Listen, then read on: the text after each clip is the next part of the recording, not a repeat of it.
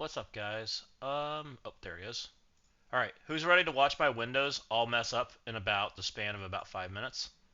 It's gonna be great. It happens every time. We're gonna size this up, and then eventually it's gonna decide that it's gonna just double size, and it messes all my windows up, and it is what it is. You guys are just getting used to it because all you guys that like to come in here immediately see it every time. So welcome in. How's it going? How's everyone's day going? You're already getting used to it. It just happens. I can't figure it out. It is what it is. So, oh, okay, we got our 4-star Dawkin and our 4-star Old Man Logan. Let's see what kind of crazy stats they get. Sure. I know, fancy, right? So he gained an extra 800,000 health. He's now at 500k damage, 190 armor. It's pretty decent. I mean, it's not amazing, right? Like, he doesn't have amazing health or damage. Still a pretty good character, though. Oh, but you were aiming for the purple ice of 5. Okay, fair enough. Let's see what Old Man Logan does. So Old Man Logan's got purple 5. 10 million health. My new and improved Logan is in my inbox. It looks that way, Killshot. Mine was. We just logged in. Also, that means we have diamonds that we can open. We might wait for a little more people to get here first. Be right back. He wants to see his stuff. You're going to have to show us your 5 diamond.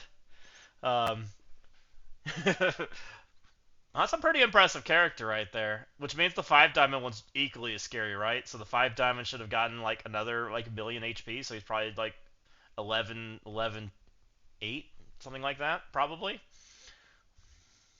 11, 8 with like 800k damage. Oof. I'll send you. Perfect. We'll show it on stream.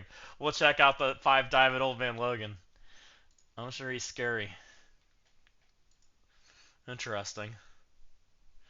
How many diamond orbs did I get? Hmm.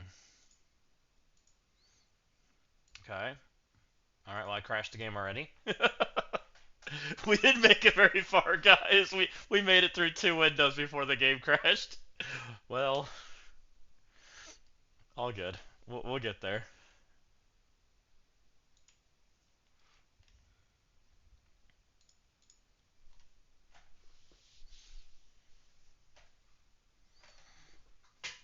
Yeah, usually they pay out the top first, so I'm sure the top. I'm sure you've already gotten a kill shot, um, and then they work down to everybody else.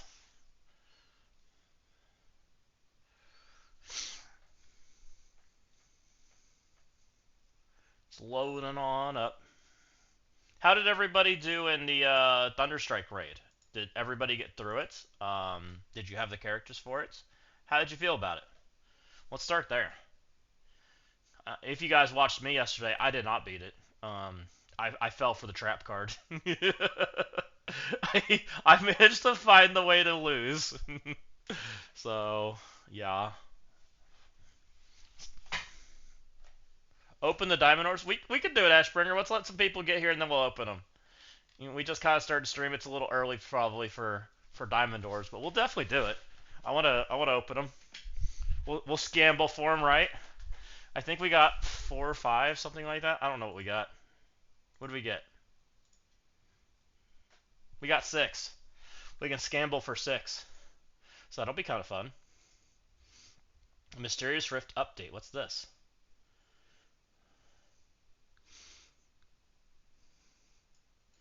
Blah blah blah. Open inside the base. Here coming our friends and foes to come join. New mutants. Demon Hellstorm has emerged. Go through the harder combat and their capabilities, skill, and earn rewards. Okay. Um. By the way, guys, notice the nifty Bifrost in the background. The Bifrost animation. This is part of the reason I think that the war team is going to be who I think it is, and it's Enchantress. I'm still a believer that Enchantress is coming until proven wrong. So, welcome in, DZ. How's it going? You got wrecked since my tunes are small. How big are your tunes, Moz? Were you able to do the Thunderstruck difficulty, or were you doing the one below? Because I'll show you guys my alliance. My alliance is, we pretty consistently in the top 100, right? Pretty consistently as far as rating goes, and I'm pretty certain people had a hard time with this. As you can see, we're not that far. 38, 62, 48. So people are all over the place, right? So I messed up. I should be up here with Ashbringer, but I messed up. I accidentally told my characters to lose, so I got screwed. Um, we knew what to do. I think we know how to beat it. We can definitely do it. But we messed up. Looks like Unchained got stuck on this node, which I assume he did. Can I tell if people are Thunderstruck or not? Okay, yes, I can. So he did normal difficulty there. I don't know. That was the boss node. I killed that. Okay, we both did that difficulty. We both did that one.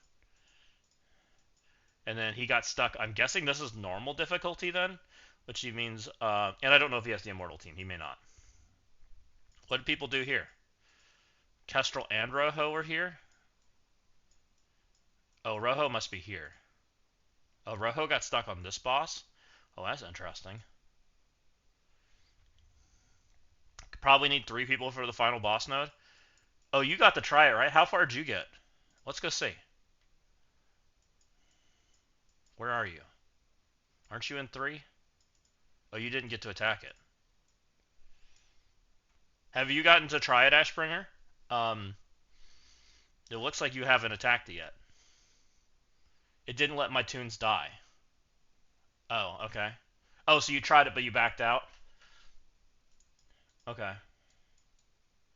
Oh, Danny beat this? Oh, Danny beat it with the old difficulty, though. Okay.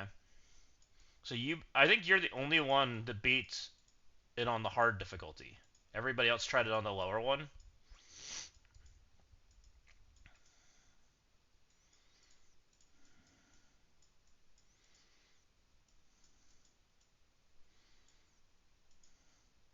Almost everybody did.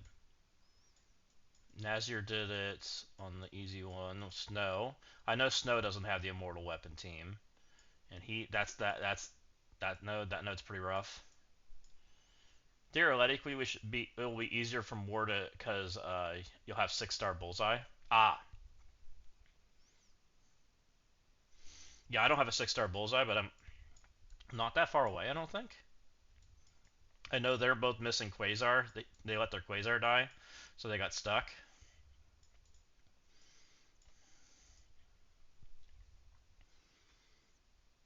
You did it without 6 stars. So when you timed out, where did you have the Shaws on the field or were they dead? Ashbringer. Just curious. Shaws were on the field. Impressive. Because from what I understand, the Shaws all go before your team, so you get murdered. I wish they would have at least given us health packs, but at least a day. I don't know. I'm still a firm believer. Like this would be a lot more fun if we just got like, because this is a 2-day raid, right? This is a 2-day raid. I think it'd be really good if we got revived at 24 hours. Everybody's characters that died before they revive at 24 hours. You continue the raid, right? That gives people more opportunity for a little bit of mistakes, right?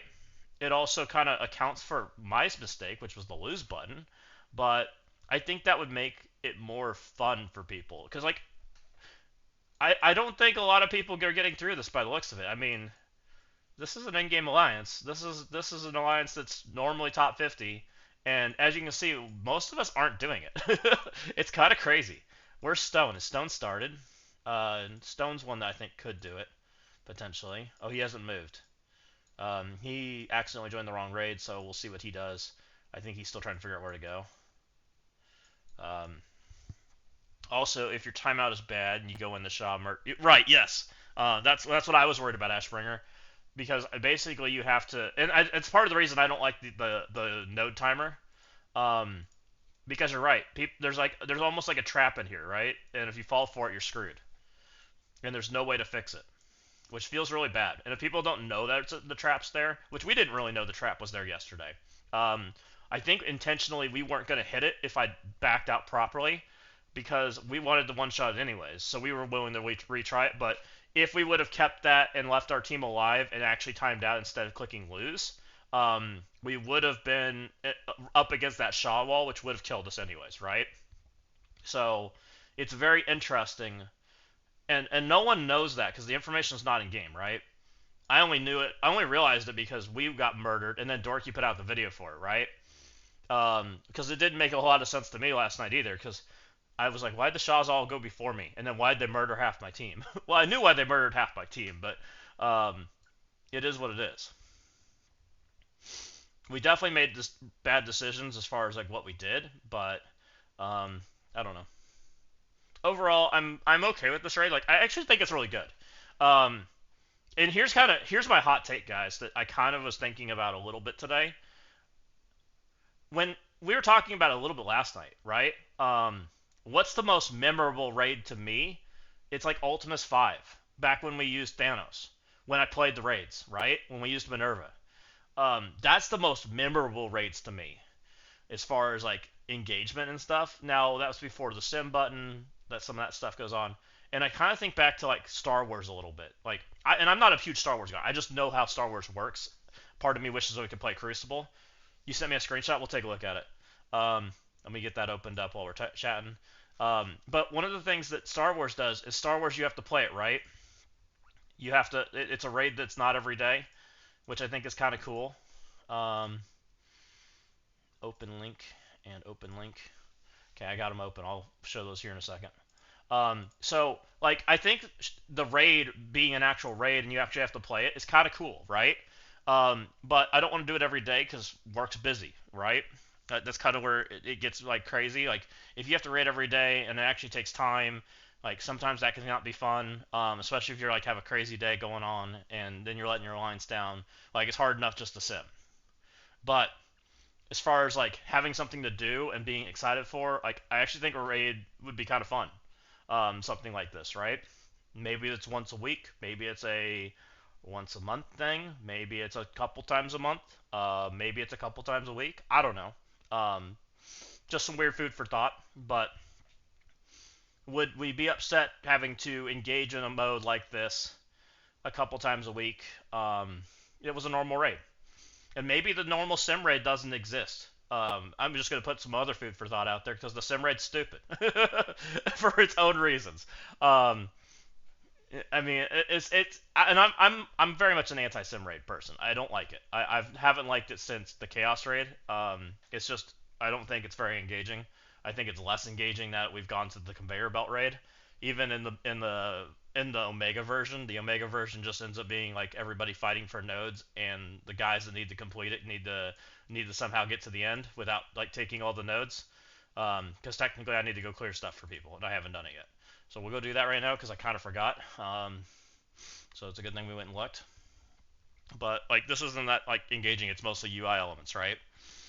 But actually playing the nodes like we did yesterday was kind of fun, minus my mistake. That part wasn't fun. But I had fun with it, right? And I think definitely would be a change of pace for people if they had to engage in the mode like that. I also think it changes your mindset on how you build characters for a mode like that, right? Because like I saved all my teams. We can go look at them, guys. It's a pretty good wide range of characters we had to use for the most part. Now we might be able to double up in a few places and make the fights a little bit worse to save some characters, right? But we used these characters. This was Node 1. It got through it just fine. You can use G19 Electra there, right? Hey, Walking, hey, how's it going? We got through this with Brim, but we just made sure we didn't like set our cooldowns up badly. You can use other characters here. We took Thunderbolts in there. It worked out great. Felt very clean. Orcus beat Node 1. Nice. Nice, nice. We got through everything. Like, everything went great up until we screwed up here. Walking Hate, did you beat it all? I'm curious. Did you get through all the nodes on Thunderstruck? Minus the super end boss that's crazy.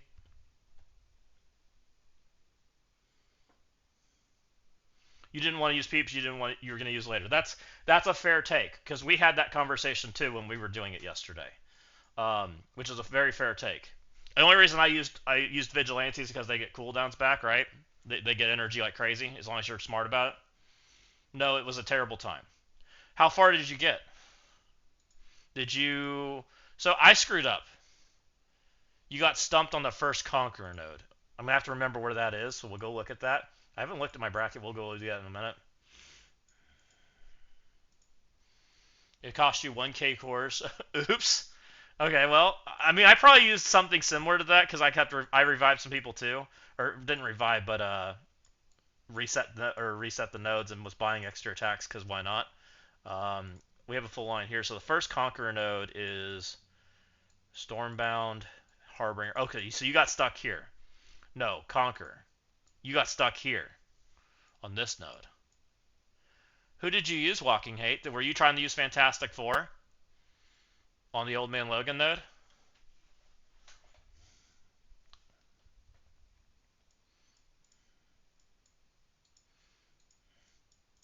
I beat this node, by the way. I ended up using hardcore mode.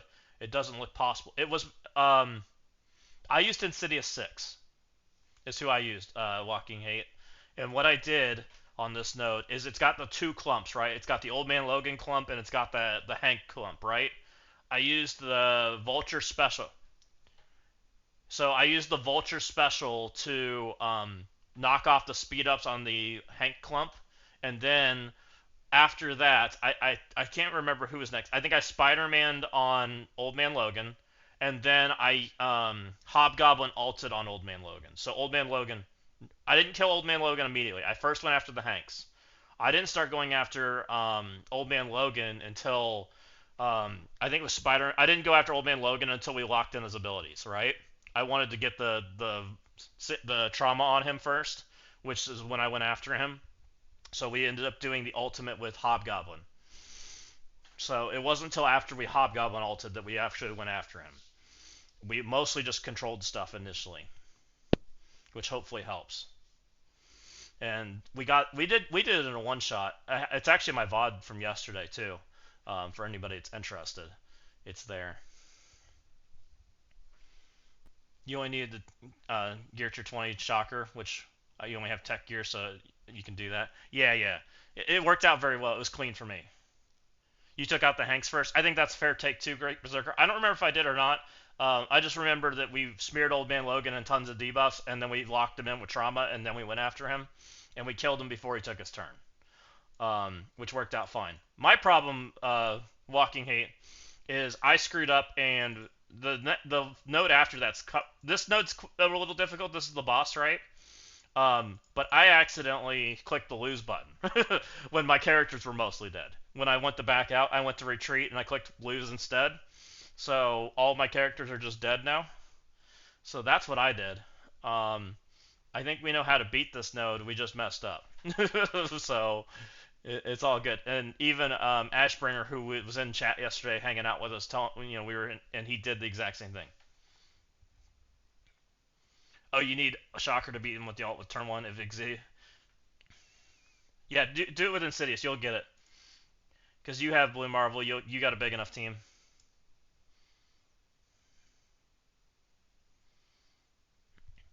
Yeah, we used full Insidious. We didn't even sub anybody. But here's the teams I used. We ended up using Node 1 was Vigi. Node 2 we used Brim, but we were just very careful on the Brim ults. We wanted to make sure the cooldowns are up. We used Thunderbolts on Node 3, but I heard that you can use Vigi if you prefer. Vigi on 4.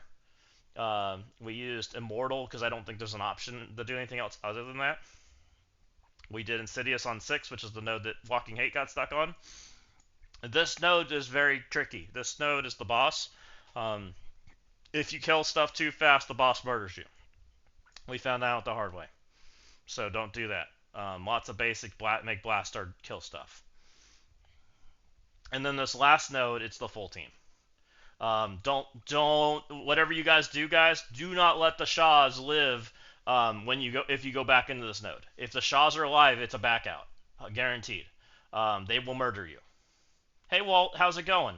Welcome in, guys. So make sure if you guys are gonna back out on the last node and try it, that you are well, at least make sure they don't have cooldowns. Like you have to live long enough to get that right. You can live with safeguard defense up. I didn't, because we tried. I guess I took brimstone, so okay, maybe you can live on the secondary hit then. Interesting, Ashbringer. I'd still be scared of it because I heard that people are having problems with that too, living. So just be careful. That's all I'm saying. I've heard that you can one-shot it. It's just you got to go fast and you got to be smart about your attacks. So that will be my attempt when we get to Friday. So be ready. Yeah, I took Brim in there, right? We tried to do it with Brim because my team was dead. And the last boss node Rex. Also, welcome in Blitz. How's it going? Um, yeah, the last boss node. None of my alliances even tried it yet. I was hoping some of us would. I think the only person that can right now is Ashbringer, because we're just stuck. You tried Brim as well? Yeah, I tried Brim. Brim went terrible. I won't do that again. So also, if you drop them in too early, that there's problems. It's a tricky node, which is kind of cool, right? Like, there's some cool stuff about that raid. I'm actually like I was pretty excited about it like, from the get go. I'm still pretty excited about it. Let's go look at Killshot's pictures. Want to see some fancy 5 diamond characters? Let's check them out. Bam. Dawkins kind of beefy. 6.8 mil, 589k, 220k armor. He's not a small guy. So that's kind of fancy. Why is my screen up? Oh, because you had it open. 12 million Old Man Logan. I nailed that as far as where his stats would be. 7.6. That's a strong Old Man Logan, looking a little scary. That was just ISO 4 on Dawkins. Oh man, yeah. Yeah, so Dawkins can get a little bigger. He probably gets up to 600k damage, something like that.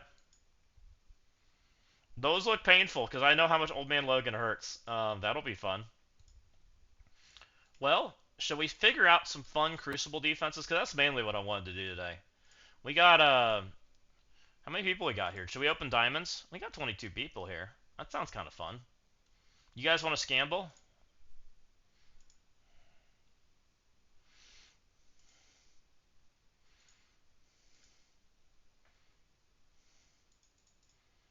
We got 6 diamond orbs we can open. That sounds kind of and fun to do. We can do that first. And then we can go hang out and do some Crucible defenses. Might change our plan. Let's get to the channel where I can make a scamble thing. Because that's kind of fun. That way I can hate all the people that want me to lose. That way dashboard.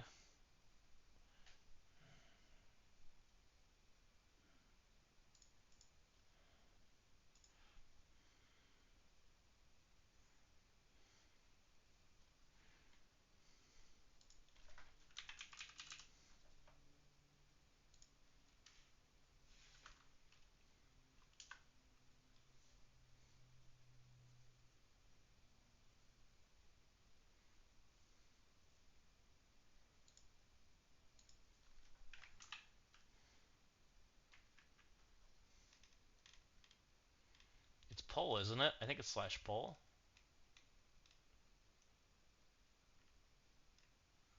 Slash vote. Is that it? This is where you've learned that I don't know how to do anything.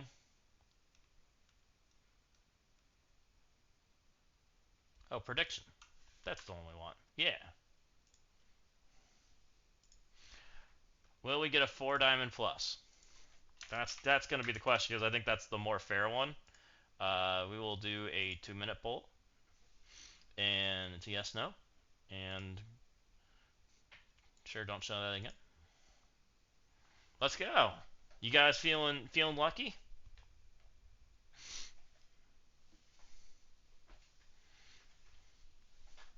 This is like the best thing we found out. Hey, well, you Flip, how's it going? We definitely have to. We're scambling on will we get a 4 diamond plus in these 6 diamond orbs. Are we feeling lucky today, or are we feeling like we're a loser? I think it's on the odds are kind of there. It's close, right? Hey Memnock, how's it going? I heard diamonds. Oh, well, we're scambling. Oh, we got some believers in here. Let's go. Oh, we got one person that's not a believer. It's going for the cheap bid. You got a 4 diamond vulture? Hey, that's not bad. I'd take a 4 diamond vulture. That's a pretty good character. You got a 4 diamond thing from Orbs? Well, that's a defense character for me. That wouldn't upset me. Um, there's some losers in here, guys. I'm pretty certain Ghost is in this orb, right? I don't want Ghost, but there's a lot of things I would take. So we'll find out. And you guys vote how you want. I'm open to either. You got 5 diamond Scorpion Bleeds? It's okay though. I got a 6 diamond Moira. Moira McTaggart. Nice. All right, we got some scamblers in here today, guys. Let's see. Let's see what happens. I like scambling. It's always been something I've found fun. So we gotta find out together. A 4 diamond Swarm and Anti Venom. And Anti Venom, on the other hand, not so exciting. Though he is probably one of the characters I kind of hope gets a rework if they rework some symbiotes. It's probably like Symbiote Spider-Man and Anti Venom, right? Anti Venom's still really cool. Scream has a really cool kit too. Some of the old symbiotes that we haven't used are kind of have cool kits, and I kind of hope they get reworked. So, and we know there's a team coming. So, are we locked in now? Okay, it's closed. Let's go. You feeling lucky? 1, 2, 3. Give me a 4 diamond. That's a blue. Dang it. Okay. Next, let's get a gold. Give me gold, give me gold, give me gold. Crap.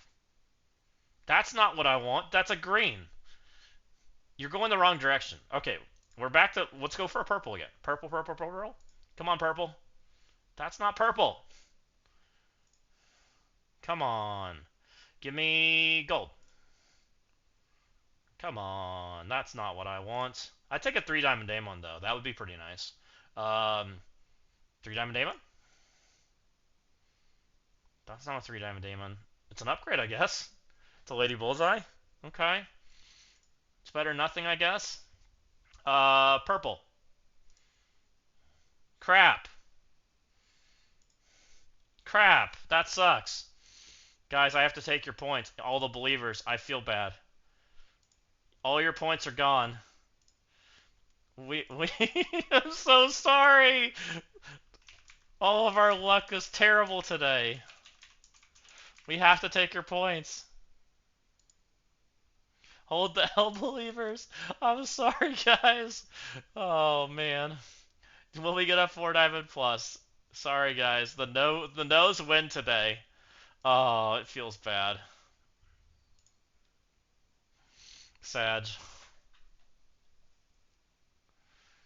No, we didn't get a purple. We got a 2 diamond, which was an upgrade for me, but it wasn't a purple. Purple's 4 diamond plus, so we got an L. Which, I mean, I'll take the Lady Bullseye. I was one of the characters I really wasn't going after very hard, so it's something, but it was kind of a feels bad one, right? Not great. So it's all good. We can't win every time because we kind of won last time, right? We still ended up with the big Franklin and Null. We got the 4 diamond Franklin, the 4 diamond Null. So how upset can I be? I'm still probably ahead of most people as far as like what I have. Last I checked, I was like top. I was up there with Ceci, which I have no business being next to Ceci in any form, right? Are we still next to Ceci? We're now at 112. Okay, we're not next to Ceci anymore, so that's good. I don't know where Ceci went. Probably up here. Beta Ray Bill's #1 now.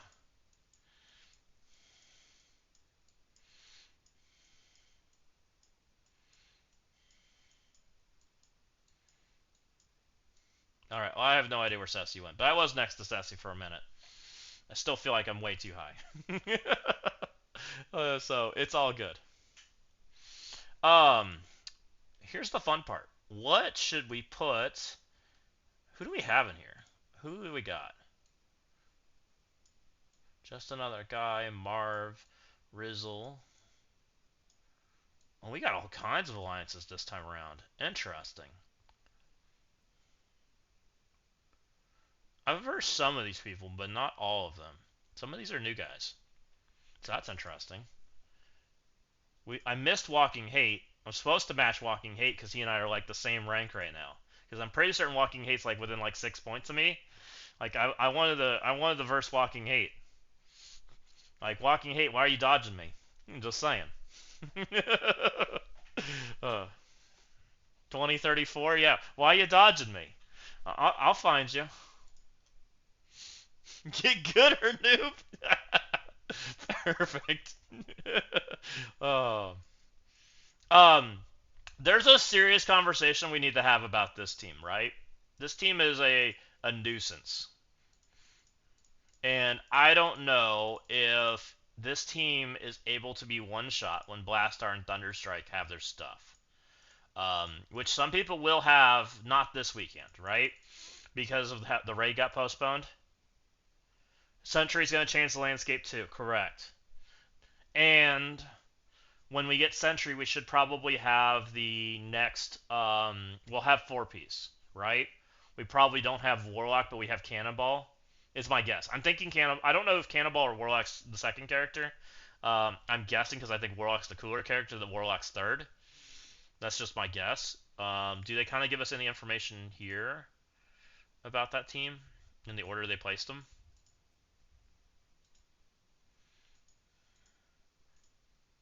Oh, they're not even in here. Just kidding. So, yeah, Sentry. Well, I have a feeling Cannonball does way more in his kit. Cannonball might be the important character they're kind of holding back. And I'm not sure if you can put that team on defense without Cannonball. That's a good question that we're going to have to ask. I think you can, because Wolfsbane and Warlock kind of do enough that they probably can. It's Wolfsbane, Cannonball, Warlock in the command center is correct. Okay. Oh, yeah, that's a good point. Good call out, Ashbringer. So they show us the order here, right? Because it's right here. No, here.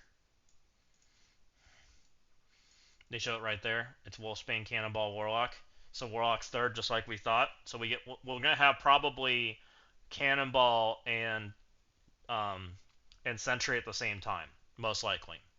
It's pretty likely that they will either be the same time or Cannonball's like the 3 days after on like Monday.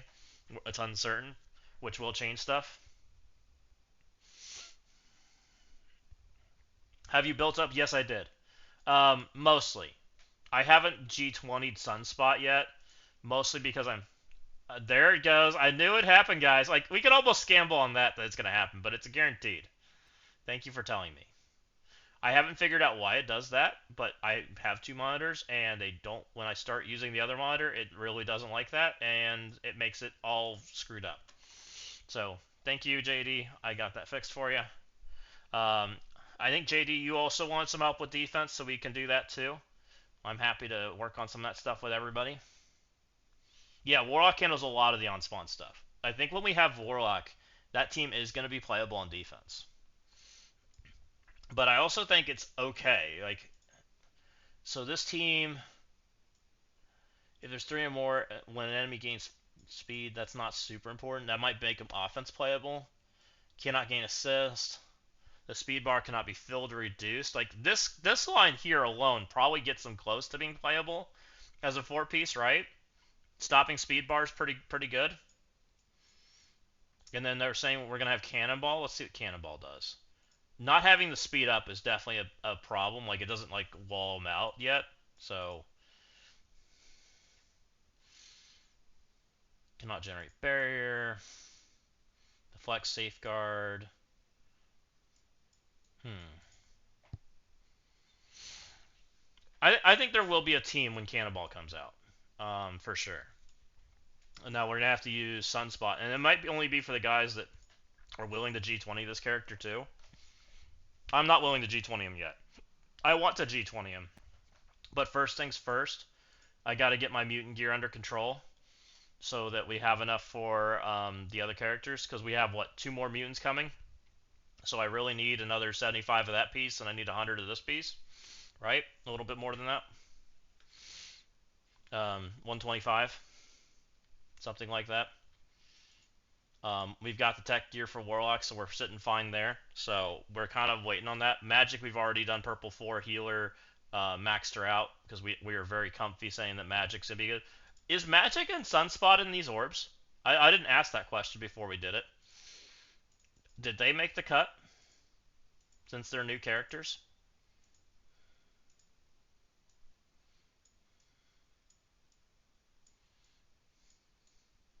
No.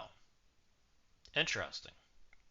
So we have no idea what they're doing with the newest team, if they make the cut on these orbs when they come out or not, which I guess we'll learn a little bit. Oh, Sunspot's there? Did I not see him? Oh, here's Magic.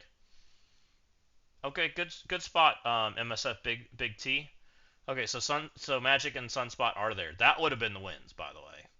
Those are the characters I really want. Give me Magic at 5 diamond, because that will be bonkers. And thank you for the sub with the Prime. Thank you. Welcome in. The new tune should be in the leaderboard. Awesome.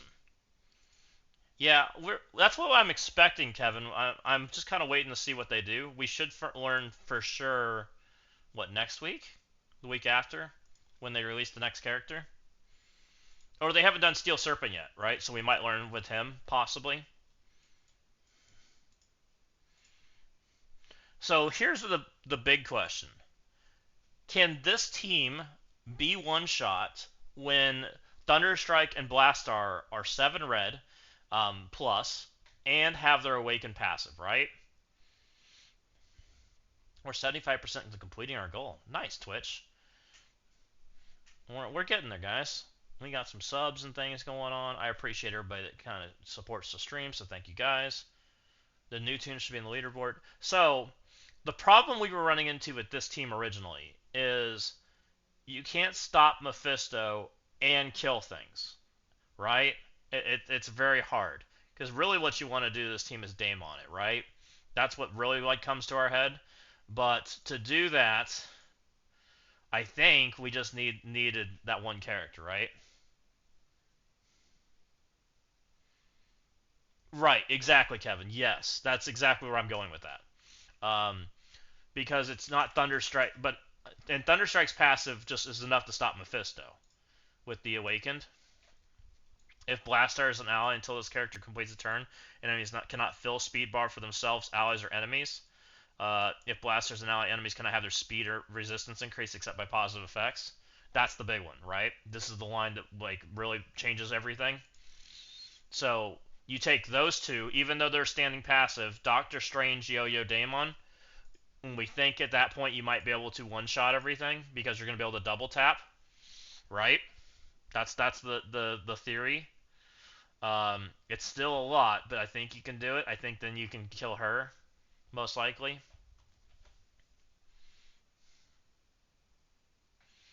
We did see them. They're there, Blitz. I think you guys went to add, but we found Magic in there, and Sunspot was there too. So you guys can get lucky and pull the reworks, which I do think Magic's a good pull. If you pull Magic, she's a standing passive that's incredibly good. Makes the team extra durable. Also has percent healing and everything. Everything she does is gets scaled on her kit. She's pretty good.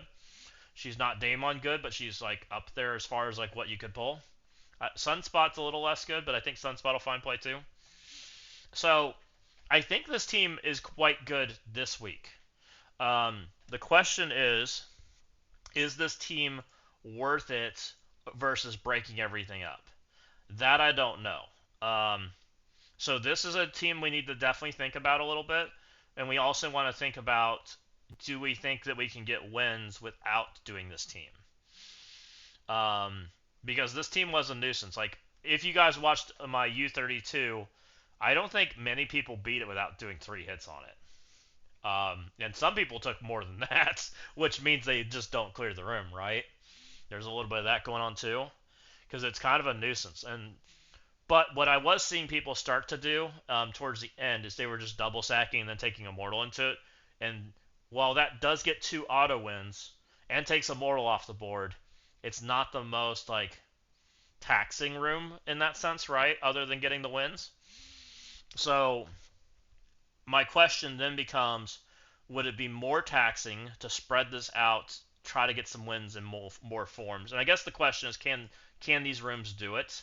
And I guess we need to do some reading and think about them a little bit without having the New Mutant team, right? Because we probably need to talk about Crucible right now without the light of the New Mutants, because I don't think they're very playable. At least Magic and Sunspot are not very playable right now. Magic might be able to play in on the Immortal team, but that's about it.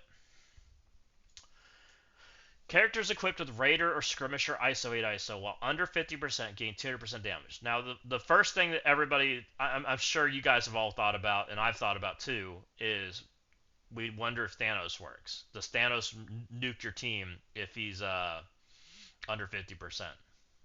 Because technically he would trigger, right? Which is kind of scary. Also, kind of becomes a cursed bait at that point, right? Because technically, Satanic can push him immediately past that point, and it just doesn't trigger, which is kind of interesting. Other characters that are a little bit interesting there.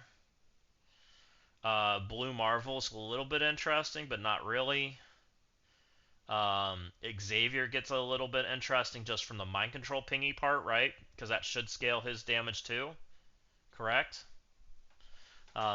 Which is a little bit interesting, but also if you're getting things low before they nuke, they're just going to nuke you harder. So that's not great as far as like the out of turn part goes. Accursed whomping you back's not the worst, but I kind of think Accursed is dead on defense. And the reason, and it's not dead on defense everywhere, right? Accursed is dead on defense, which is part of the reason I don't mind the Accursed buff. I don't think it changes anything, by the way, but I think Accursed is dead on defense if you're versing 3 Diamond Daemons, which is not everybody, right? If you're versing 3 Diamond plus Daemons, they can one-shot it, which is a very ugly tool to give Daemon for free, right? And I don't like that. Um, now that we're back to 6 rooms, I think we have to have the conversation that it's very hard to stop Daemon and stop Blastar.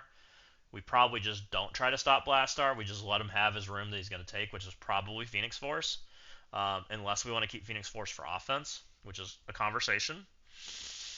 Daemon, we might be able to wall Daemon out in most spaces if we don't run the super room, right? If we run this room, there's no way we can lock Daemon out of rooms, because some of these characters are basically required to do that.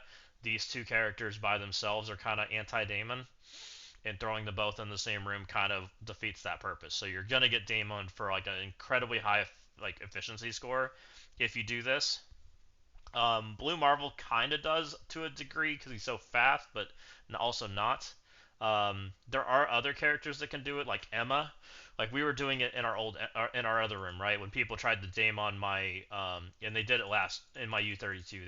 They went and tried to do it against my Illuminati team, which went very poorly for them, by the way, because of what all they had to do in that room. Because they tried to do it with this, right? They tried to.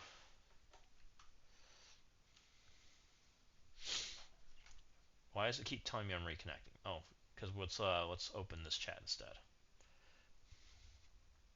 A cursed one shot. That's what I said. Kill shot. Other people were disagreeing with me. You need double Emma to stay ahead of cursed.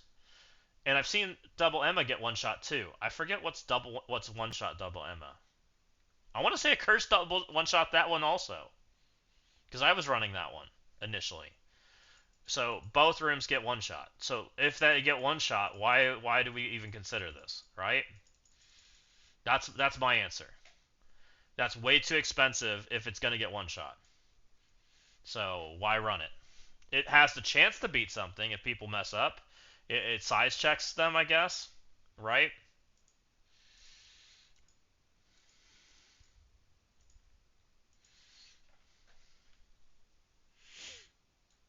Here's a this resolve room, I almost wonder if we do something like this. And I'm not saying this is the character, but you put something incredibly small in here, so on death you all get offense up, and on death they all get trauma. With an incredibly fast team, could cause some issues and play as a four-man room. Is something that's kind of come to my mind for this, which I'm not saying it's Toad. I'm just threw somebody small in there, and there's might be a better small character that makes sense. I just don't know what. Um, but just some food for thought there. When an enemy attacks this character, generate one special ability energy for self. Who has a special that we want to enable that otherwise doesn't have an ultimate? Or uses their ultimate incredibly early?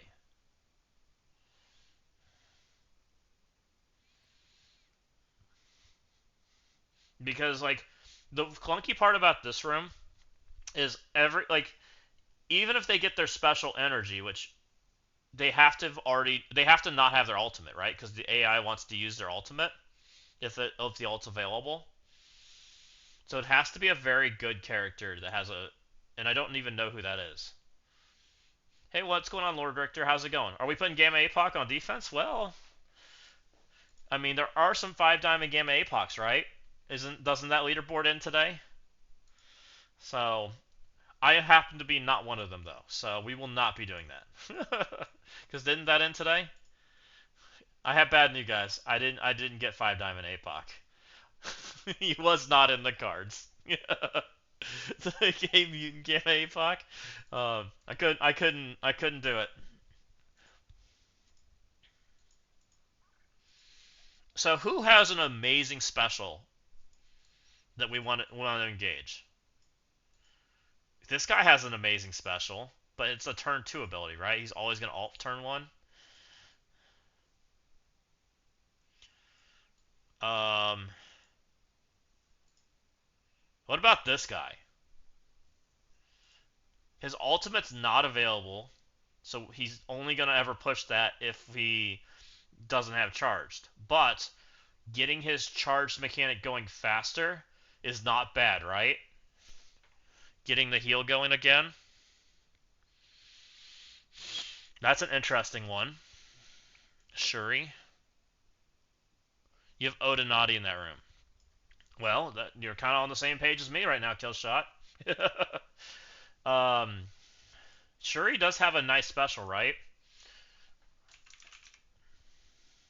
But she's always going to want to alt turn. Not the Shuri, the other Shuri.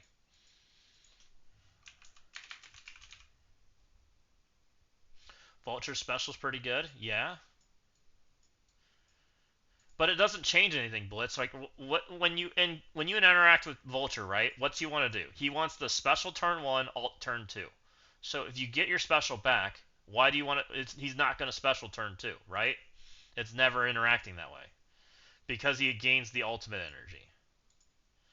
It only lets him do something if he takes a third turn, which I have bad news. The game's too fast.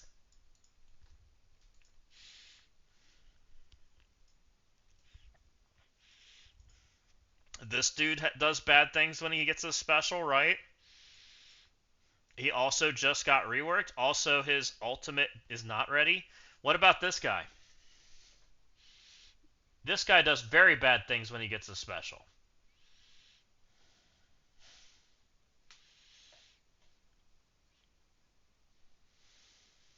Also, people just got a really big one. um,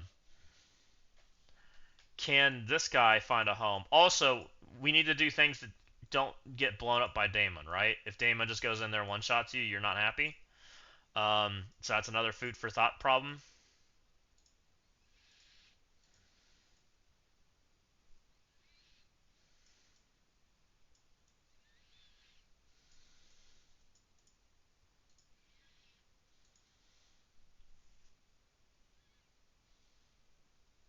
Right, it's the problem, Blitz. It's the problem with the room. I think that room's technically designed for this team because this team actually will survive more than a turn. And it's not here yet, right? Like that's really what belongs in this room because they have pretty long cooldowns. Um, their specials are all pretty good. Like Cannonball special is incredibly good. That's his like defensive mechanic. Um, Warlock has his bomb copter is absolutely bonkers. Um, I think that's who this team's designed for. Professor X clearing special, I believe, is on. That is an interesting call out. His special is an incredibly long cooldown. His ultimate's not available immediately. If you sack him and try to hit him, it's potential that you could set him up with a special again. 1, 2, 3, 4, 5, 6, 7, 8. That's a lot of turns. I don't love it. I think it's too many. He's got too many too many cooldowns.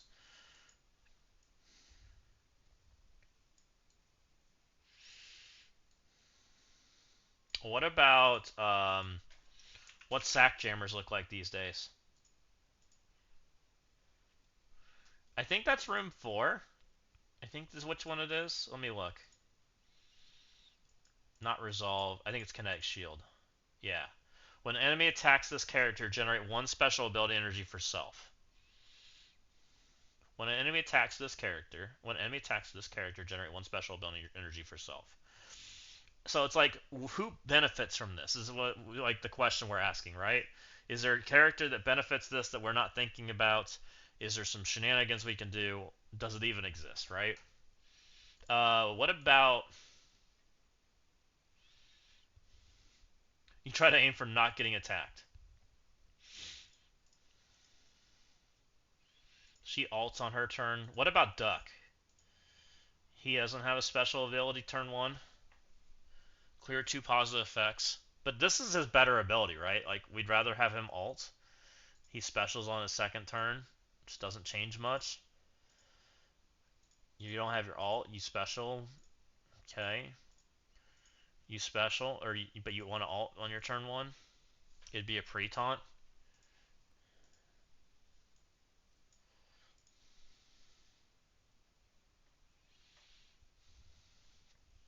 In room 4, you like Odin, Captain Britain, Omega Phoenix, Null, Thanos Endgame. Odin, Captain Britain. Oh, so you're using Omega Phoenix. Oh, so you're just using Phoenix? I don't understand Omega Phoenix, Null, Thanos. You have 5 characters there. So you're only using one of the Phoenix Force members, so I assume you're using Fred? Is what you're saying there, Lord Director?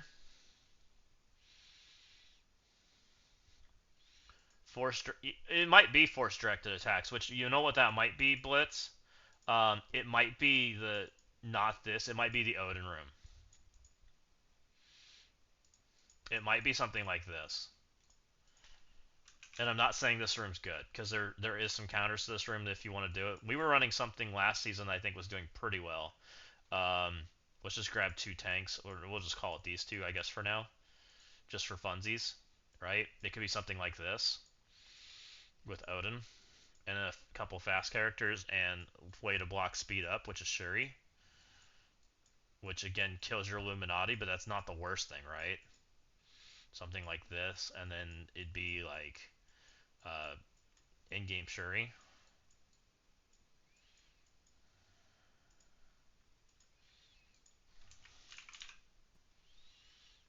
Yeah, you're using Fred only, which I don't hate the idea of Fred only, right?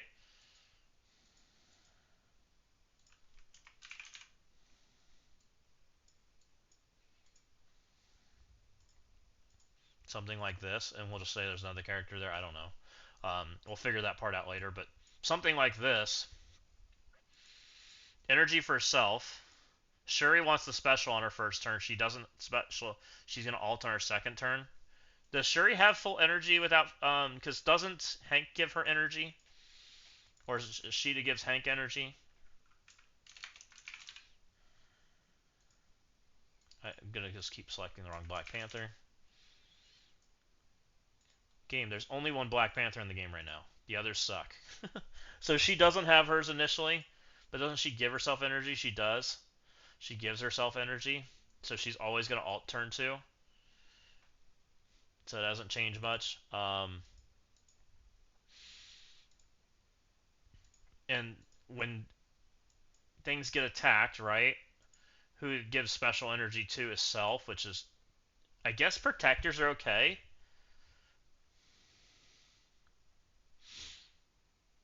I want to put Dorm here, but I feel like if you put Dorm here, you just auto lose unless you can wall out Damon. Like if you had Dorm here and they actually get like a third turn potentially, right? Then things get a little bit more interesting. But again, it's probably not Odin. Like Odin's what comes to my mind as far as like he seems like the only character that kind of has to like make sense as far as like having the potential to do something, and it needs to be a really tanky team. Which I like your Phoenix Force idea. That's kind of like what we did in the U32.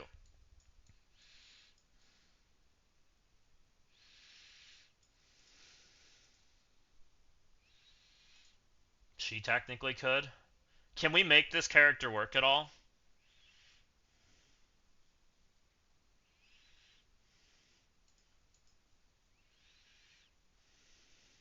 The problem is she has to get to her turn, and that's hard.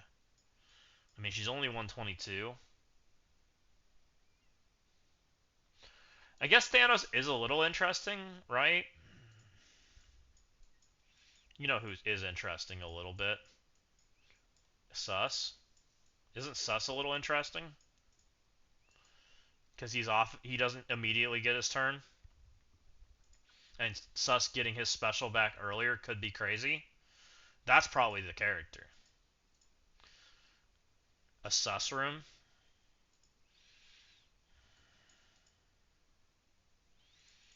And you usually have to hit sus more than once, right?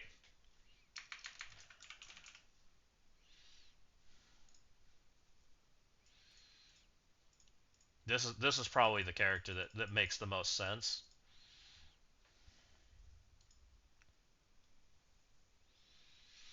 I don't care about hamstringing Blastar, IU flip, because I use Blastar in more than one way. I'm sure if you've been hanging out with me for a minute now, you probably know that.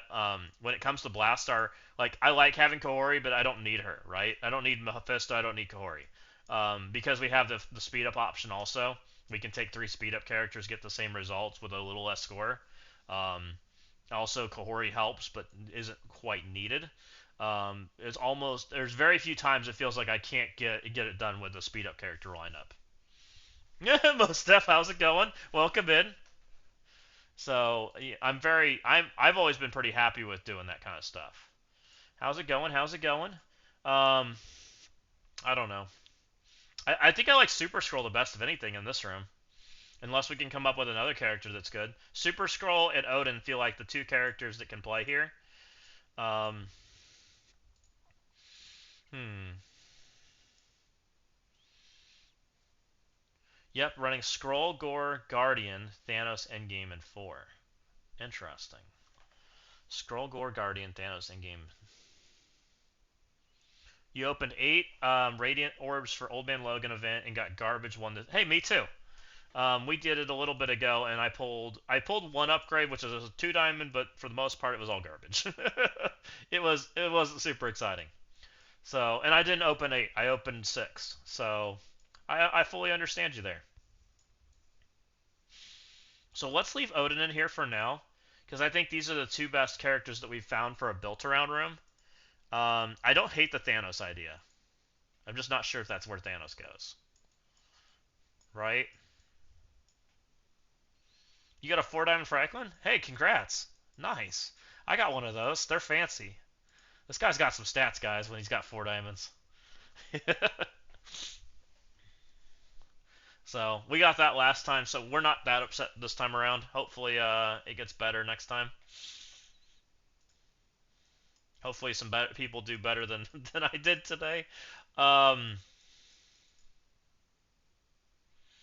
Come mess with me in arena. Honestly, I lose more now with 4 diamond Franklin than I did before because I can't make my Mr. Fantastic take the hits. Hey Portland, how's it going? Welcome in.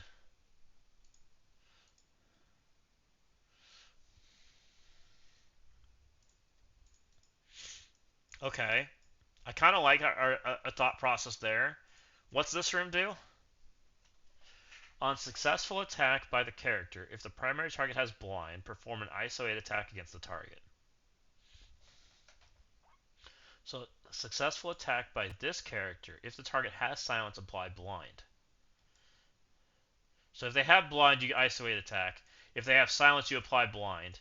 On any turned end, if this character has bleed, gain silence. Bleed makes silence.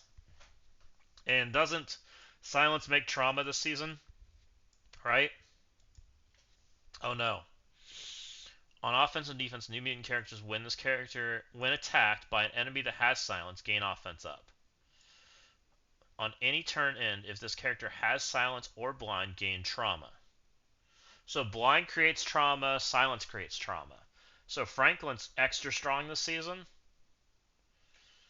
Who else do we have that silences? Is that it for right now? It's just Franklin. It's Franklin and these guys, right? So Franklin silences on his turn. What does that mean? Does that mean anything right now? I mean, silence is good, right? But how often are we dispelling it? I don't feel like we're dispel it that much. I think it's more interesting that the blind mechanic, right? Blue Marble shows up. It would be Barklehound. Exactly.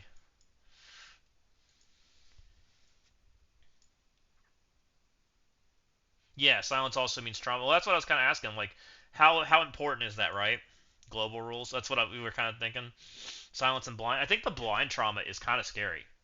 Is there any characters that are relevant that blind early enough to be relevant, right?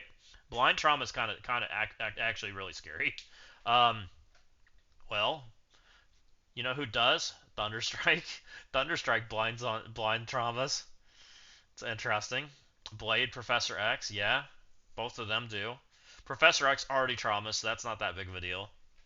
Blade, oh, add, okay, sorry. Death Seed unplayable. Hmm.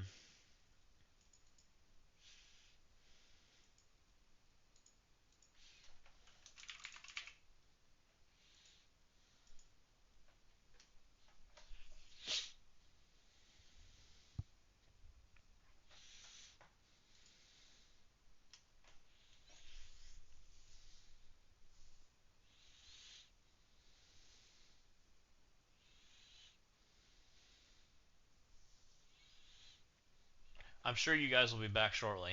While we wait, I think this is a good conversation character. Is there any others that come up to mind? Death Seed drop Psylocke, add Odin. That's fast. At least you got an Odin. Well, that's an interesting idea, Killshot, except for the Daemon that's going to come in and blow you up, I guess. The Daemon Quasar that just one-shots your team. um, very slow outside of war. He is very slow outside of war, but he does have, like, this team does do stuff, right? Like, it's not completely dead. It might be a good filler team, right? They have to at least deal with this mechanic and go fast enough to deal with it. Can't let him take a turn. Um, Also, what the counter that people were used to be using against this, right, was Cabal, which tends to be a Blastar friend. If some fool's using Odin there, that'd be victory all the way around using Deva. Right, exactly. I guess that's true. I don't know. This might be not good enough. Is there any other like blind characters that come to mind that are relevant right now? Um, don't you blind?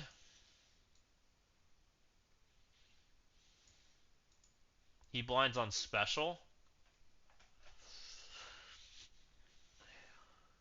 Is there a world where Cursed gets to take more than one turn and actually like could be interesting? I'm gonna ask dumb questions, especially like relating back to the either room really, because he does get a special back. This would help them get going again, but I don't know that it's ever gonna matter. Like, right? You have to take 4 hits for this to be relevant again. I feel like if you're taking 4 hits, your character's dead. So probably not very relevant.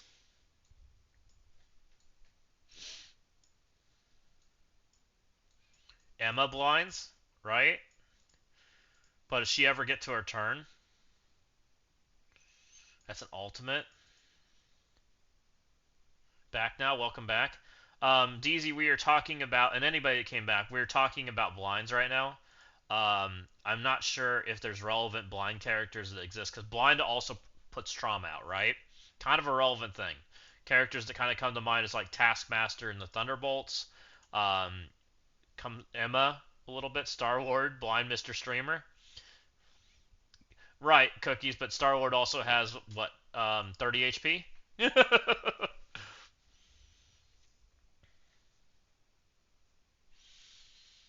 I was just more thinking that it's hard to get it off. Like I was just thinking more along those lines. Like if you get blinded, you got problems. Like what goes there, I'm not sure. I mean, you can put about anything. Star Wars OP trust. I used them once when we got the Starjammers out.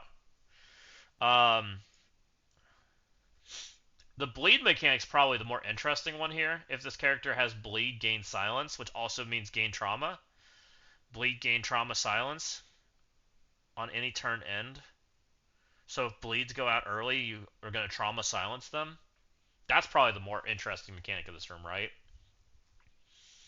Super early bleeds. Super early bleeds. Super early bleeds.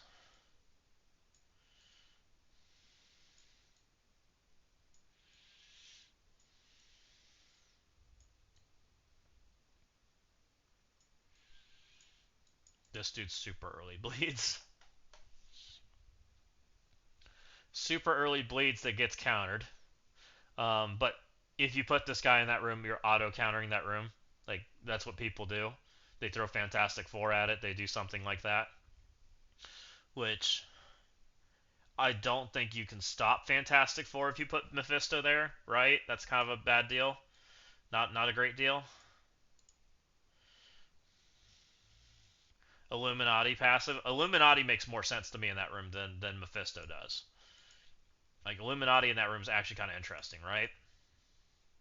It's good enough that probably people don't insta counter it. However, it also encourages bringing in characters with immunity. Um,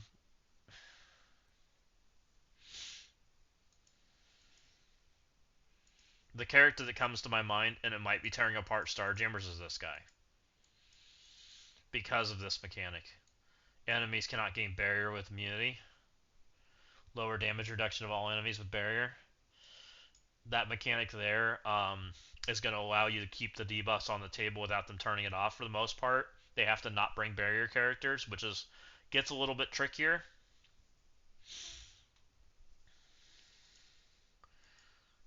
So that gets a little interesting. As far as who puts out the earliest bleeds, she can put out early bleeds if she has flips that she can go into, which is interesting, right? He puts out slow but not bleed. Slow.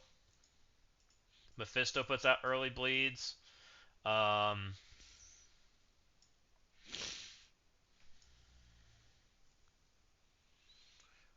well, cookies. It's all of the above. This room is like debuff smearing central. This is hear no evil. On successful attack, if the primary target has blind, perform an isolated attack. On successful attack, if the character has silence, apply blind. On any turn in, if this character has bleed, gain silence. So, and if you have silence, you also have trauma, right? So you if you get all of those things, all whole lots of bad things happen to you, right?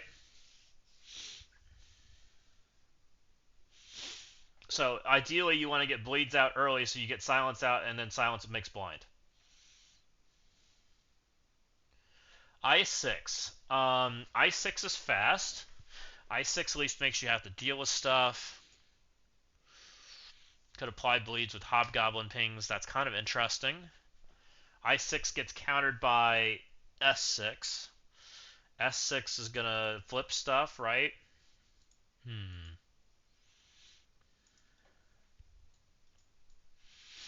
Now, an interesting character in that room is this guy, right? Because that room wants to spear you and debuffs, and this guy just wants to devour them, right? On any turn, on enemy turn ins, he just eats them and heals for 10%, which makes for a very interesting character. And someone's also mentioned Illuminati, right? Illuminati is also kind of interesting in that room, which makes Blue Marvel Illuminati kind of interesting because we already know that's a pretty good room. Also, Black Knight's on the table. Last I checked, Black Knight's an incredible character in this room, right? This guy's pretty fabulous. I'm not saying that this is the win on what we want to do, but it's definitely interesting. And we'll put an Illuminati member here because I think that's a good conversation piece. Now, the bad part is, can you play without this guy on offense, right? Yeah, 5 Diamond Scorpion in this room is not bad, right? Like, if you're gonna put your, I'm a very much not a Sinister Six defense kind of guy. I personally don't like the counter, or I don't like how it plays, because Sinister Six just beats Sinister Six. But a lot of people do like it because it allows them to keep a lot of tools on offense, right? It's a good filler room. So I do think Sinister Six in this room, in that scenario, is quite good because they have immunity and they have debuffs like crazy. So if they don't have Sinister Six, bad things happen. And it might even be, if I'm being honest, I wouldn't put Insidious. I'd put Sinister. I'd put Superior. Because how do people usually beat Superior? I always beat it with Thunderbolts. So in that scenario, Thunderbolts lose. They're guaranteed to lose. So you have to put something bigger into it, right? Which makes me think that would be a pretty good room, right? Because Superior goes first, murders Thunderbolts and a bajillion debuffs, because that's what they do, and then they get Thunderbolts would end up with like silence on them because of all the crap they put on them, silence and blind. Thunderbolts would just stand there, which kicks that counter out of there, which I think is kind of good. You can't take Insidious into it. You can take a Sinister Six Mirror, which is not lovely. Then you have to take like a Speed Stop in there. Kind of talking myself into Sinister Six a little bit, which is kind of crazy. Or Superior Six. How do you beat Superior Six without taking a Speed Stop in there? If this was Superior Six,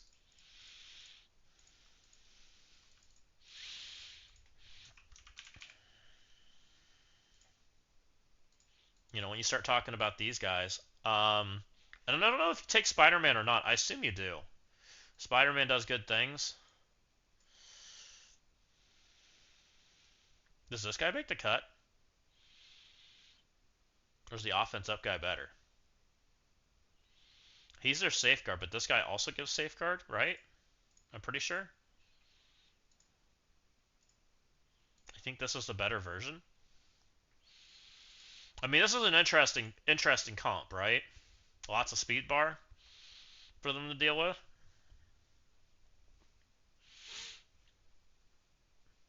If you don't have a speed bar stop, because let's just say you don't put Illuminati in this, it almost forces a mortal here.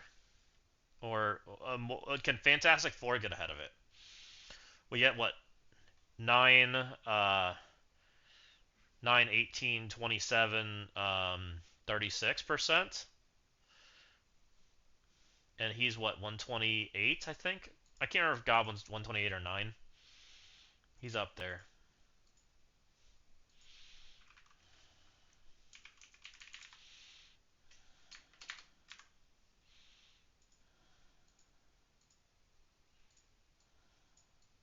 $128 plus 36%.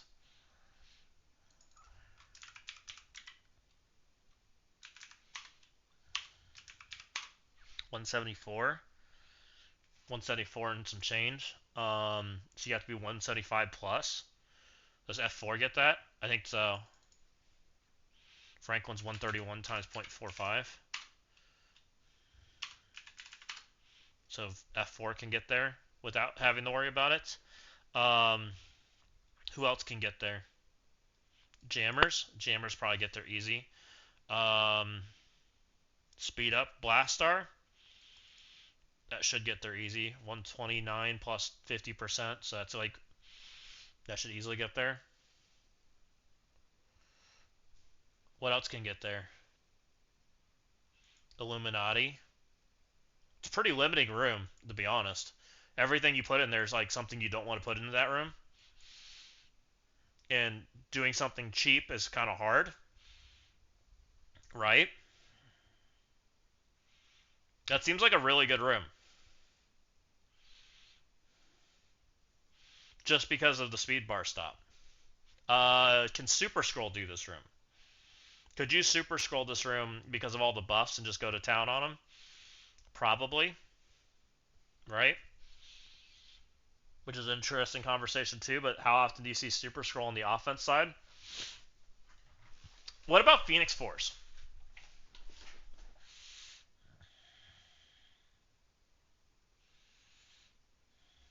I mean, it just forces Blastar. I'd rather force Blastar in a more garbage room rule, right? Okay, I'm going to leave this for now because I think that's interesting. But I don't know that I'm keeping it. I might do Illuminati there instead. But I like this. I think this is a really cheap room that's kind of a really big nuisance. The question is there too many speed stops that people are going to run on the offense side?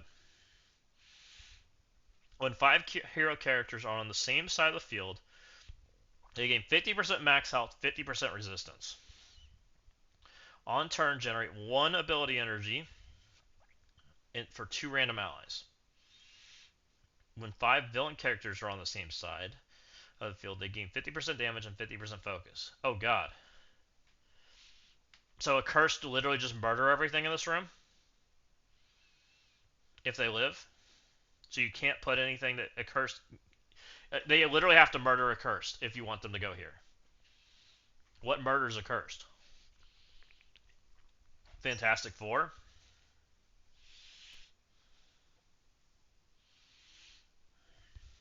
Characters on the opposite side flip negative effects to ally characters flip positive effects.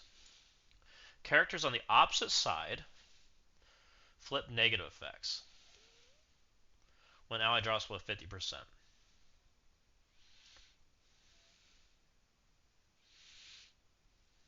What if this is a cursed leader? What happens? You're not going to have extra damage. I think heroes are better. But it needs to be heroes that can beat a cursed.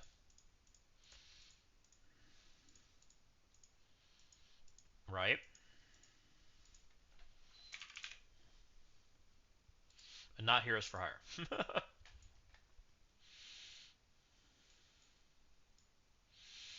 50% HP Xavier.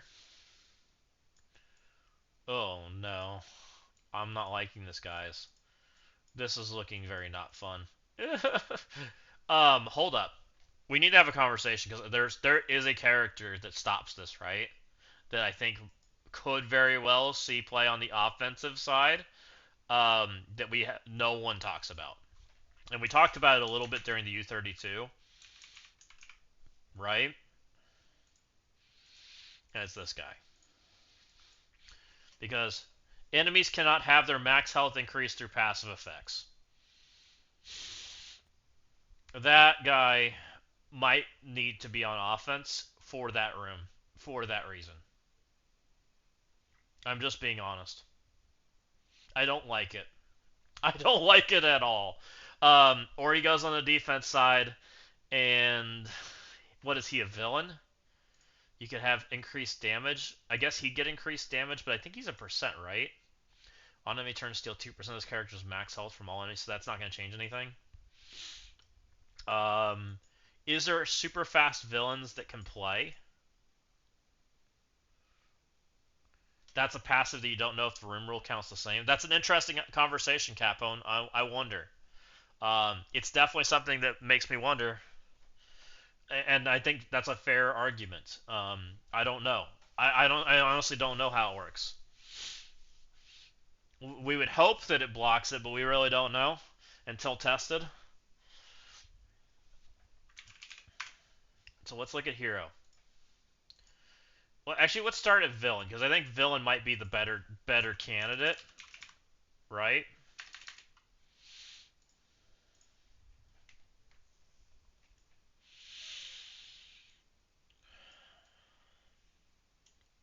Super high damage villains makes this guy incredibly scary, right? 50% increased damage from coming from this guy with his double tap ping damage, kind of scary. That could be very painful, right?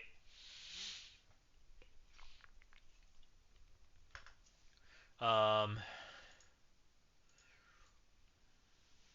Also makes a cursed incredibly weak in that room too, because this guy can play against the cursed, right? Actually, that doesn't really affect the curse because you play with heroes mostly.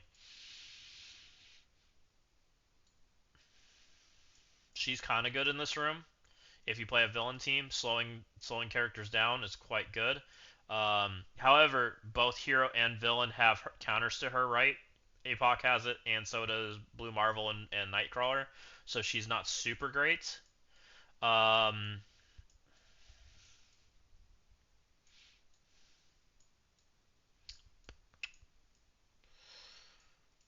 5 hero, 5 villain.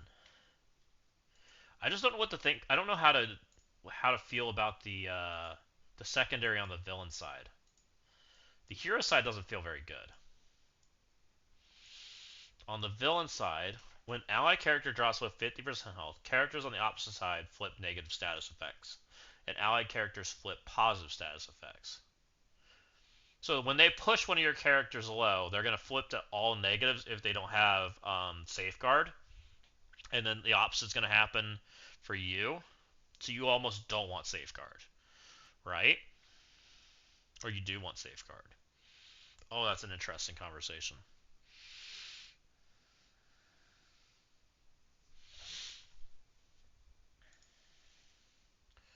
And if you did flip, like, is Blue Marvel good in this room? I guess this is Hero though. Like Hero, oh, Blue Marvel is an interesting conversation. Blue Marvel, who percent heals, also gets ability energy to random allies. Resistances. Oh man, is this guy kind of good in here? 50% health increase. Blue Marvel. Blue Marvel special isn't that good, but him live lording to give energy to everybody else kind of is good. Just saying. A live lord in there on the hero side is kind of interesting, especially if we think that Fred doesn't work properly, right? That's a very big if. Does the Immortal Weapon team ever see play? I feel like they're really easy to stop. Also, we haven't really had any conversations about Blue Marvels. Where is my Blue Marvel? He should be right in here. We must have. Oh, we have villain selected. That's why we can't find him. I was like, he should be like right in here. 50% more HP on this guy doesn't suck, right? But I mean, the team that really comes to my mind and feels incredibly scary in here is these guys. Like 50% increased HP on Fantastic Four. Fantastic Four already kind of wall out accursed. And in which case, does that just become a sack room? You do have to protect it as far as like from speed stops, which might be Xavier. Like, if this is big Xavier F4, like, is that easy? That feels incredibly hard to deal with, right? I'm just gonna ask the question. Like, does this feel incredibly hard to deal with? Extra HP, which also is going to keep them out of Daemon range, right? Unless Fred works. Um, which even means you can probably use Nightcrawler and not Blue Marvel because you're outside of that range, right?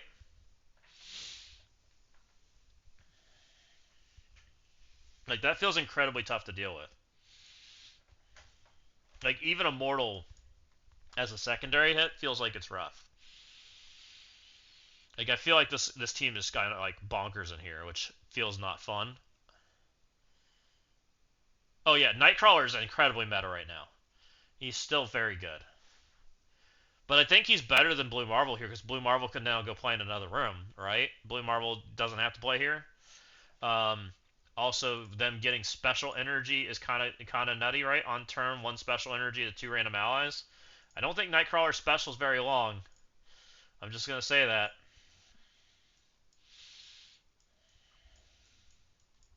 Nightcrawler's special is incredibly obnoxious.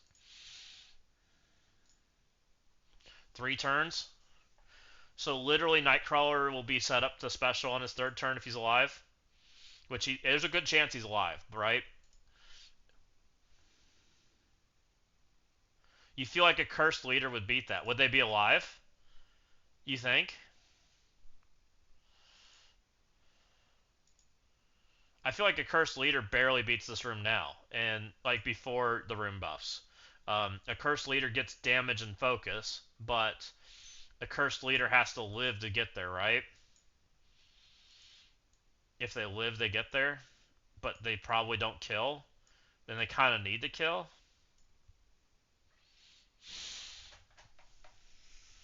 It also gives resistances. Can a cursed leader land debuffs against that? Does leader give focus?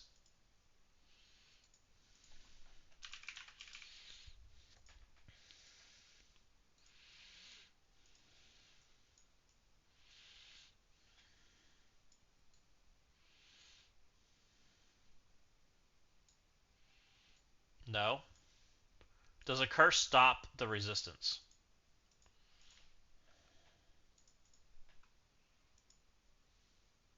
Oh, does he? Okay, so that's not an option then?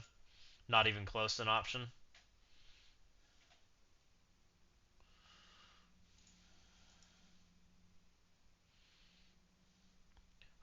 Enemies can only gain bonus damage and focus through positive effects. Heroes can only gain bonus resistance and speed through positive effects. I don't think it stops the health.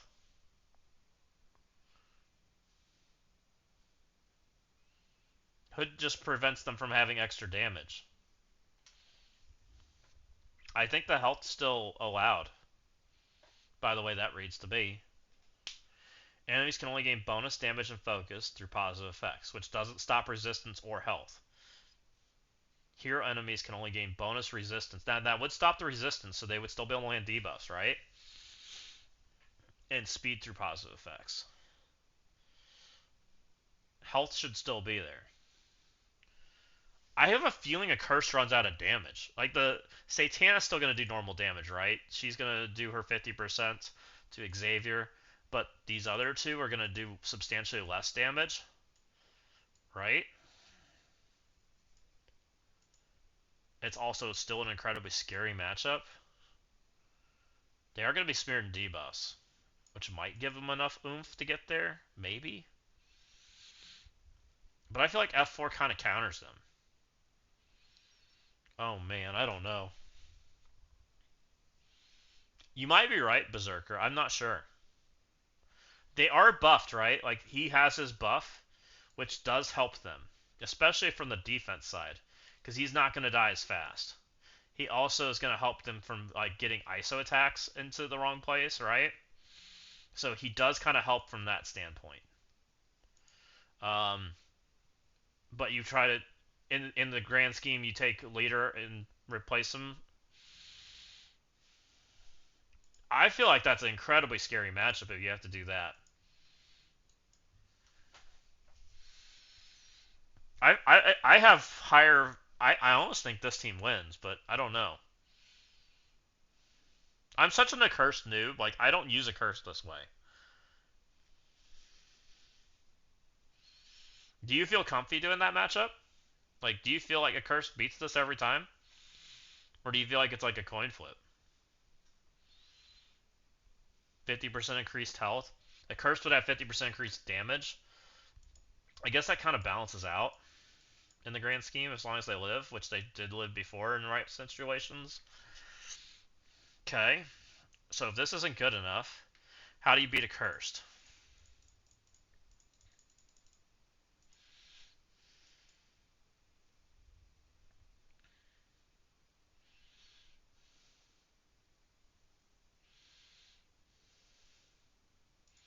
Hood allies extra health FY. Why does Hood have extra health, Kevin? It's just damage, right?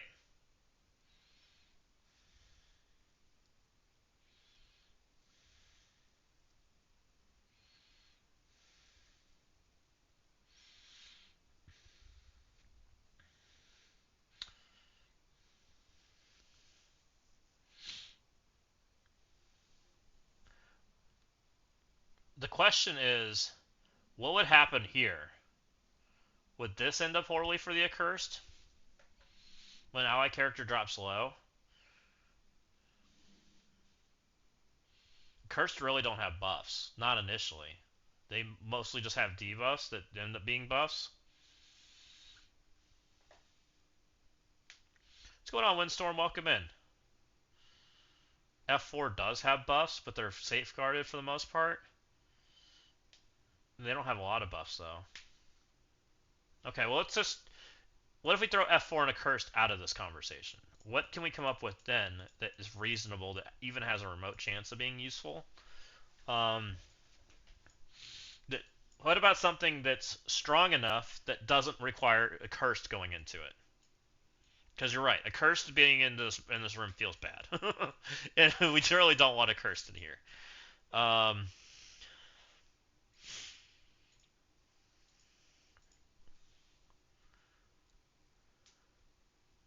It's going to be bugged. Well, poor Dossier. You're keeping Astro with Reed in 6. I just want to try it. That's fair. I don't think Astral Reed has any shot in hell, by the way. If you put Astral in there, I'm going to suck all your characters and rewind them into Oblivion and kill them through the Reed. Like, won't even worry about that. Vigilante is kind of what comes to my head. Them having extra HP, they're all hero, aren't they? Nope, just kidding. She's a villain. God dang it. You freaking worthless character. Why are you a villain? Why are you a villain, you piece of junk? Never mind. It was a good thought for a minute. I was like, well, this is going to be a Live Lord team. It's going to just sit there and be a problem. I said the same thing, Lord Richter. I think you could put Blue Marvel there. Now, there isn't a curse conversation going on, too, that we were just having. Right? Shadow King's a villain. Yeah, Shadow King is a villain. Um, you were in ads. Hood doesn't prevent HP, prevents damage. Yes, that's what I was saying, Kevin. Okay, so we're on the same page. I didn't think he prevented HP. Okay, perfect. Which is kind of what I was thinking. But a curse does get increased damage. I just wonder, does Fantastic Four outlive a curse damage? And the more interesting conversation here, does this effect, the secondary effect of villains, screw up the matchup? Right? This effect here, because Fantastic Four is going to probably blow up into a cursed, right? When ally character drops low, which their first character is going to... Someone's going to drop low, right? It always happens. Someone's going to be barely hanging on, because that's how that matchup always goes. It flips all the negative effects and the positive effects, which is going to what, flip the silence, flip the... Well, the silence will have trauma, right? Because the silence gets trauma. The cursed will have basically no buffs initially, but then... I don't know. No, they can't have trauma, because you can't have trauma until Satana's turn, right? So the silence will get flipped. The silence will definitely get flipped.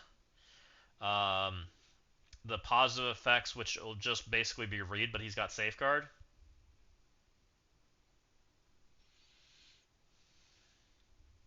I don't think it changes much at all. I think this effect does basically nothing.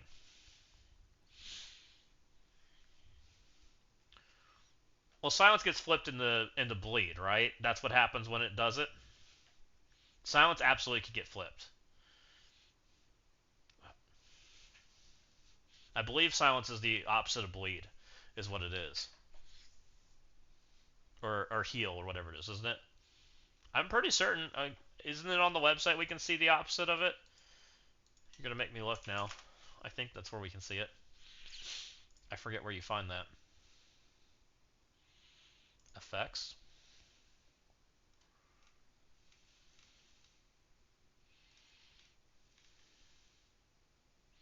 Opposite of regeneration. I found it. This character can only have their positive and negative effects can only be reduced by can only have their things reduced. This character cannot apply positive or negative effects and cannot reduce the duration of positive effects. Opposite is regeneration. End of turn. So you can definitely flip it. There's not a lot of things that, I mean, it's just normal buff flip, but it's hard, right? Because the person flipping it has to not be silenced, right? Because they can't do it themselves. It's a very interesting mechanic, right? But the room's doing it, so it shouldn't matter.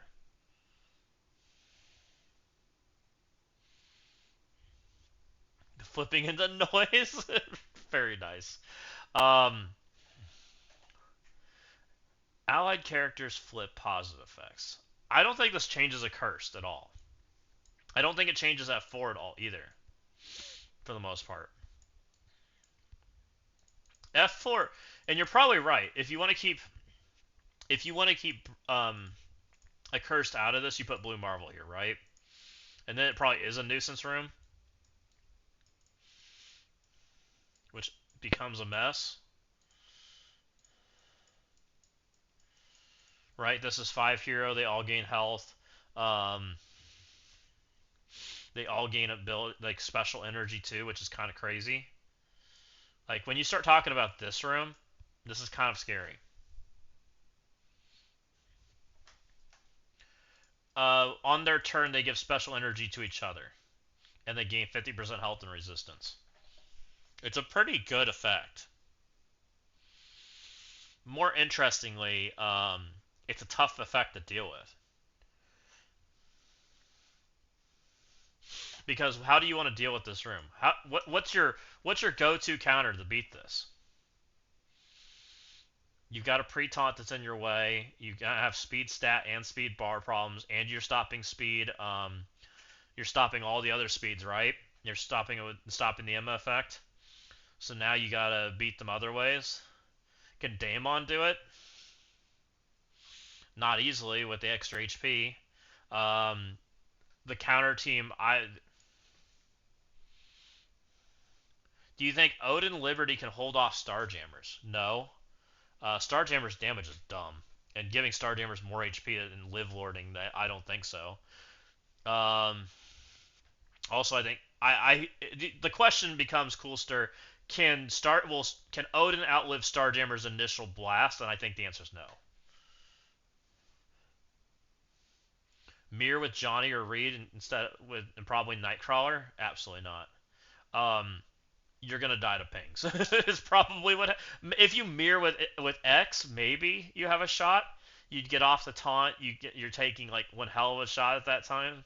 It's gonna depend on where your pings go. Which my pings in this mirror go to this guy, then this guy, then him. These two don't take the pings, which is like your best scenario. Ideally, I would like his pings to not go here. I'd like them to go here, then this guy. Ideally. But my question becomes, if I want to beat this mirror, right? What comes to my head, and we don't know if it works, is this guy, this guy, um, this guy, to turn off the health, Yo-Yo, and maybe one more character? Is there another character that can go before Daemon? It's Black Widow, isn't it? Oh no, it's Patriot. It'd be Iron Patriot. Oh no, no, it has to be Emma. I'm an idiot. I always forget this. It's Emma. Which I'm not sure this works. Yeah, you need Emma X. Which I'm not sure if that works or not, right? And even that's scary. Let's save it. just so we can pull it back up. Because this team still, like, what are you trying to kill here, right? You're trying to kill one of the Fantastic Four members, I guess. Like, everybody's got a bajillion HP. 15 million health's a lot. Um,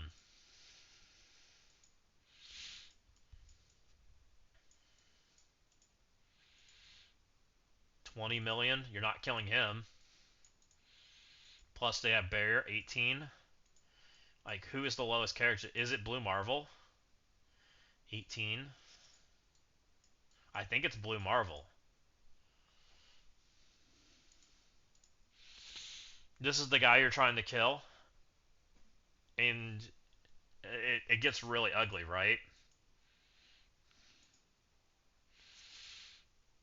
And the problem with that whole concept too is your yo-yo's speeding up Blue Marvel, right? You take yo-yo in here and you're speeding up, so Blue Marvel is going to go before your Daemon and stop the offense up, because I'm pretty certain that that's what we've come up to the conclusion of, that yo-yo makes Blue Marvel go before Daemon. And then, oh no, because it's speed stat, right? And we're blocking speed stat, so yo-yo, it'd be yo-yo then Daemon. We'd be fine. We just don't know if that's enough to get the kill. Mir with Nightcrawler instead of Blue Marvel and Johnny instead of Reed. I don't think Johnny's better, Windstorm. The reason I say Johnny's not better is you're still taking Xavier pings, and having that extra barrier at least helps a little bit. Like, Johnny's nice and all, but he doesn't feel better anymore these days. Just because the Xavier pings hurt so much. They're so bad. I don't know. Like, this would probably be what I'd try if we reversed something like that. Um, which, man, and this is like a crapshoot. Does this guy even work in that fashion?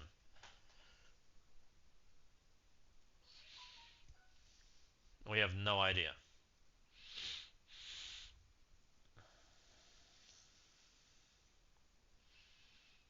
The only other thing you could do,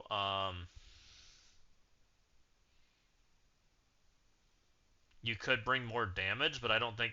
I think Fred's worth more damage than Iron Patriot. I guess Iron Patriot technically is not bad in this scenario, since you're blocking the speed stat. Like, Iron Patriot's close. He's what, 30%?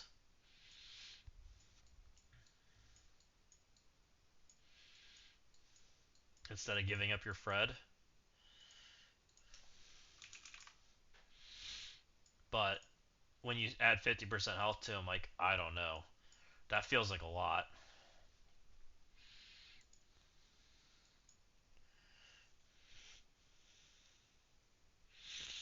I think that wall's a cursed out of that room. And then I guess the other question that we have: Sue pings Johnny, Johnny pings someone else. Does Xavier stop Nightcrawler special when it gives 20%? Yes. Xavier stops all speed bar until he takes a turn. So that Nightcrawler would not get that. Also, he stops the speed up from Nightcrawler, so Nightcrawler's just a standing passive at that point. So he doesn't do a whole lot. He just gives the dodge. So IP has a mechanic Capone that you're right, he does give the villain damage, but he has a secondary mechanic, so he does actually give damage to Daemon, and I can show you that, which we've started to see people using it that way. He has this passive: enemies with vulnerable take an additional 10% damage per vulnerable. Yeah, the vulnerables. So you're able to stack up an extra 30% damage, which is probably the like one of the better damage scalers for Daemon. So there is the opportunity that you might be able to kill through it, but Xavier can't be dodged. I believe that's correct. Xavier has like everything walled out of him.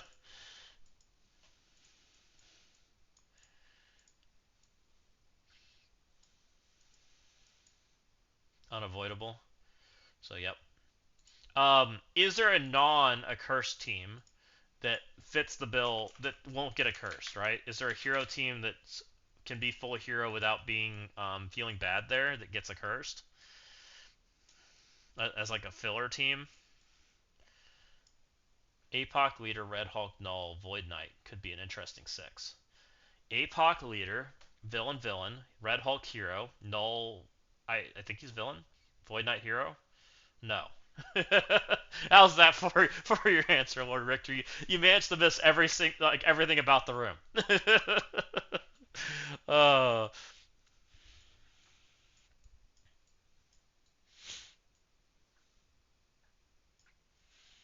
what does I'm gonna ask a dumb question, but what does this team look like there? What do they pull and how does it? Because we used to beat Liberty with Sinister Six, right? Liberty's full hero, but the problem is like the buff characters that we want to put like Liberty, like Super Scroll and stuff, is all villains, right?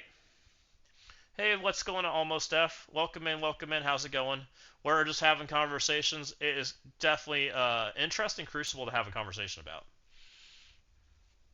Never underestimate the power of Gamma characters. Liberty pulls Cabal. Is pulling Cabal bad? Cabal would have increased damage. Cabal would go first. Definitely gets it done. That makes sense. They used to also pull Sinister Six. Also probably gets it done, but they don't scale quite as well. So that's interesting. Um, the problem I don't like about this team is you don't want to take this guy, right? You'd rather take these guys. But the problem is none of the. What about what's this team? There's villains on here, isn't there? That's a villain, and the rest of these are heroes, I'm sure. So it's a garbage team there. Villain, hero. Yeah, Cabal split apart is not a bad thing, right? Like if we force Cabal, it's kicking Iron Patriot out, which is interesting. It can create scenarios where Blastar loses to Fred, or at least doesn't have an efficient Fred. We don't have a faster villain than Kang. Now, an interesting conversation in that room is the Illuminati team, right? The Illuminati team, Shuri stops speed up, which stops Cabal, um, but it doesn't stop Accursed and Jammers, and Accursed and Jammers are probably what wants to play into that, right? And Accursed and Jammers just auto win, so probably too good of a team if we start talking about it in that fashion.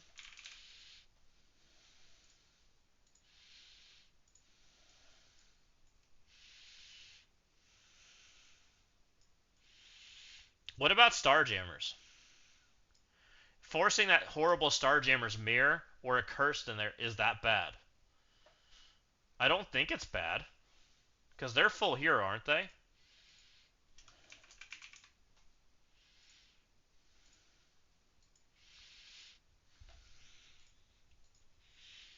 I mean, even Groot having the increased HP and having the chance to live Lord against the Cursed because they don't kill him at the right time isn't the worst thing. And it definitely makes the mirror horrible. Like they don't have percent damage. They are just gonna live Lord each other, which sounds terrible, by the way. Um,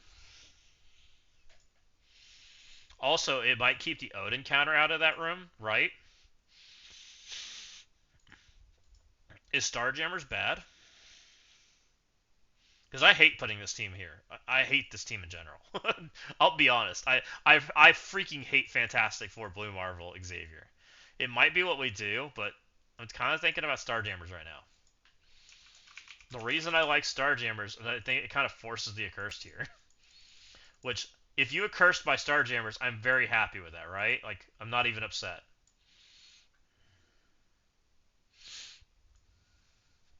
Um, Howard's normally.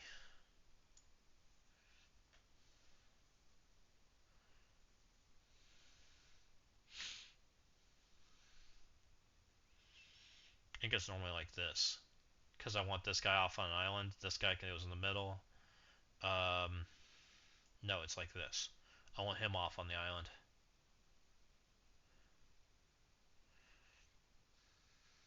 No, because I don't want Groot belly blocked like that. I always have to think about that one. I want Groot to dispel if they go after Howard.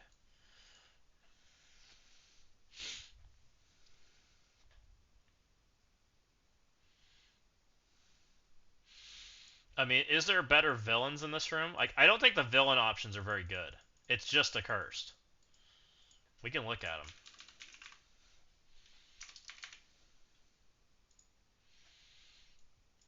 Like, the only villains that, like, come to my head here is, like, this guy's fast and could have good damage.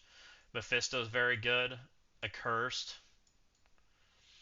Insidious technically can play here, right? They're full villain, but they're not that fast, so they really don't benefit a lot from it. They also don't like getting their buffs flipped. Also, if you flip the enemy side when you're smeared in debuffs, you're not going to like it. That's not a fun time. You could potentially run the yeah, you don't want to flip stuff, right? That ends up very poorly. So you definitely not Insidious. Um, I do think Annihilators is a conversation here that's not bad, right? Annihilators with Null and Sus is not a bad team. That's still pretty good. The problem is the counter to it was Fantastic Four for a lot of us, or Blastar. Fantastic Four just gets buffed because they can just take their full team in there and be fine. They don't now no longer have to take Black Cat in there, right? They still have to take Britain, so they just bring another hero, have 50% more HP, probably just live Lord through you, which makes that pretty not good. Um, what about you also want a superior 6 counters to Illuminati on defense? There's that balance. You want to have superior 6 counters to Illuminati on defense. Yeah. Oh yeah, Illuminati on defense, and then opening up the superior 6 counter to murder them even easier. Yeah, that's something you definitely don't want to do. Gotta avoid that. Though most of the superior 6 teams that go into Illuminati are not usually full teams, right? Like usually, sometimes it's Insidious, depending on what it is. Sometimes they shove Old Man Logan in there, which would mess up that interaction, right? Drop the scroll for leader and 6. Yeah, that's probably not a bad room lord, Victor. I kind of think that's reasonable. That's why people are throwing Odin with them. Yeah, yeah. Exactly. Odin blocks that interaction. I think I like start like I think I'm down to two rooms that I really like here. I think there's a cheap option for Null. I think the Starjammers make a lot of sense, and I think the Blue Marvel Fantastic Four room makes some sense for stopping a cursed. Is kind of where we're at with that. I think Starjammers makes a lot of sense though. Unless I want to tear my Starjammers apart, which we really haven't had that conversation. I'm not sure I do. I probably just want them to be the full team.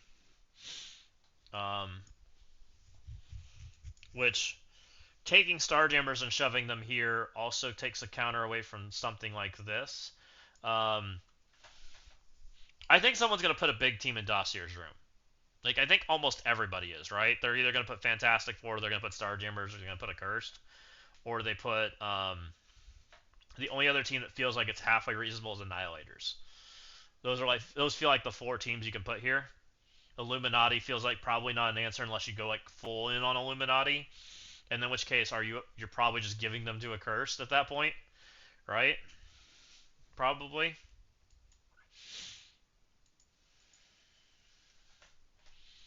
What do you guys like in one? Do you guys like the Thanos plan and hoping it works?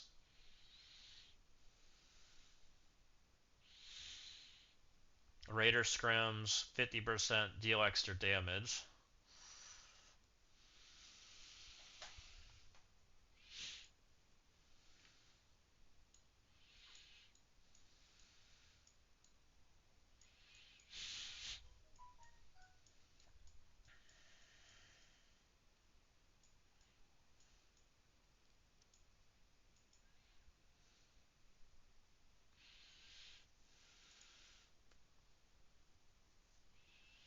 I mean, he kind of does, right? I was kind of debating about, and I need to think about what can beat it and how they beat it. But what kind of comes to my head a little bit is maybe these guys with Thanos. Maybe.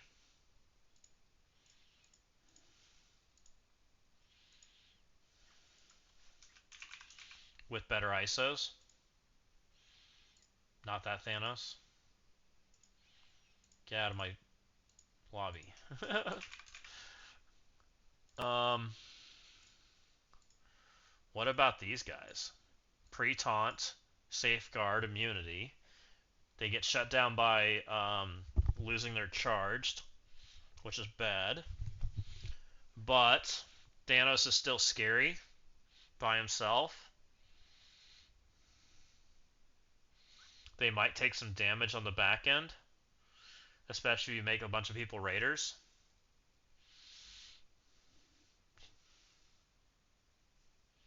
APOC would cook here. So who's the best charge characters that could beat this, right? Um, Lady Bullseye instantly makes Iron Fist bad. Old Man Logan would kind of go to town, right? Though you got to deal with the immunity also, which is a little bit tricky. Old Man Logan, APOC. Old Man Logan, Ares, maybe.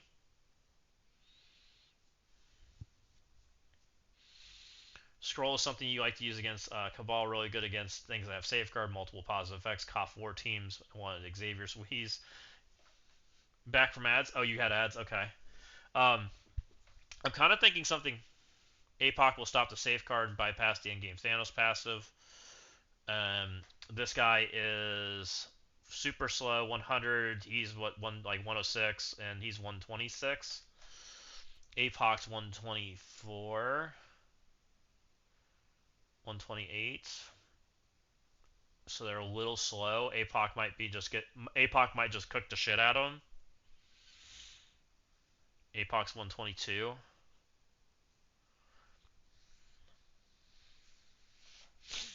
So they got to deal with the charge mechanic, get off the taunt, and then APOC punch the shit out of Thanos.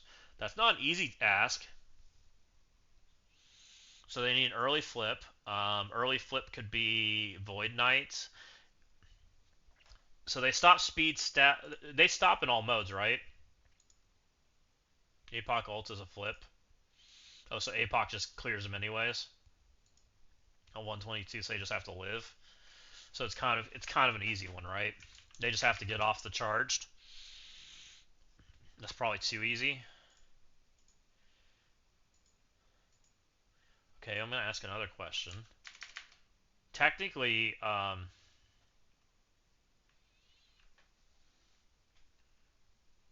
Ares doesn't do anything with charged. Ares just gets rid of the safeguard, which does help him get off the taunt, which is probably the bigger thing. The characters that come to mind as far as getting off the charged: Gore, Green Goblin Classic, who else? Gore, Green Goblin Classic, Havoc, Lady Bullseye, Old Man Logan. There's a couple more. Quasar. Yep. Quasar is a pretty big one because he's nice and fast. Who am I forgetting? Silver Surfer can technically do it, which is a very cheap character. What about Immortal in 6 as a 4-piece? And you just find another hero for them. Oh, they have 2 villains. Never mind. They have too many villains. I thought they had another hero. Just kidding. Won't work. I was thinking because of the resistance, but not good enough.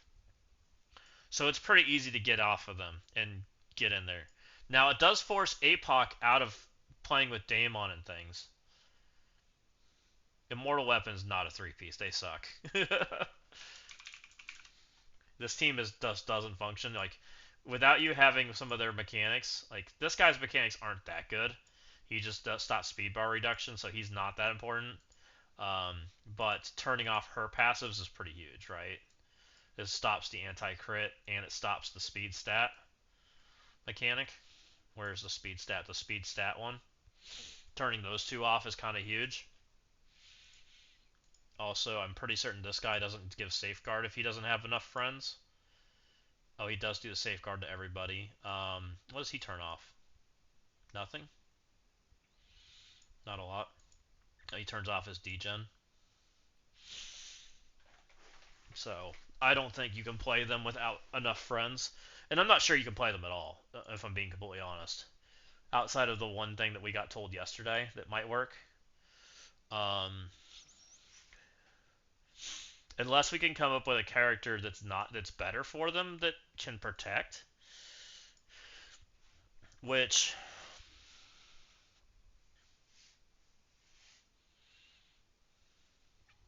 unknown with 3 raiders. Welcome in, raiders. How's it going, guys? So I don't love this. I don't love that APOC just cooks Thanos. So I think that's a bad plan.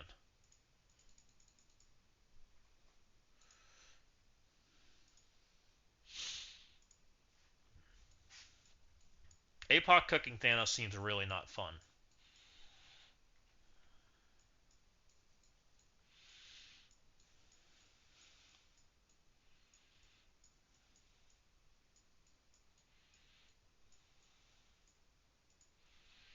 I also don't know what to do with this girl at all. Like, she feels like she needs to play somewhere this season, which is kind of like what's going on with everything.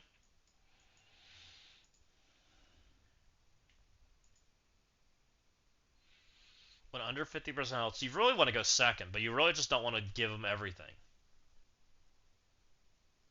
You've seen people lose because they couldn't kill Strange in time. Not killing Strange in time is a problem.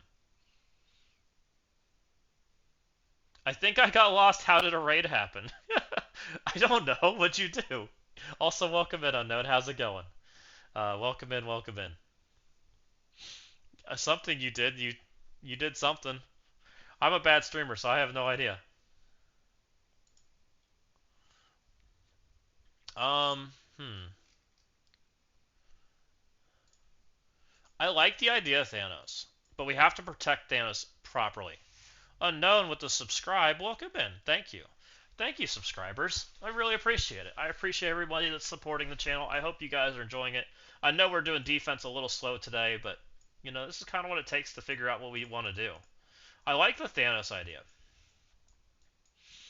I want to protect Thanos, though. He's got to live. You know who does protect Thanos very well is this guy, right?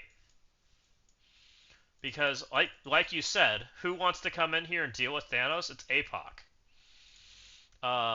APOC wants to come in and punch the living shit out of him. The Cursed wants to come in and deal with him, right? And this guy kind of stops all that, right? Because he gets charged on spawn, or when people they have charged on spawn, he wants to punch them in the head, which hurts. You are blown away by how awesome this guy is. Hit the sub button. It's fine. uh, excellent. Another first for my collection. Well, hey, I appreciate it. You got your first. I didn't even know firsts were a thing, by the way. We learn new things every day. Vigilante also works against Thanos 2.0. What do you mean by that, Windstorm? Like Vigilante can beat him?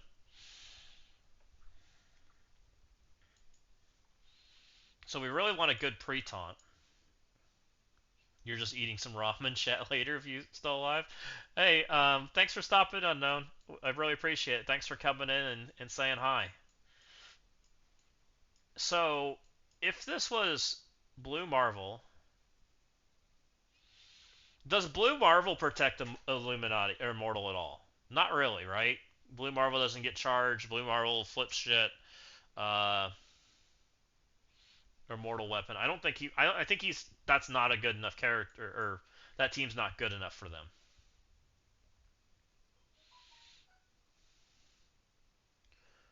Oh, you're saying that he could potentially die then? Punisher just murders through. I could see that. And defense down. That's fair. Which we can turn some of that stuff off if we want to. I'm not saying that we do. I don't like full annihilators. I think full annihilators is not that great unless we go like commit to it, which we could. Right?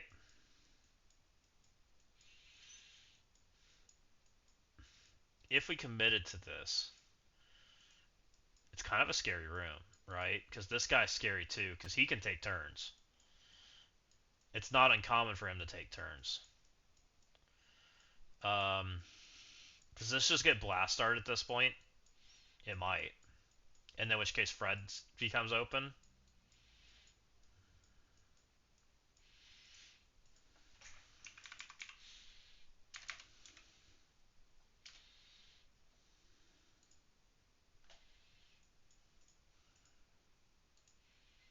Like something like this feels scary, right? Thanos, we'll make Thanos a Raider, right? And we'll flip some stuff around, make Blue Marvel Raider, and some of that jazz, for the extra damage. But I feel like I blast off that team if I see this. I mean, you guys tell me. What if you saw this? Are you blasting this out of the stratosphere? You're not accursing this. You're probably not Starjammersing this because Null exists, right? Both those probably are scary. Well, maybe you'd Starjammers it. I don't know. Starjammers might work. Starjammers probably does work because there's Blast with Thunderstrike. I think that's reasonable, Herb. Thunderstrike's pretty good against the Annihilators. So, that makes some sense. Fantastic Four, probably. So you almost have to bait Fantastic Four.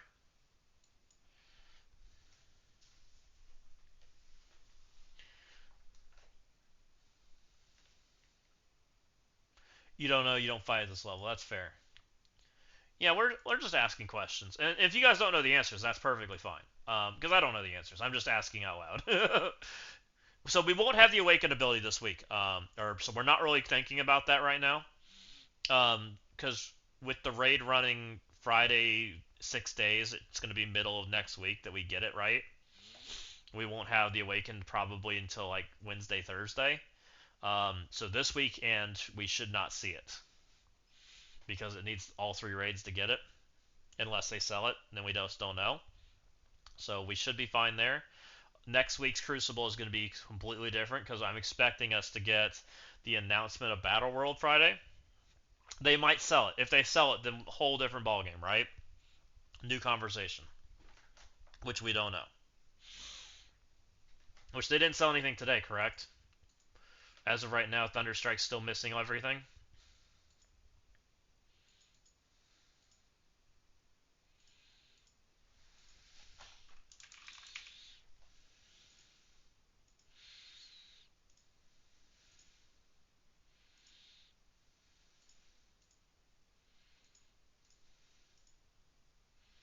Everything's still missing.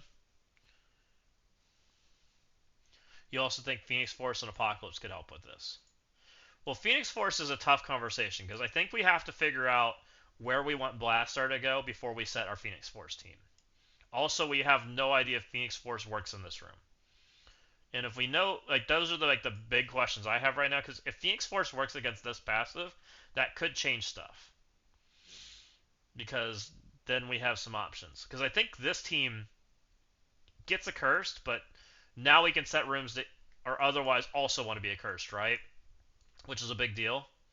Which I think that this doesn't want to get accursed. It's too strong.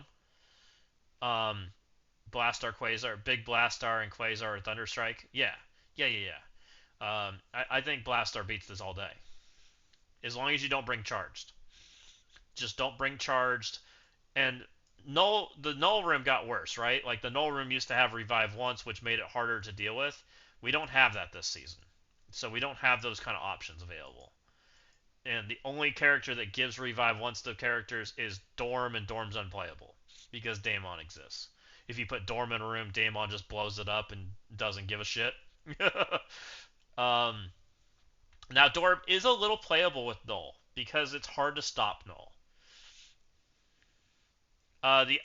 The idea with Toad is it might be just a bad character, right? We might put a character that dies instantly and gives offense up and trauma to everybody. It might be a 4-man room. I'm not sure. I'm thinking about it. It might not be Toad, but it might be other characters. Characters that still do stuff, right? give aura buffs or stuff like that. You know, food for or gives on spawn buffs. But it needs to be it needs to be a room that Daemon can't play into. If we do a room like that, Dorm's a possibility. Yeah, that's absolutely something we could consider, guys. Right? If we did something like that, Graviton. I mean, we could bust out some funny characters. There's some good ones down there. You know, I've got some good ones down here. If we wanted to get some fun characters out, right? Kate Bishop. Anybody? I got a nice level 20 Kate Bishop that could come play. Justice for Yelena? Anyone? we could do some justice for Yelena. Justice for Shang-Chi, who didn't get a rework. Pyro. We could bust out the old Pyro. Where's my Pyro? Pyro and Blob. Oh man. Ultron? Anybody? Ultron has multiple lives. uh,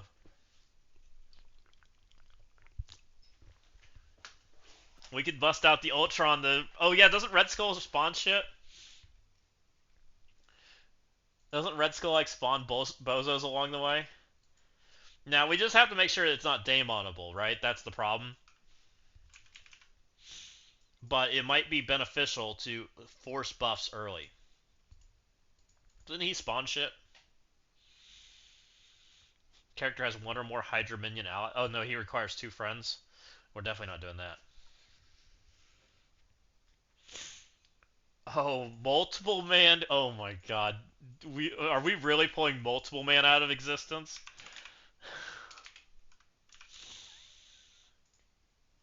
That'd be crazy. I don't even have his stuff. Like, it's not even level 4. That's how much I hate this character, by the way. I didn't even level his kit. Like, I hate this character. When enemy attacks multiple man, summon one dude. So he'll at least have one more friend, and there's nothing you can do about that. Oh no, but he probably gets one shot, right? We can find out. Are we testing multiple man right now? Oh, I can't test. Oh, we can test here.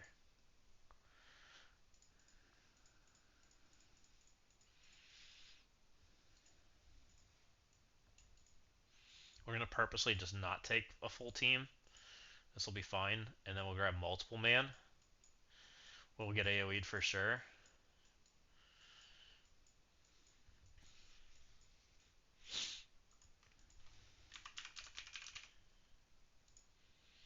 I can't believe we're freaking you. Hey, King Sheets, how's it going? How's it going? How's it going? Let's see what this character does. Does this character come back to life if he gets one shot, or basically spawn a dupe? They should, right? That's the idea, and they should get it twice with a character like this.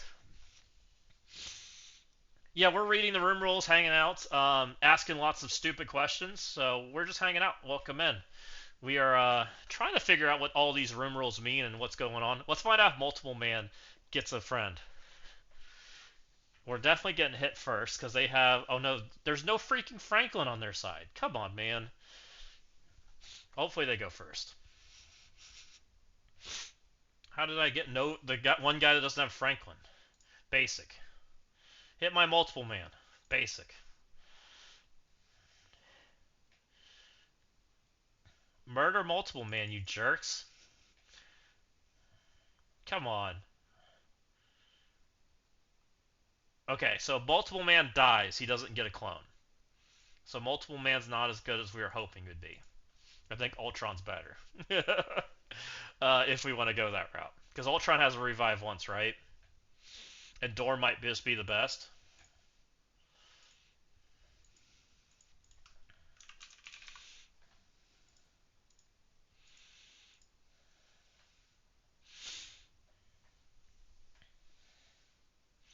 I think Ultron's just better. I'm pretty sure. He gets speed bar. Completely forgot he does that. What's his speed? Garbage? Wasn't it Cookies or someone that was making fun of my no Ultron diamonds? I'm not doing it. Oh, I don't know. Because I do think I want a character to die here, but you also have to make it not Daemonable, which is hard. You have to, like... So, King Sheets, we're trying to just rolling through these rooms right now, and there's some weird conversations to have, like Room 6. Room 6 is, like, very much a conversation about Fantastic Four, Starjammers, Illuminati, Accursed. Does Accursed live through all that crap and just murder everything? And I kind of thinking the answer is probably. um, if the only one that comes to mind that might beat it is like F4 Dorm or F4 Blue Marvel. They might have enough damage that they become the clear winner because of the room rules. And then the question becomes, are you willing to commit that there? I don't know.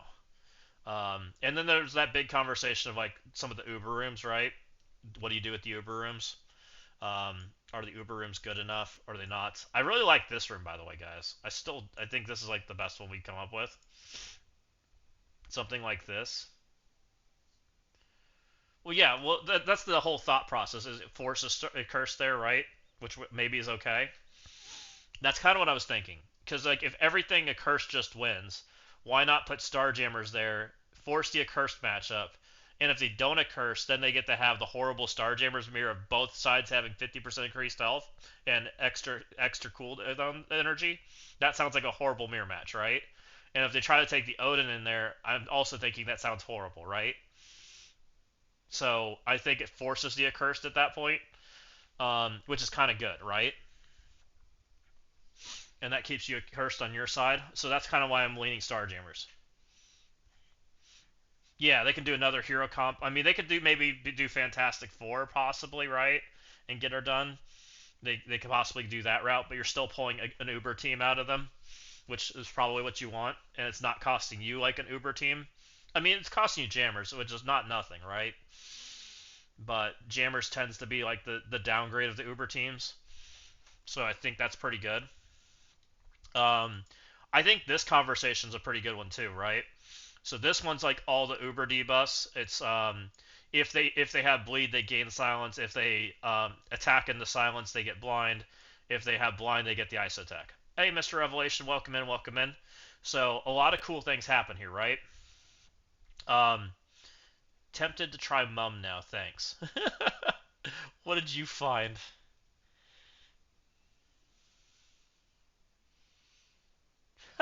You have a big multiple man. Very nice.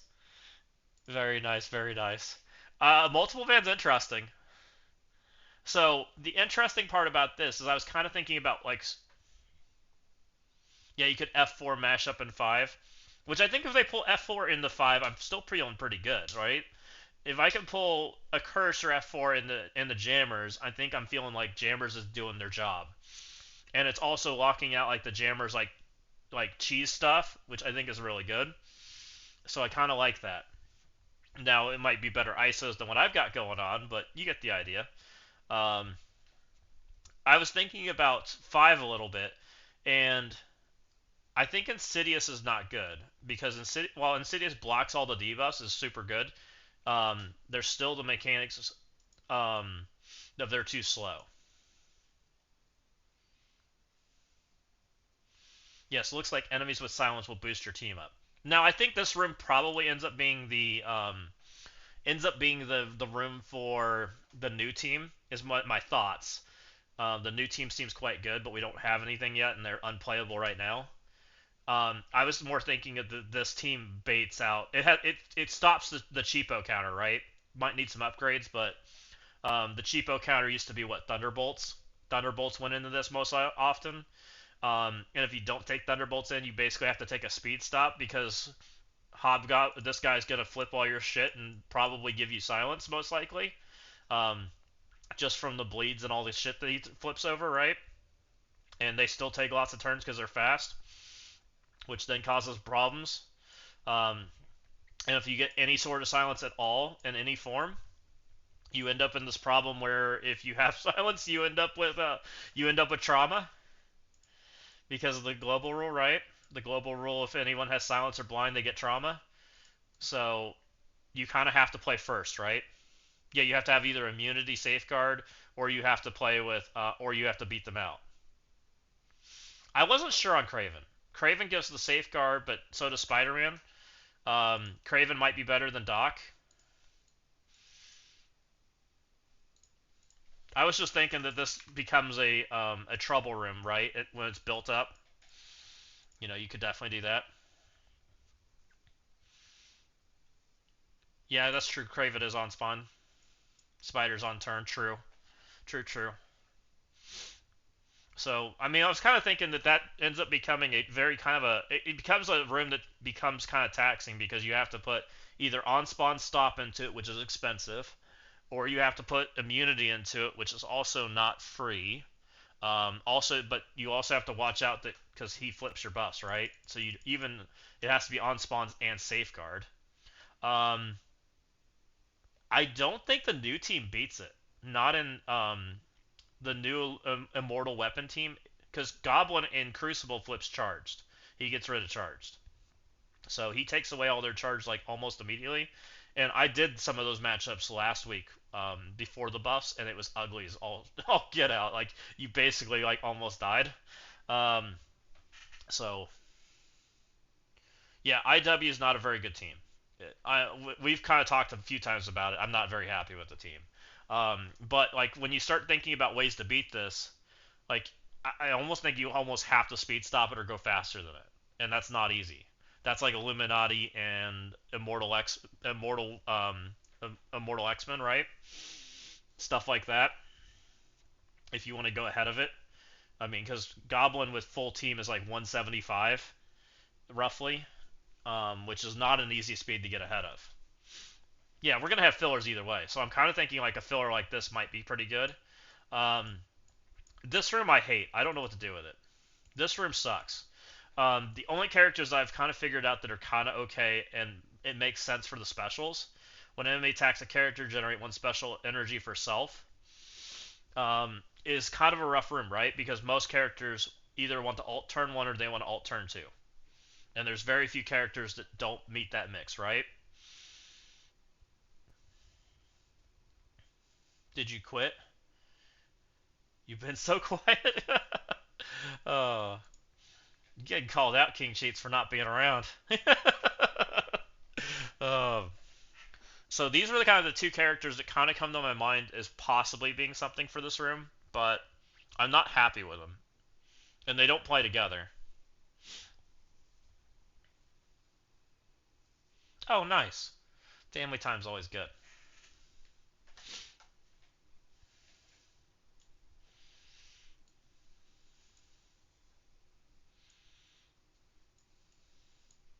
Man, I don't know. Resolve.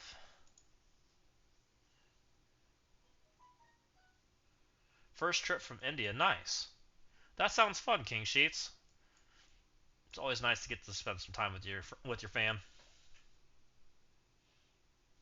You're at the age where you're playing games. What's wrong with you? We're all sitting here playing games right now. So we're all gonna blame each other. um, hmm. Man, if this is a four-man room, offense up trauma, quite a bit of culture shock. How long have you been in the States, King? You, because you weren't from here, were you, or are you?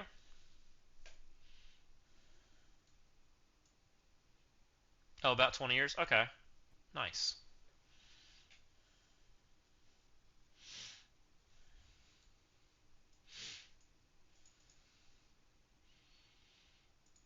Man, I don't know about this room. I feel like this just gets blast off, and I don't love.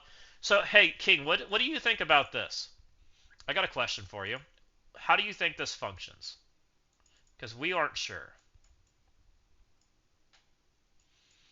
Fred has the line in his kit where enemies cannot gain max health except through passive abilities. Do we think that can turn off the hero passive health in Room 6? Yeah, kinetic shield sucks. It's probably a dead room. Do you think he does? Okay, that's what I thought too. Which I think is interesting because that might open up the opportunity for Daemon comps to murder F4 comps, right? If Fred's on offense. One of the things we were talking about earlier was doing something like this to try to murder F4 comps, right? The question is it enough damage to get there? We don't know. um, to turn off their max health increase, turn off their speed stat, and then come in there and try to nuke them. What about Undying in Room 3 with Noir and Old Man Logan? A lot of revives with Kestrel. Hella, Old Man Logan, Noir, Greg's, I don't know. Just spitballing. Room 3 is Resolve. I don't know if Greg triggers it. That's an interesting question. I like the question. Right?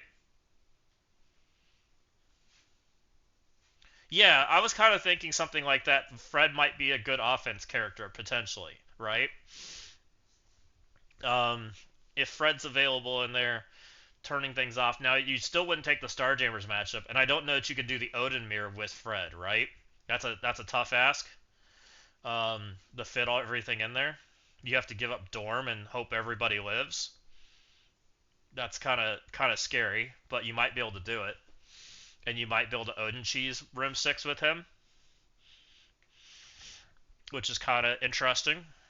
Also, you might be able to F4 cheese, which makes Fred an interesting conversation this week. Um, I think the Fred conversation goes away very quickly once we get Sentry. I think Sentry and Fred are going to be very, very married together for a while once we get them, but we're just not there yet. And by that point, we should have a four-man New Mutant team functioning. So I kind of think New Mutants is going to kind of start making Blastar go somewhere else, um, but it hasn't happened yet. So that'll kind of be interesting.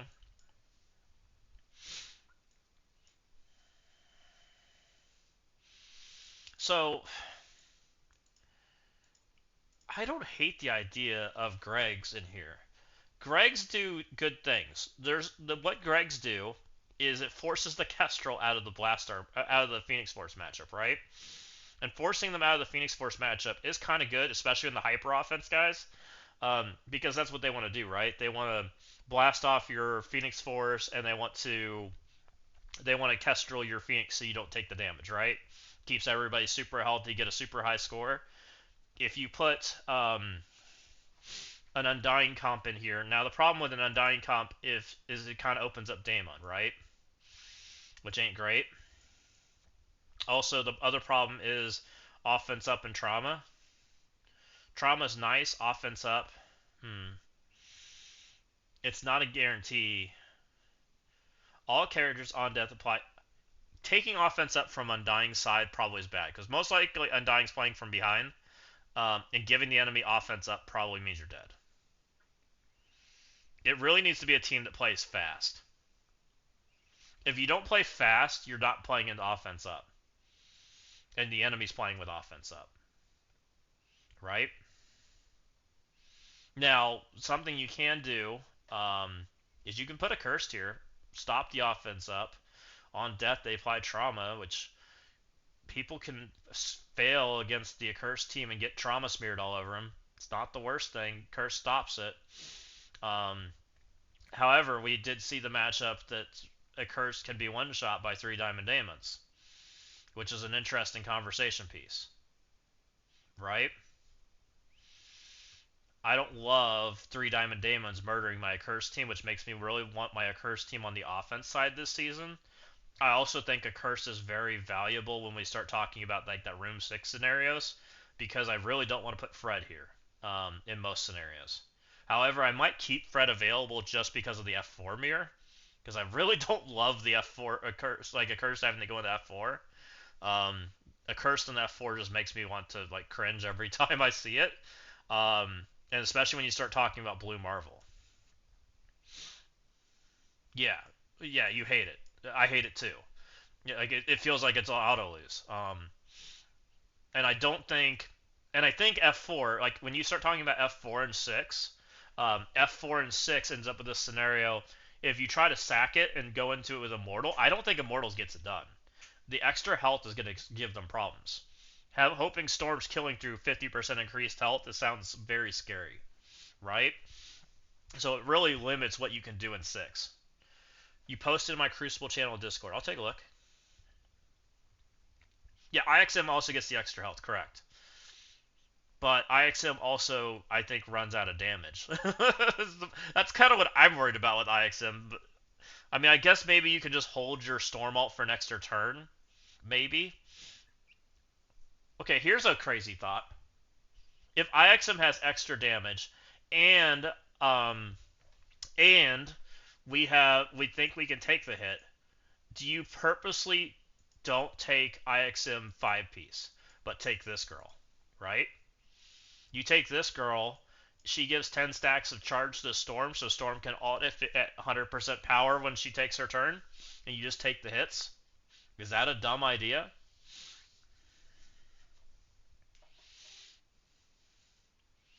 So, I mean, that's something that kind of an interesting conversation right there. Can a full charge Storm still beat Fantastic Four, even if they have to live through all the damage? And you run the 4-piece instead. Let them have their specials. Who cares? Let them have their taunt safeguard. Who cares? You just literally just stand there and wait till Storm goes. I don't know. Yeah, she guarantees Storm 20 charges. You'll have an extra 50% health. You'll have extra resistances. You'll just kind of stand there and play tag team with each other. I don't know. You can't stun Professor. Oh, true. You do need to stun Professor X. That's a problem. Correct. That's a good point. So you basically, if Professor X is there, which I do think Professor X, this feels like the place that Professor X wants to play the most, from what I've seen. If people are willing to put Fantastic Four here, they're putting Professor X here. So you have to have it. And I just don't know that Storm gets there. Storm not being fully charged scares the crap out of me. And I just, it makes me wonder.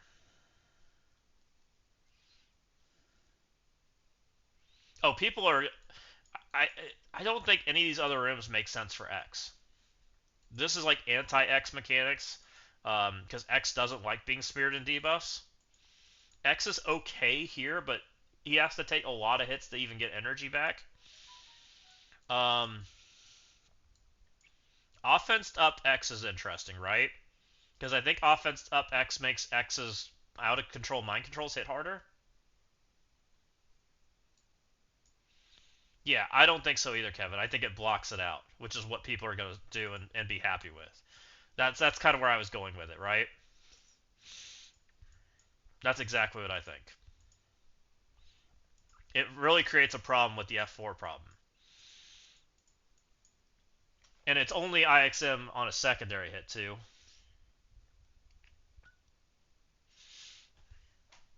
Well, the problem is, like, I don't even know if it matters. Like, and Kevin just kind of ruled it out on Windstorm, is because you can't stun X, you won't do it. You're not going to let X sit there and do X things. He needs to be controlled. Um, if it was Blue Marvel X Fantastic Four, do you consider a mirror match? Mirror match with Fred? I don't know. Is that horrible? If this was F3, right? F3, we'll just say X and Fred. You have 50% damage, they don't, or 50% health. I'm sorry. Does that just become a horrible mirror match at that point? Blue Marvel goes and hits you, but like, is that just a horrible scenario to have to play into? Are you better off with a dorm? Maybe you're better off with a dorm. if you're gonna do that and do this mirror match.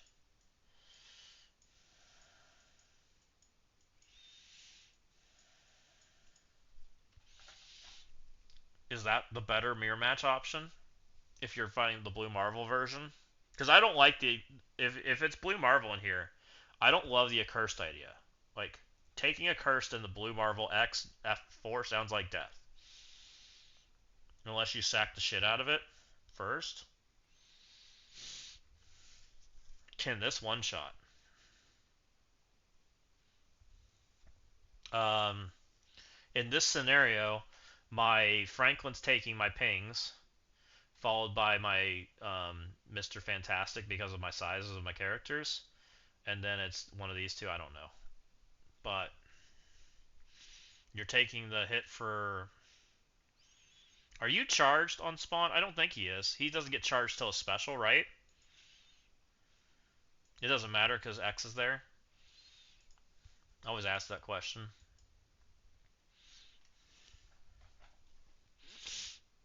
That mirror match is not fun. It's a really ugly scenario. I mean, I honestly think I'm gonna be trying the one shot. Like this is what I think I want to try because like if you can one shot, you feel so much better if you have that scenario, right? You feel so much better about that scenario if this works. But I don't know that it works.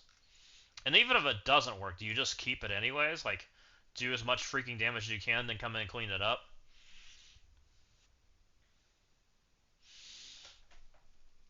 I think so. Like even if this gets close and doesn't quite kill, you just pause and let it, and keep it, and then go in and clean it up with the health turned off. Then come in like Immortal it or something, or F4 it, something along those lines. That's a non-Meph Professor X. Correct. I'm not counting Meph. If it's a Meph team, it's a whole another ball game, right? Yeah, non-Meph. We haven't even talked about Meph in this room.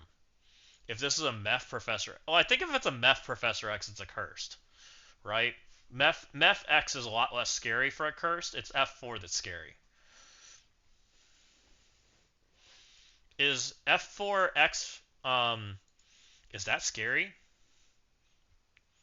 Well, when you mix Meph in, now the room rule doesn't work, right? And it's not even a good room for him. And now no Blue Marvel doesn't fit either, unless you do the other room. Apocalypse with Gore could remove the taunt and safeguard. Null for pings maybe. If I can squeeze magic onto a team, I totally would. What are you talking about, Windstorm?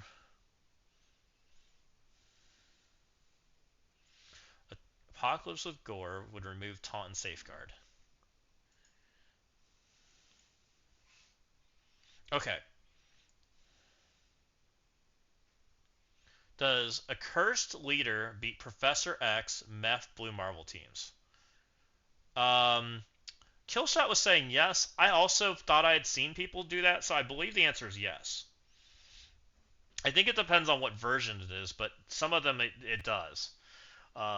It's just ugly. It's incredibly ugly and a little bit lucky. So I think a curse with extra damage, I think gets it done. As long as they get a turn, I think they get it done because they get the 50%, and that team doesn't in that scenario. Um, if we ran like the crazy scenario, the crazy teams, like the super teams, where do they go? Are they best here? When a character is attacked, apply defense down to the character.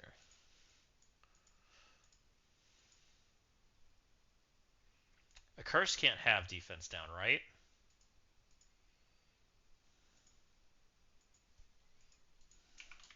I always forget. I know they can have offense down. Can they have defense down?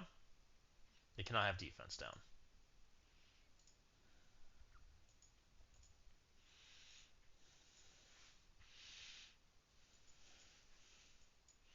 I mean, the super team probably goes. I don't know if it goes in that room. Maybe. Super team is scary.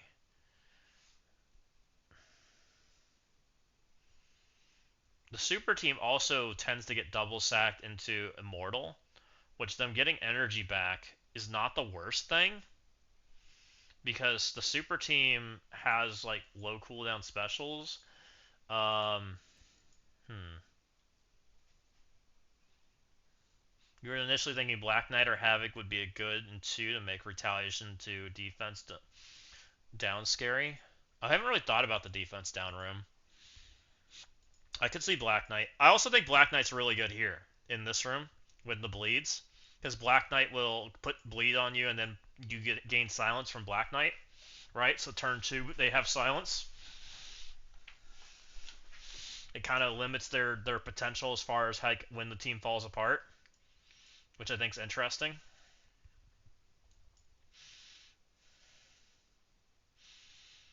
Defense down does make it scary, so that makes your like follow up retaliation definitely on the scary side. Um, hmm.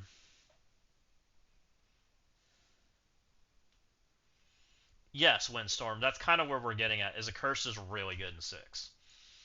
And that's why I'm like the conversation's there, right? There's only so many teams that can play into this because of the five villain, five hero thing. So yes, a curse is very good in six, and that's kind of why I'm trying to force a curse into six, right? It then limits what a curse can do. Like I didn't put my X here on purpose, because that's the conversation. I think that's the big conversation: is X go in six or X not go in six? Where do you like your X? Um, that's kind of the big one. If you don't like your X and six, and I want to spread people out. That's kind of always been my strategy. Is I want to spread people out as much as possible so that we can benefit from it.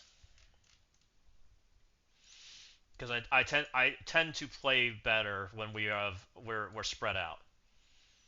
X stays on offense. I don't think it's a dead conversation because this room is scary, right? The F4X room is a scary room to deal with, and I think one of the answers to it is X.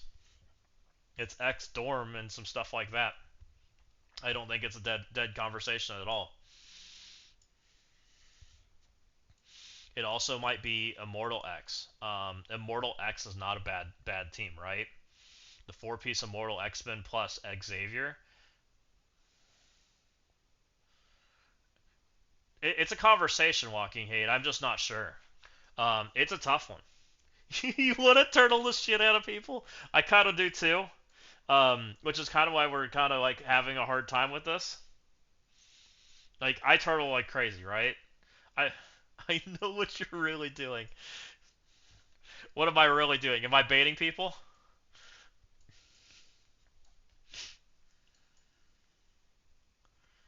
I just like I have to be able to beat Room 6, and that's where I'm struggling.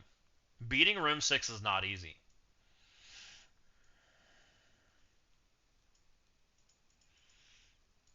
This room sucks.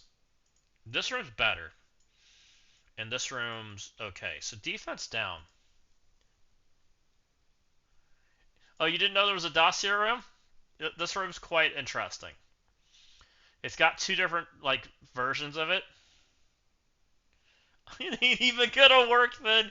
Well, they already tried three times and failed. Well, surely after the third time of failing, they tested it, right? Surely. Um, who puts defense? Yo-Yo puts defense out incredibly early. Don't call me Shirley. um, hey, it's fun to think it'll work. Yeah, exactly. I'm glad you guys understand. We hope it works, and we'll find out. And man,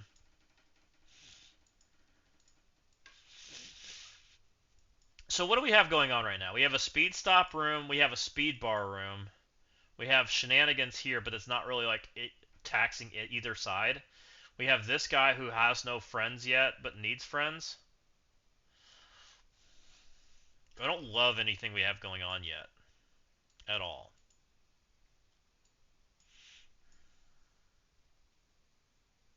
We have a room where someone wants to die. We do have a room where someone wants to die.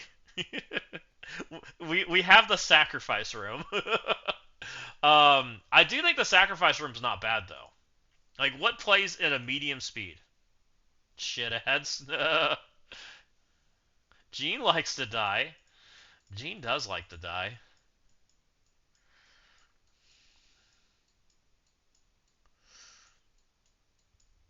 But the problem with Gene dying is Gene likes to die with everybody else. So does Merc Sniper. Yes. This guy likes to die.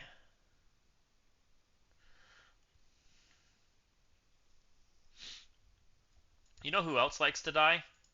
The Orcus team. But the Orcus team doesn't get turns. Who gets turns is the better question. This Carol gets turns. She also might be really good in the defense room. This dude likes to die. This guy also hits people when he dies. He's also 3 diamond now, and kind of big. Where is he? What do you look like this day, dude? You got some stats these days. On turn he attacks people. Isn't it when he revives he attacks people? Or is it just on turn? On revive, clear all negative effects from self. Secret warrior allies. Barriers, blah blah blah. On secret warrior ally death, flip disrupted on self, gain offense up. When warrior fills the speed bar. I've heard Night Stalkers and the Orcus in the dining room is a bit tricky since Blade can't flip stuff. If the bot died... Oh, that's a good point, Kevin. Because of the trauma. Yeah. The trauma does create some interesting scenarios there, right?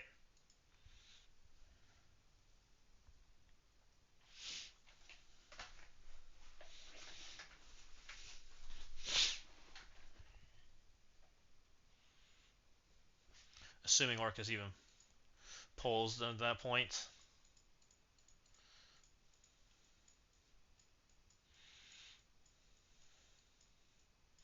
I mean, ideally, I'm really thinking a 4-man room is the way to go. And really who I'm thinking about bringing out is Ultron. Because he's got double the chance to die, right? This is the guy that I think needs to come out and play. Bring him out to play. He gets revived once on a spawn. If they want to deal with the revive once or steal it or whatever, go for it. I don't give a shit. He's mostly there just to die, right? And then, as far as a team that goes fast enough that can do something, she's kind of up there. You know who else is kind of up there? This guy. This might be too much, by the way. We'll have to back it off if we think it is. And maybe double taunt.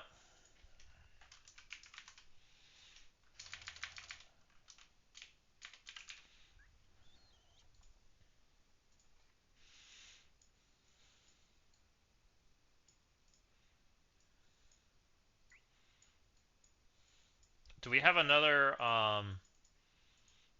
what's Brimstone's speeds look like?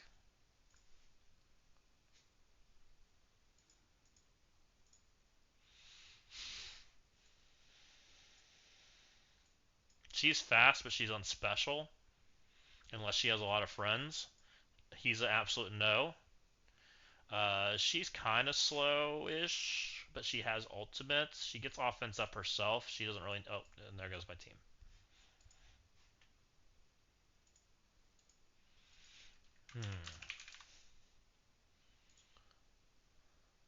What about Strange? Because Strange gets what, speed bar when someone dies? How does Strange work again?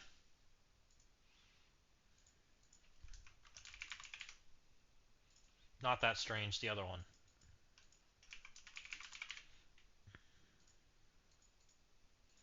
What do you do exactly?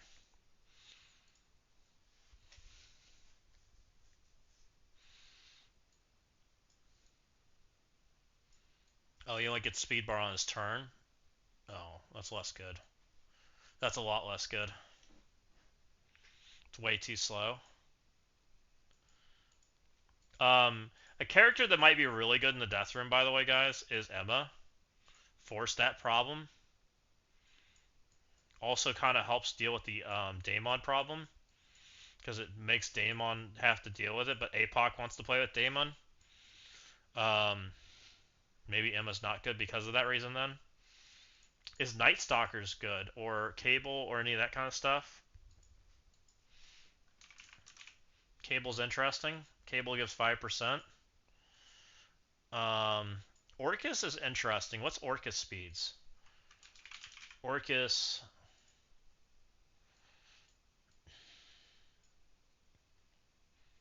You make a minion at least. You need 4 friends to make that minion taunt, which is not lovely. Well, someone just got a 4 diamond Negasonic. Orcus with multiple man. I think Ultron's better than multiple man, as much as we'd love to put him out there.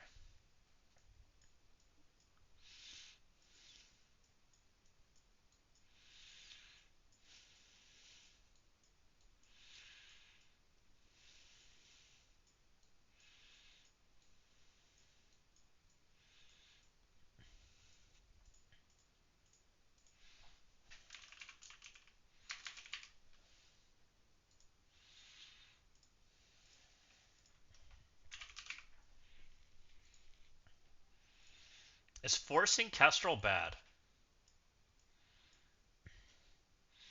These two by themselves create the Gregs, right?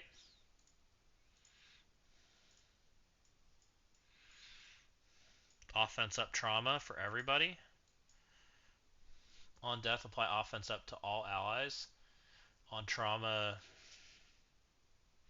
all characters. On death, apply offense up to all allies. So if the enemy side kills it, they won't get it. They just get trauma. So unless I kill something on their side. On death, apply trauma to all enemies. So if they kill something on my side, I will have trauma, and on death, I have offense up. So if something on my side dies, they have trauma, I have offense up, and if I kill something on their side, it's the vice versa. So like speeds it up in the second half. Is there anyone that flips offense up like out of turn? What's Illuminati do?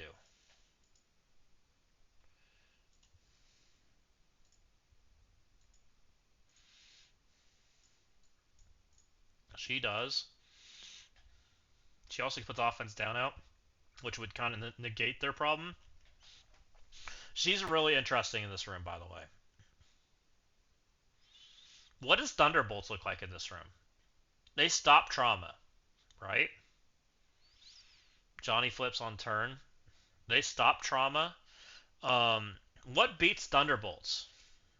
Besides using Thunderbolt stops trauma, right? Now you can't do this, right? You have to do the full Thunderbolt team if you want to do this, but you don't usually kill the Thunderbolts all at the same time. I don't know. I'm not sure this is good. And maybe you leave the underpowered character? I honestly don't know. It's got to be this way, though, right? This is better. You do this guy in the middle. You do these two on the sides. She's the squishy one. She's next to our tank. You leave our gal that's super good. We probably actually do it like this, is what you probably do. You want to avoid getting blinds and bullshit on these two. How do you beat this? I mean, we know Cabal beats this, right?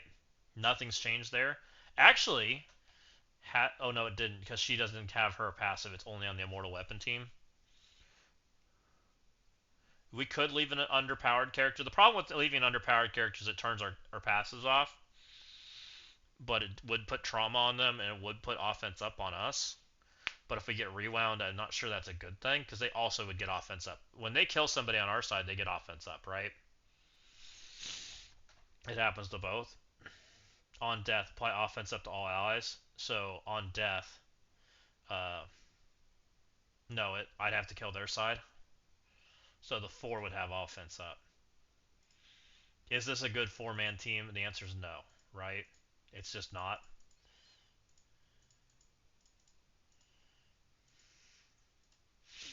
Who's a good 4-man team that plays from a 4-man state? Because that's really what you want. You really need to create the scenario. The zombies are okay. It almost forces Kestrel. What about the vigilante team?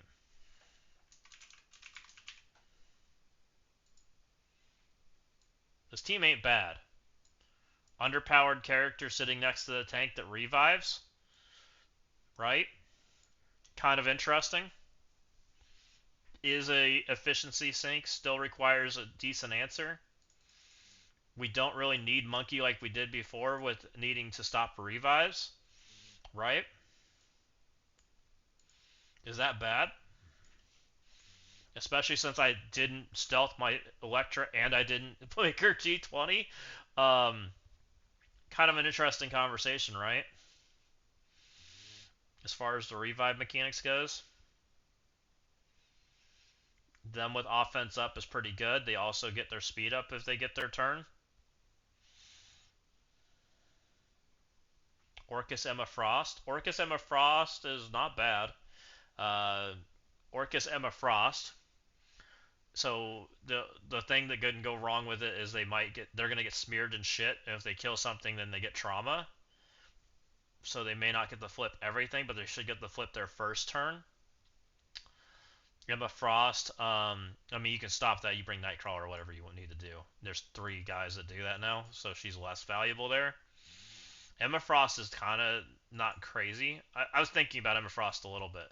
The other problem is like if you bring something super small and Daemon goes, right, which is what Emma Frost kind of.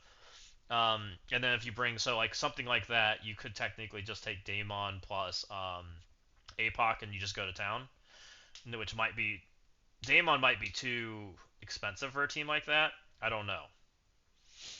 Daemon can't play in this, right, because of dodge. He has to bring Medusa. Daemon can play then if he brings Medusa.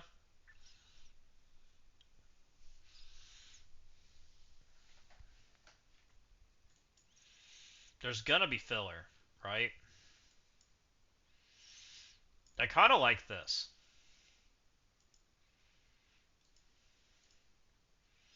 but we might reconsider it too. Let's just leave it for now. I don't hate it.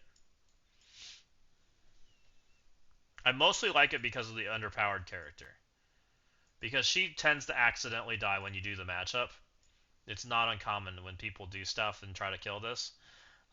It still creates the problem of you have to deal with the safeguard tank, right? The safeguard tank's in your way, and there's characters in here that you need to deal with as soon as possible.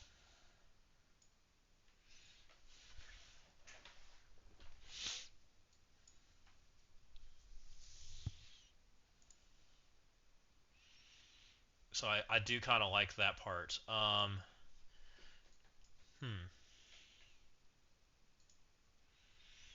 Let's come back. Let me go jump in raids real quick. It looks like it's raid time, and then we'll come back and hit some of those other ones. Still stuck here, can't do anything. Let's go jump into this for now. Get our attacks in. People are doing their jam. We'll go spend our energy, dump it off.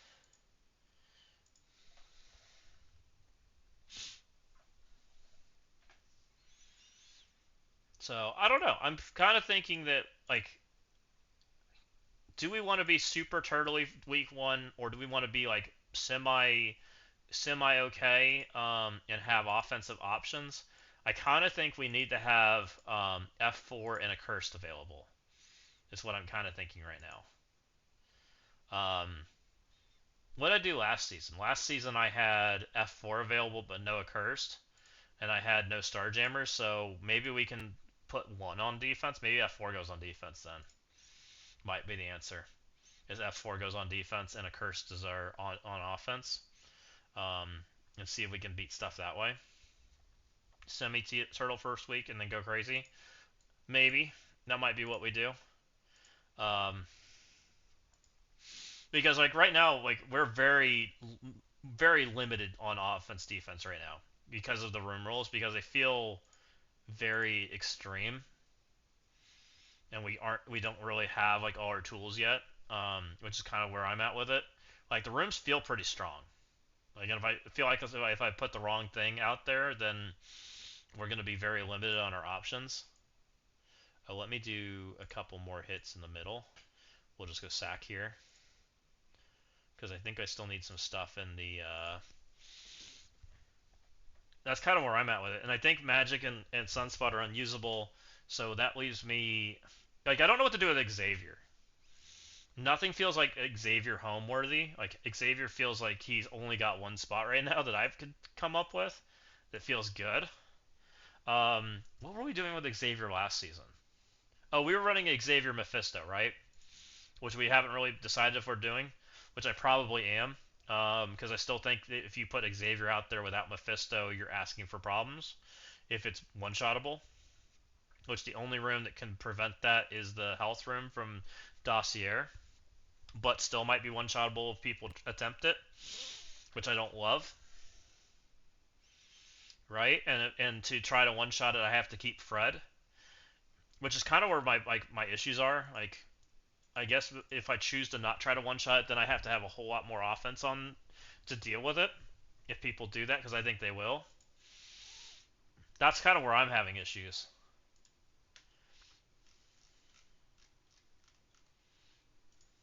Okay, so we're done there.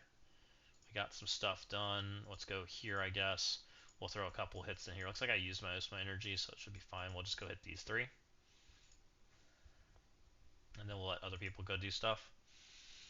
And then we'll come back. I think I'm mostly done with my raid hits for this week anyway, so it's not like that big of a deal. Since there's no alliance milestone right now, since everything's delayed.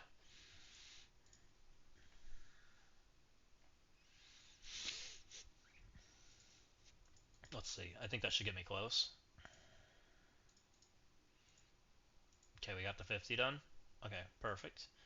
This gave us more stuff, which we can go look for mutant gear, which I'm really only looking for one side of the mutant gear right now. But what's this limited deals? What? Was this here before, guys? It's 20 hours left. Isn't it the same price? 3 for 24, 10 for 80. How much is that per? So that's 8 per versus what? 3 for 24? Isn't that the same price? What is that garbage? Limited deal. You could get it for the same price. Check it out. You too can pay full price. Hey, that's funny. We're good.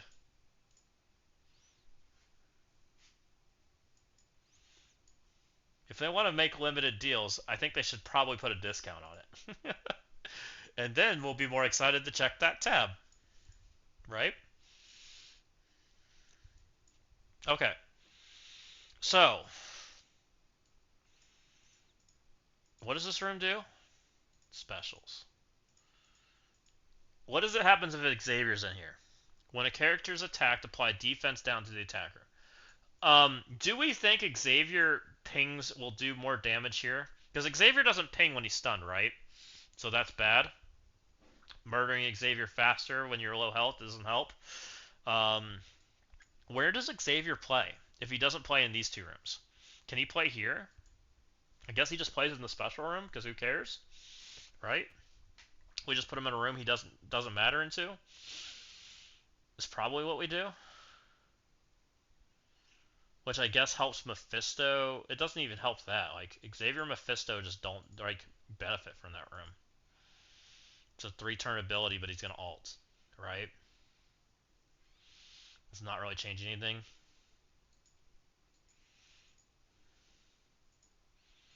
The chances of him getting the special again is like basically none.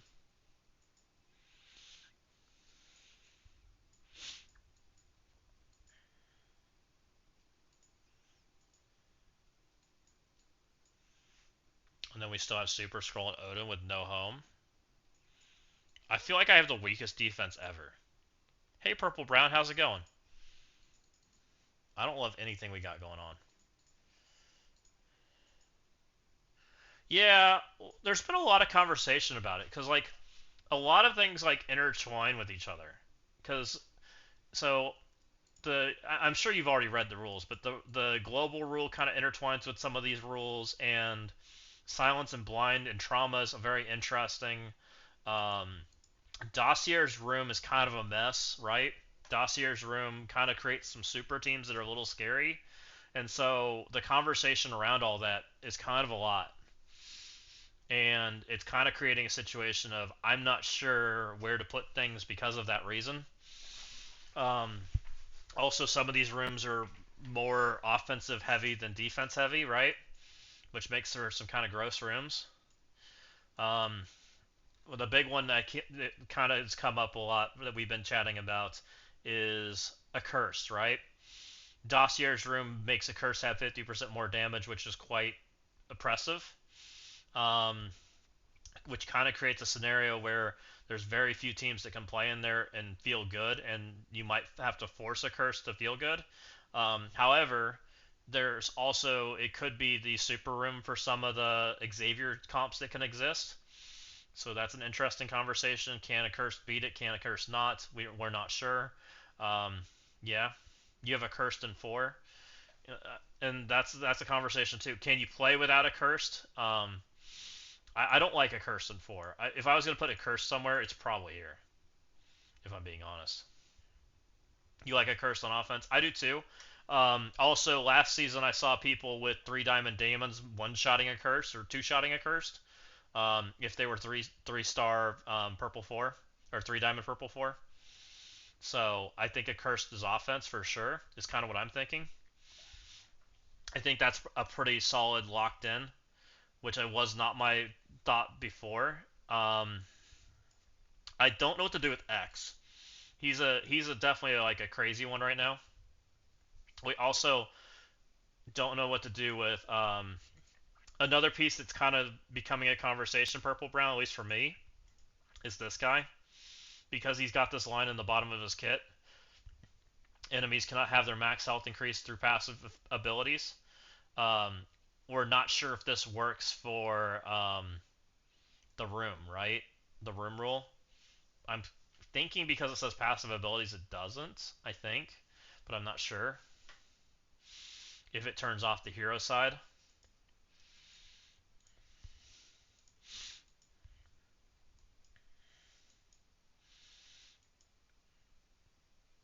I'm also debating whether Room 3 needs to have a level 2 character in here to just trigger the offense up and trauma. I think that's an interesting conversation just by itself. Um, I really like this team in here, by the way, guys. This is probably the one I'm like most like pretty happy with because of how it functions and what it's gonna pull. You're half expecting all the passives in Room 6 to work for all teams. You're not the only one that said that. They never have Room 6 work. Um, I mean, Windstorm, it's kind of what I'm thinking. Like, if you have a character that auto dies, you're going to have on spawn offense up, which has some value, right? On spawn offense up on the right team. Also, Wicked Calm, welcome in. Thank you for the follow. Is kind of interesting. Um, you could run a 4-man team pretty easily with offense up. Why are you pissed? What's going on? Did you do the shenanigans I did in the Thunderstrike raid where you lost your team? Because I did that. um, so I'm putting in dying in room 3. Greg will die, and boom goes the dynamite until they take Kestrel. Wicked calm. But yeah, I do think Greg's a good option. They still seem to be on the trying to force CC rooms on us, and they never work. I guess. I mean, they gotta try new stuff. I wish they'd do it in the U32 tournament where they can go take it back to the drawing board and reiterate on it, right? Instead of doing it in the actual season and then bring them. It's just I think it's a waste of time. They could have been used to make their own room. Yeah. Oh, so you don't like the envoys have their room or whatever, right? Which this is still trying to pay Dossier for winning. Yeah, or they bring Kestrel. That's kind of where we're at. I don't think bringing Kestrel's bad though. I don't know. I mean, at least these rooms are like Dossier's room's at least interesting. If it works, I'm happy, right? Like I don't think this is a bad room. It's a little over the top, I think, feeling as far as like what it does. Like because it feels like there's like 5 teams that can play here. It feels like you can put like a Blue Marvel, Fantastic Four team in here with X. It feels like you can put Starjammers in here. It feels like you can put a Cursed, and everything after that feels like there's nothing. Um, which it's like a rock paper scissors room, right? Yeah, the devs have maybe a little more insight into the rooms. I think that's a fair take. I kind of agree with that because like right now, like I get the idea behind this room. Like this room has like an interesting concept going on, but I don't think like when you go get down to the nitty gritty, it's blocking out a bunch of stuff that would otherwise play, and now it's like a rock paper scissors room, which I don't think is the intention behind this room when Dossier designed it. I think this room's intended to be a pretty cool heroes versus villains room, and the problem is there's just not that many villains that really play into it, and some of the heroes and villains we have are very oppressive, which isn't I think Dossier's fault. I mean, it's kind of where the game state's at, which is kind of like because Dossier got to choose, it makes it kind of a weird situation, right? And I'm not trying to blame Dossier or anything like that or anything. I just think that maybe it's a weird state for the current state of the game because there's a couple like super powered teams right now. Because like this is the team that like this is probably the cheap option of what you put in this room. What I think really is going to be oppressive in this room is this team, right?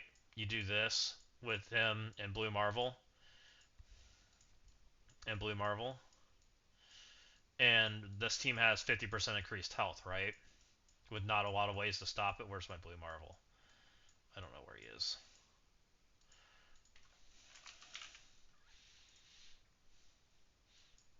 Okay, Blue Marvel's in another room. We will worry about that later. But this is Blue Marvel, right? Blue Marvel, they all have 50% increased health. Daemon can't one-shot them. You now don't need to put Mephisto in here. Can a curse beat this with 3 guys that do an extreme amount of damage? I don't know. It's super scary. If a curse can get to their turn, they win. If a curse can't, they lose. And I don't love that matchup, right? It's Scopely's endless willingness to please every single group. Yeah, yeah, it is. So I don't know. I mean, I'm glad that the Dossier got his room and all, but I kind of hope that they don't do it going forward. It's kind of my stance on it, Purple Brown, because I agree. I think that overall it makes for a tougher season for them to balance. And I'm not saying Dossier's room's bad. I think Dossier's room absolutely could be in the mix of stuff that they rotate through. I just think it doesn't fit very well into the current season right now. And maybe it gets better when we get the X-Men team too. When there's another hero team that might be pretty good. But right now, like a curse feels like it's overbearing. But when you put that the new mutant team in this room, it might feel pretty good, right? Because the curse is banned out, and then it's like a Blastar comp going into it. It might feel pretty good then. I could see that, which I think's just not a fair take to the room right now, because I think this is the oppressive room in here. Um, I think this is the oppressive room, and I'm not sure Curse can beat it, and I'm not sure that it's an easy cleanup either. Like this might be a double sack room, just with how it plays. You have to put a real team into it, go as far as you can, and then take a secondary team into it, which I guess kind of makes it. This is probably what I do, which I don't love. Like I feel forced, right? Like this feels almost forced. And the real reason it feels forced is I don't think Immortal X-Men can beat it.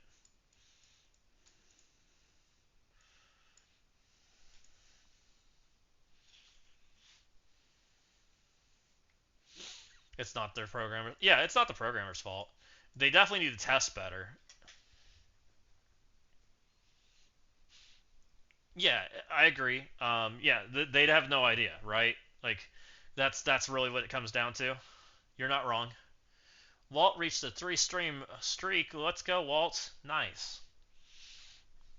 So uh, Tweestorm, welcome in. Thank you for the follow. Thank you, thank you.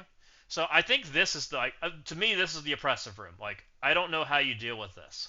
This is very hard to deal with because I think the only thing that has a chance of dealing with this in a one shot is a cursed, right? A cursed tries to one shot this. They have to live through it, which means its leader are cursed, and they have to live through 3 turns of getting annihilated, 4 turns of getting annihilated. And 4 turns of getting annihilated makes for a very tough room to live through. Which makes you wonder, like, can you put this on defense, and what do you do? How do you clear it? It might be a cursed plus immortal.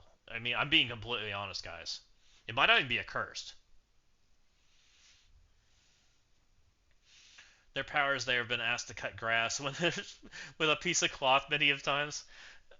Yeah, I mean, I don't disagree, Purple Brown. Like, I think that you're asking a lot out of your devs to cook a room up that may or may not be possible, right? Like some of the stuff that we probably want just isn't possible in the code. We really don't know, which I agree with. I fully agree. Which is why I like the idea of the envoys giving suggestions, but the devs need to be the ones to make the decisions in the end. And I think that testing stuff in the U32 is better than testing stuff in the in a season. If we want to test new rooms, like get spicy in the U32. The U32 is only 5 days. If it doesn't work, it doesn't work. Go back to the drawing board, fix it, do whatever you gotta do, right? And then we have a polished season, which I think is better. Hopefully, this is going to be fine though. I'm giving them the benefit of the doubt that they've tested it. It's going to work.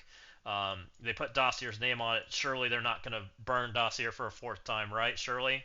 Hopefully. Just give me a compiler and a code editor. So, hmm. If we run this, I'm scared of this. Like, I think this a curse is going to struggle to beat this. I don't love. I don't think Fred works in this room as much as I want him to, because it says passive abilities, and this isn't a passive ability. This is a room rule. So I don't think Fred turns it off. Do we put Fred here? Honestly, we might.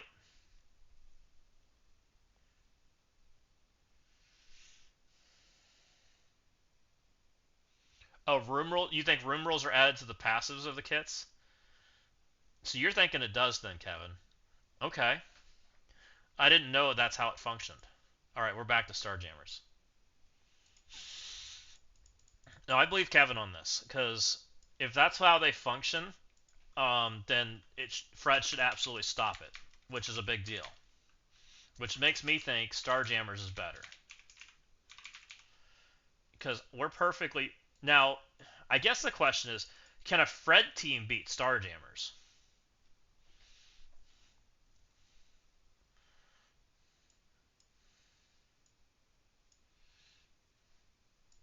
Can a Fred team beat Starjammers? Probably requires at least turning off speed stat or speed bar to have a chance, right? He's probably on the too slow side. Fred's also a villain.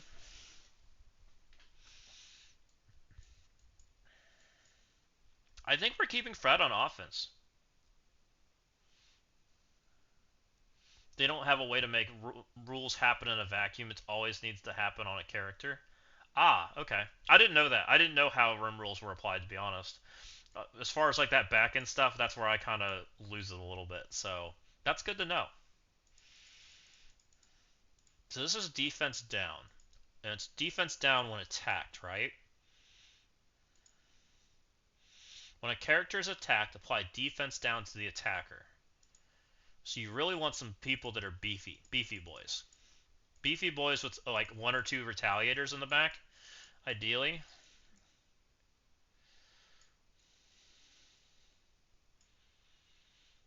Does I'm gonna ask a dumb question. Technically, Xavier's ping's going to do more damage if their defense downed. I wonder what. So Xavier probably pings first, right? He probably pings first, then the defense down happens from the room. So it's not going to make a difference.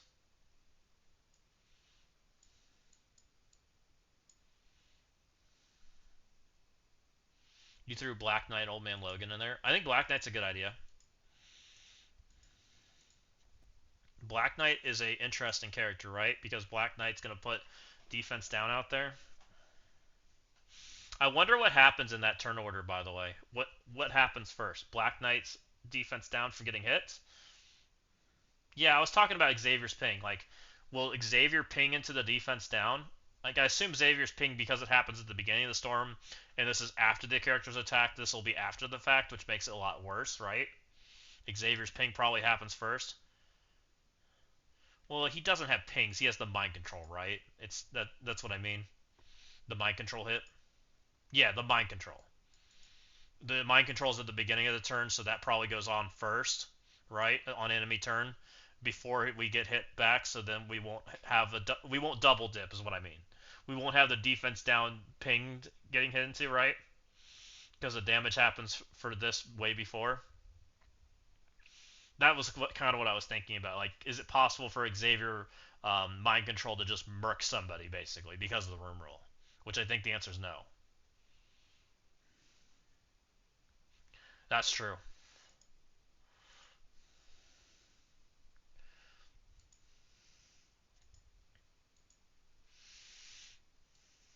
I'm struggling. Like, if we don't put Xavier here, it feels like Xavier doesn't fit well anywhere. Like, the only room that Xavier kind of fits well into is this, I guess, and it's terrible. Like, giving offense up against Xavier feels bad. I guess Xavier here's on okay, but it's on turn to flex. It's garbage.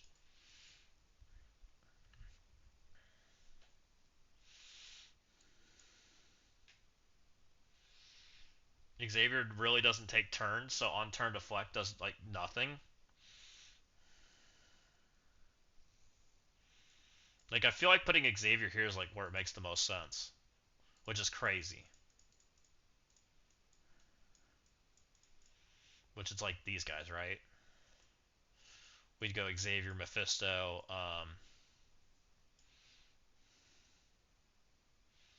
You have no idea about my D, but why is D so hard this time? All of this D talk kidding me. It's hard this time. There's a lot going on. It's not a freebie. See, here's the problem though. Like, if I want to try like any type of one-shot mechanic over here in Fantastic Four, I need Emma, which means Xavier doesn't have Emma. That's a problem. Because now we're leaving speeds down on the table, and now we're just asking for Starjammers to eat it. Because we don't have the speed stat stop from Thunderstrike yet. I need Emma. Do I want to copy? No, I want to. We're having fun with this windstorm. That's all. We're just having conversation. It's nothing crazy. So 4 is a throwaway room. Yeah, 4 is a really bad room. What's a Captain Britain Emma X comp use versus Starjammers in 6?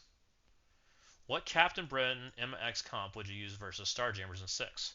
Captain Britain Emma X, you probably take one fast character, which is, and then Odin, some pre-taunts, right? Something along that line. It'd be something like, if you're going to do Captain Britain Emma X, it's probably CB.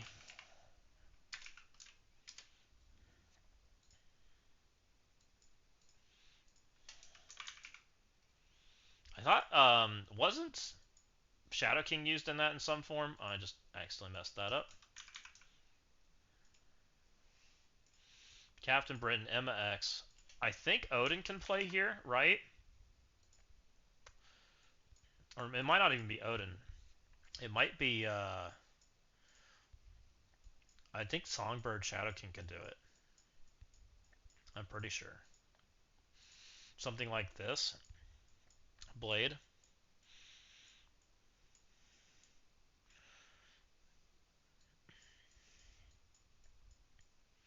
It might have been Blade. He could, but I don't think you have to play him. I think it's Blade. It was something like this, wasn't it?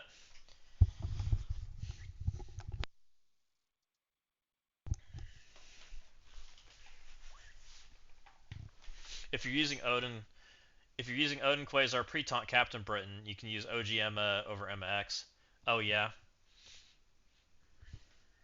something along that line. And I think you could do like Odin taunts too if you're turning everything off, and get away with it. Can you do a Odin taunt and get away with it and have enough hero health? Let's go hero. Protector? Who are the hero protectors? Are there any that could live to get the Odin's turn? No. You're a hero protector, so you technically get extra health. But as far as like other hero protectors, like Odin's not living. Yeah, the Odin Shaw Battle and Comp. Yeah, the Odin Shaw Battle and Comp I think could get there if Odin lives, right? That's the key. Which I guess Mummy having extra health is pretty nice. I bet it gets there. It's only extra health, right? Like, and once Odin gets going, it's fine. Yeah, we're having a lot of fun, Unknown. We're just kind of having a chat and figuring out what's going. I think the Odin Mummy Cop beats this for sure. It's just inefficient, which is fine. That's kind of what we thought. Like, it's just inefficient because it's extra health. They should just it'd just be a lot of swipes. That's what we're trying to do. Like, it's a bit of a struggle because like everything you want to do, you need stuff here. Have fun at Rivals. um,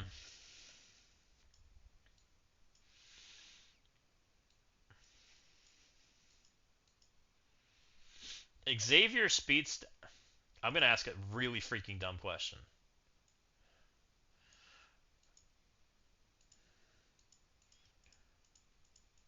Does does Immortal Weapons stop speed stat with 4? Does I guess technically you can put Fantastic Four here and kick it out this way. What happens if you did this? This is better. We did this. We throw a. I guess you throw Mephisto in here. Force them to have to at least answer it. This is still a speed stat. They can still Emma this, right? Emma F4 beats this, but it's not clean. Why did I replace that room? This would be over here. This at least lets you keep Emma X, which I think is important, right? I think Vigilante still made a lot of sense here, so we're going to put it back.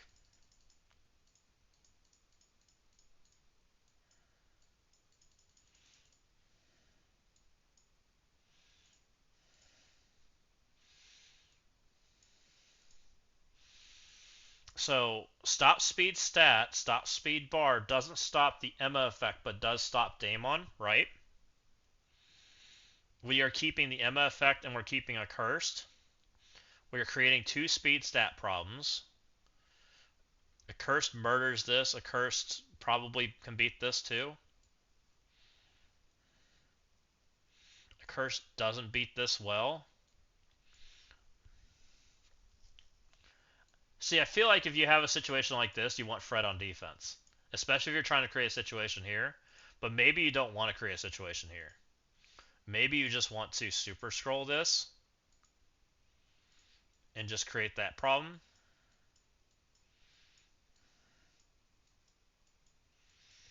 I guess the question is, where do we want Blastar to go? If I see this, I'm not Blastaring any of this shit, right? I'm Blastaring this room right now. You could blast this off, but who cares? Like, it's not that big of a deal. You can't blast this off. You can't blast this off. You can blast this off, I guess, if you want to, right? Which means we don't have enough speed bar problems for Blastar to want to play, but we still have Null, we still have Phoenix Force. We don't have Fantastic Four, we have a Cursed. But we're thinking if we see Fantastic Four, we're trying to Daemon it outside of Mephisto. Um, can you Daemon this room?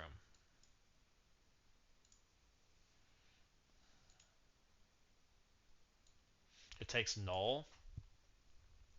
So you just plug Null in the spot instead.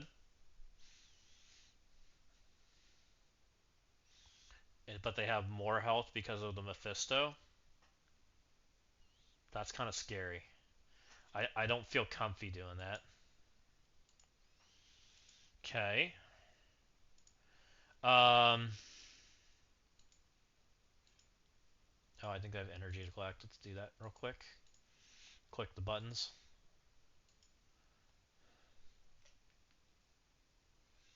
It's Jover. True. So really, that's not really Daemonable, which means I kind of have problems too, because, right? I mean, this is just a cursed it, right? A curse probably beats that room pretty simply, um,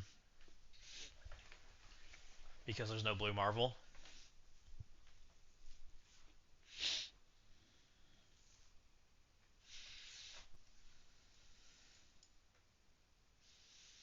And what? Maybe Illuminati comes here.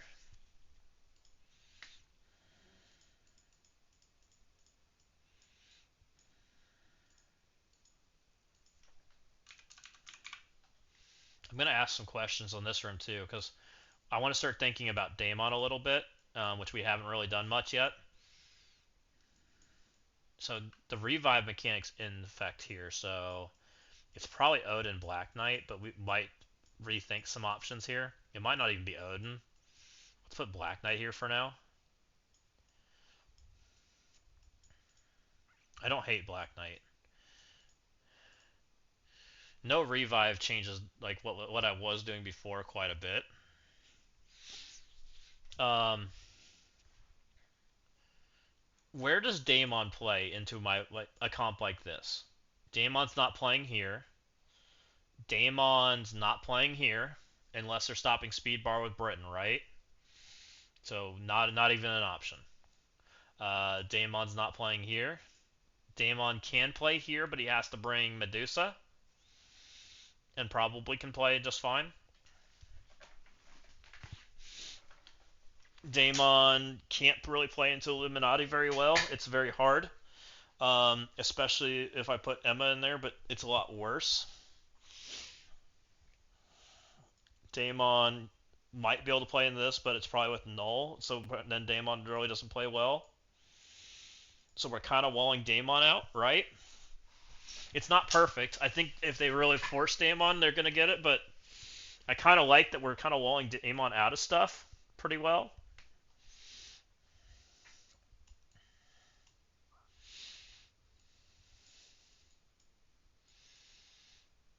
What if I see Starjammers? I have to curse it or I have to Odin comp it. I guess I have Emma and Britain. Or no, I don't have Britain. Is not having Britain going to hurt me? If I see a cursed, what do I do about it? Sack Vigilante it? A cursed is like an auto win for them, right? It's not fun.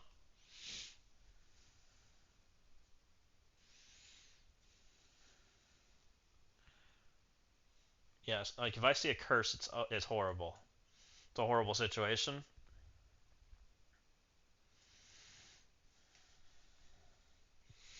Because I don't have Britain, I won't be able to get ahead of them.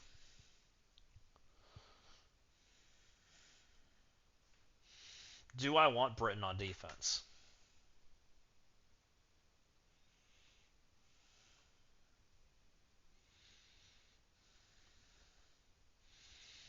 If I have... I was kind of just thinking about that comp, Kevin, because I kind of still like that room, the Odin Mummy comp. with the Shuri. Keep Britain.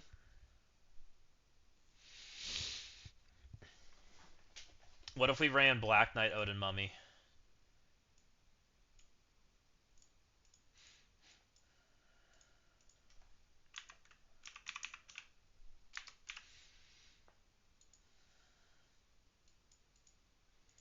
Pick up Mummy. Who else do we want to pick up? We want to pick up Odin, and then really it's Shaw and Maddie, right? Those are the characters.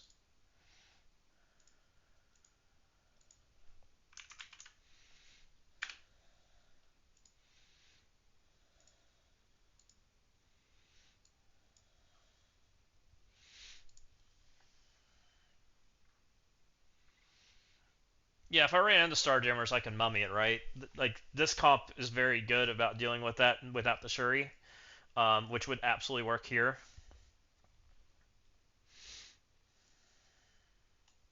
I also think I might be able to Phoenix Force it too, right? If I have both Britain and MX, I have Phoenix Force also available. I'm pretty certain I can get a Phoenix Force comp to work in there if I have it right. Phoenix Force used to beat Starjammers anyways, so there's something like that should work, especially a player controlled comp.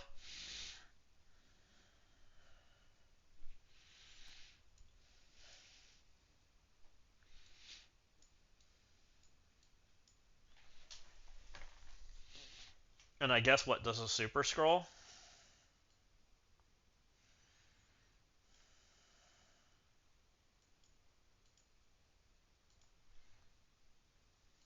Just run sus like that.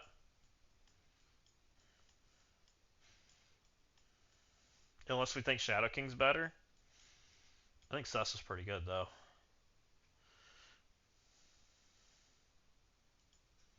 I think I have to go level some ISOs, but something like that. Which I probably need to I need to Raider 5 Thanos if I want to do something like this. If we're really thinking Thanos is that guy.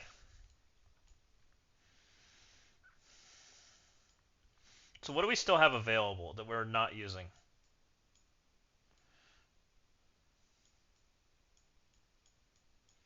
Blastar, Phoenix Force. Oh, Blue Marvel. We still have Blue Marvel available.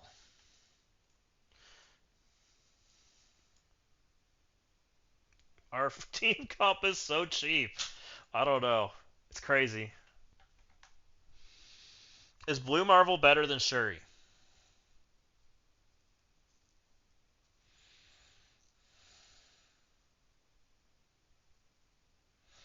So this baits like Fantastic Four. Um,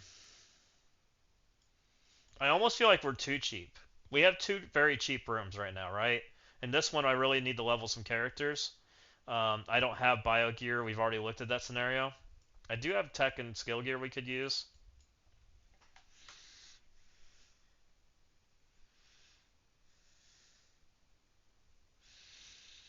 It still leaves me, as far as speed stops, I still have Immortal X-Men, I still have Cabal. I still have, which Cabal's kind of walled out these days. I still have Accursed. It's okay. What do I have speed bar wise? We have one or speed bar here. No speed, no speed, no speed, no speed, speed bar. So we're not like super taxing them on the speed bar side. Not crazy. We're kind of taxing them on the speed stat side, right? Speed stat, speed stat.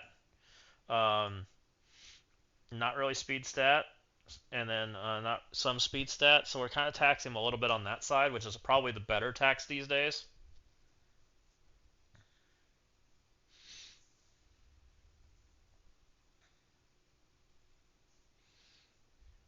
What do we do with Blue Marvel?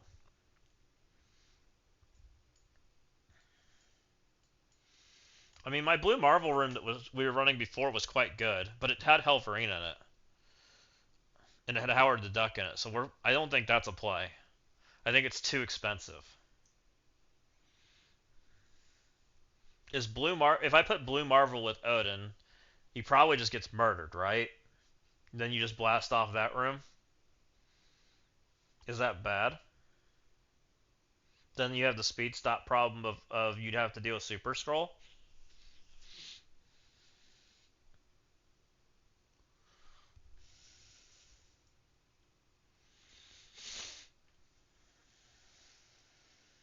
I also think Blue Marvel is very good in this room. What if I just put Blue Marvel with these guys?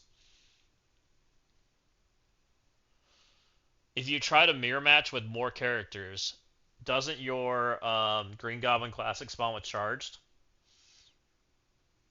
Which means that you can't do it, which kind of walls that out of there.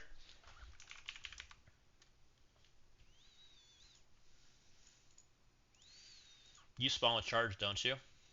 Yeah, he does. Which means you're not mirror matching. Which means you can get away with less characters, which is interesting. What does Spider-Man lose for losing a friend?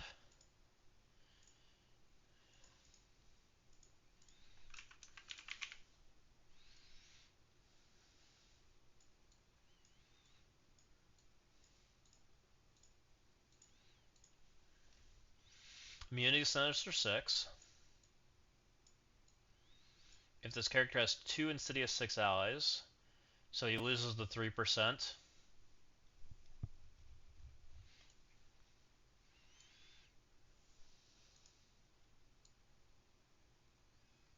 None of this is based on how many characters he has, which is the main reason we want him right here. If he has 4 or more, they reduce the taunt, but who cares? I don't think we care about reducing the taunt. Ooh. Did we just figure out our solution? Or where Blue Marvel's going? I think Blue Marvel's playing here. Why is Blue Marvel not good here?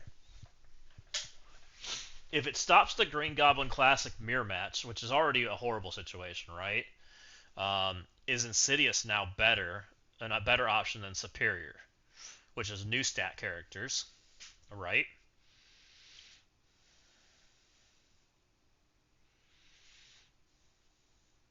If we lose people, who do we lose? Pulls a Blastar at least. I mean, pulling Blastar here feels really good, right? It gets Blastar out of my Odin room, it gets Blastar out of my Null room, which is both very good things. And this room's like our cheapo room. I guess you'd want to lose offense up first if you're going to do it, right? That would probably be the first thing you'd drop. The question becomes, is Insidious better than these two? I'm not sure. Also, is it worth giving if we're already giving up those two characters? Is it worth putting Vulture in here, right? Because technically we can fit Vulture, we just can't fit the full Insidious. Then Vulture steals speed up and has the hero problem, right? Vulture gets this on spawn speed bar, and Vulture also steals the speed up. He just doesn't give it to the friends, right? After all characters are spawned in, if there's 2 superior, apply speed up to self. So he mirror matches them at least. He just doesn't put the slow out and clear it, which is kind of good. Uh, Vulture's kind of interesting at least, especially if we're stopping the Green Goblin matchup, which is the main reason that Insidious loses.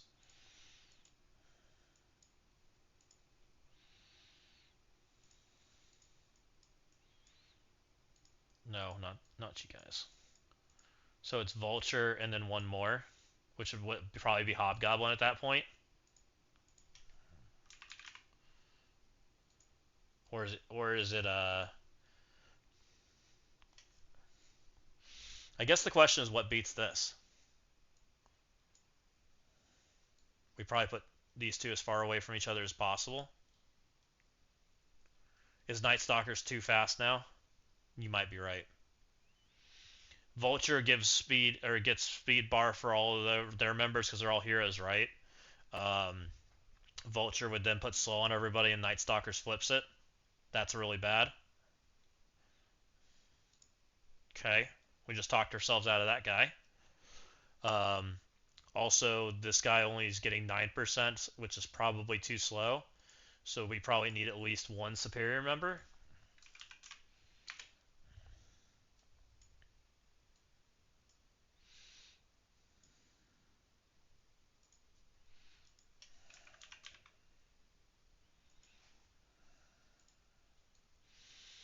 I don't know which superior member is best. I kind of think it's Lizard. If I'm thinking a character has the best options, and it's probably Blue Marvel behind him. Something like that.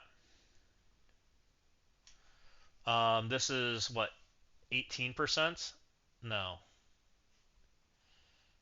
We're getting 8% from him and 8% him, 16% at 128, which might not be enough. 128 times 0.16, 20.48 plus 126 or 128, 148. Blades 127 times 0.25.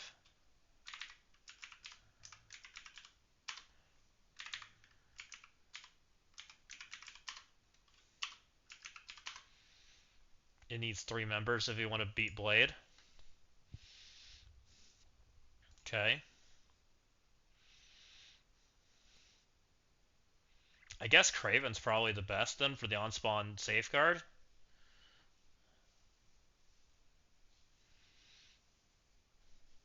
I don't think it's Doc. Does Kraven also stop the blind? Does he make them have an accuracy? I actually don't remember what he does. I know he has some bleed mechanics and things. I like the idea of getting him out of there, though.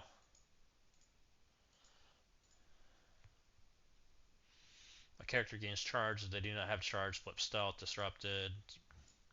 Flip slow on non-summoned ally that has slow on enemy turn. Flip slow on non-summoned ally that has slow. Flip heal block. Enemies with offense down cannot gain death proof. So it doesn't do a whole lot.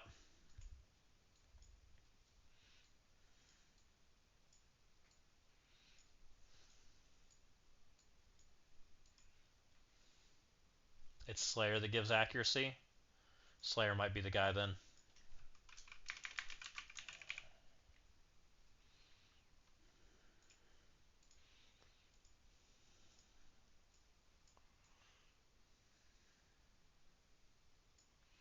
The accuracy that I haven't leveled. Crap. Offense up gains accuracy. That's kind of a big deal. Because then we can play into blind and they can't. So it's probably Slayer. And Blue Marvel's kind of protecting us from the charge side of shit. It forces a speed stop, which is the big thing. I think we still keep him. It's probably Slayer. It's probably this. What do you do about this? Blue Marvel 132 can't be charged. Immortal just walks into this and beats it. Is that what happens? This Blue Marvel doesn't stop Immortal initially. Blue Marvel's 132. Storm still goes first, right? It just becomes Immortal fodder. Where's Immortal going otherwise? I mean, this was Immortal fodder before, right? Immortal can play here, and that's really it. Is there a way to solve the Immortal problem? Let's put Emma in here. Then we get ahead of him, right? Emma would also deal with the Night Stalker problem, but then they can just bring Nightcrawler.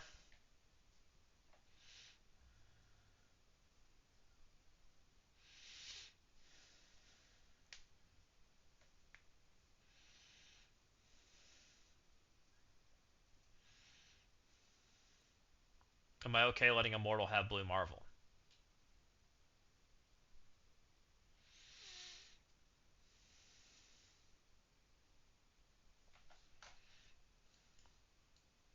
Maybe, because I mean, this is still inefficient, right? If you're not immortaling this, and you're taking Immortal into this, you still have problems to deal with. It's not free. This is not a fun matchup, right? Can Insidious beat this? 5 hero is what it is. Insidious rams through it, flips all their buffs with Green Goblin Classic.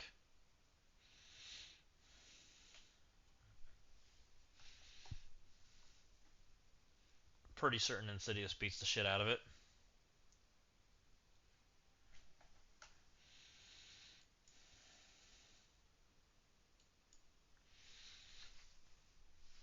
Okay.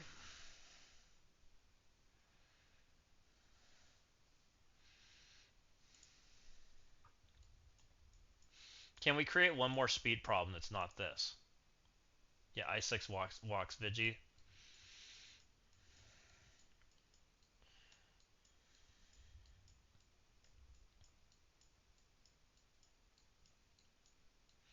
I6 walks a lot of stuff that's bad.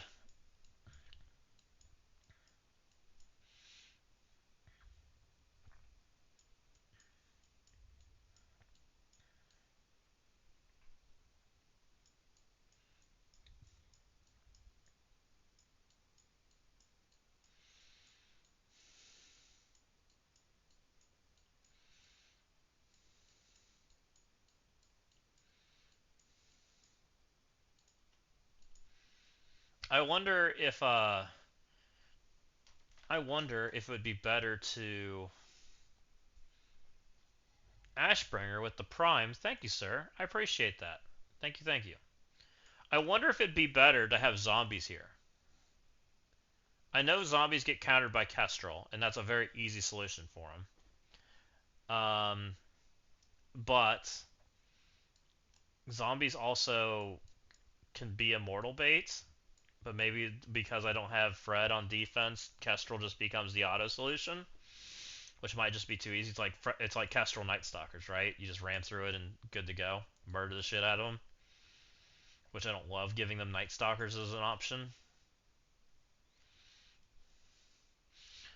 Thank you, that I appreciate that, Ashbringer. Thank you for the sub. Look at that, we had a sub goal. We're fancy. I appreciate that, guys. Thank you, thank you. That's super awesome. So I just don't love Immortal here. I don't love. I mean, I don't hate this, right? If you kill a character, I get offense up. You get trauma,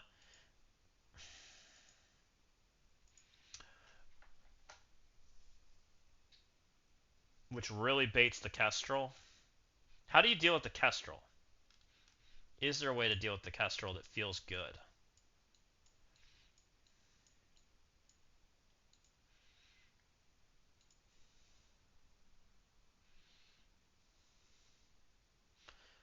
Apply defense down the attacker.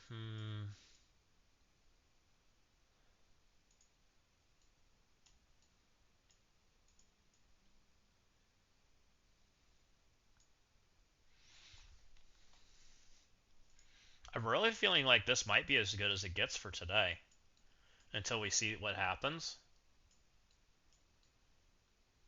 Like, I'm keeping a lot of pieces, which I don't love. I'm keeping it. I'm keeping her, and she is like one of the best pieces we have on the board.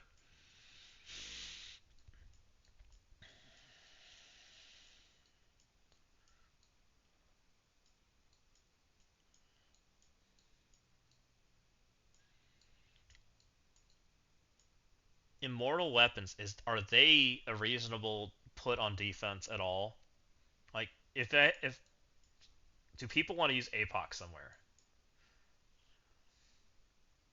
I guess one thing you could do is you could put immortal weapons out there, and even though we say that they lose really badly to APOC, it might be you put Emma out here on somewhere. If you had Emma out there somewhere, then they might be kind of okay because you're trying to force the APOC and the Emma to separate each other, and it's not uncommon for Nightcrawler to be on defense or Blue Marvel or both, right? It's kind of an interesting thought. The problem is putting Emma out here is incredibly hard. She really doesn't fit.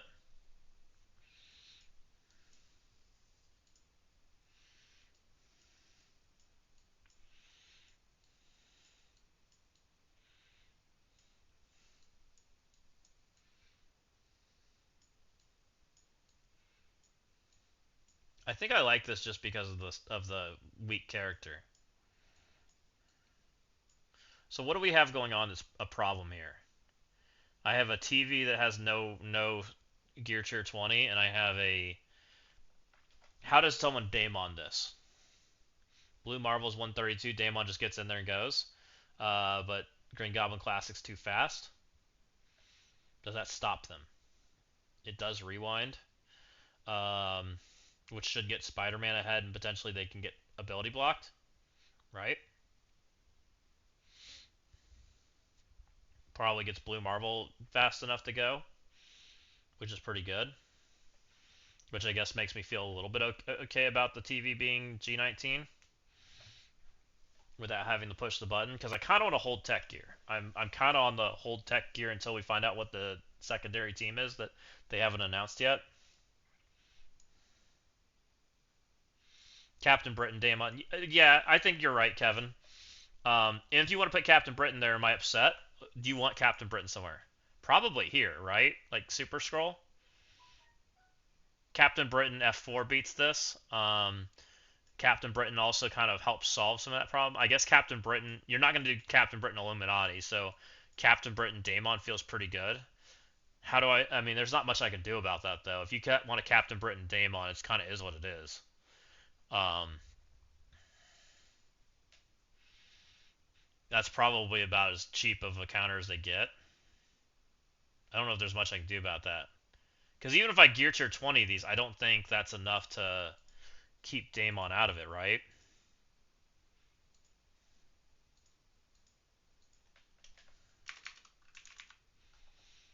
They don't have death proof, so it's not enough to survive. I think Lizard does, but it's only Lizard.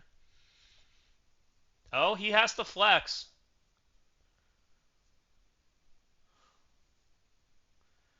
I wonder if I G20'd them if they'd live with the deflects. No crits. Yo-Yo clears it. Oh, good point. Yeah, Captain Britain just murders him. Like, I'm kind of thinking it's a waste of resources is what I'm kind of getting at. Which is kind of where it looks like you're leaning to. As much as I'd love to, like, G20 these characters, I'll give them the garbage stuff. Because we have plenty of this stuff.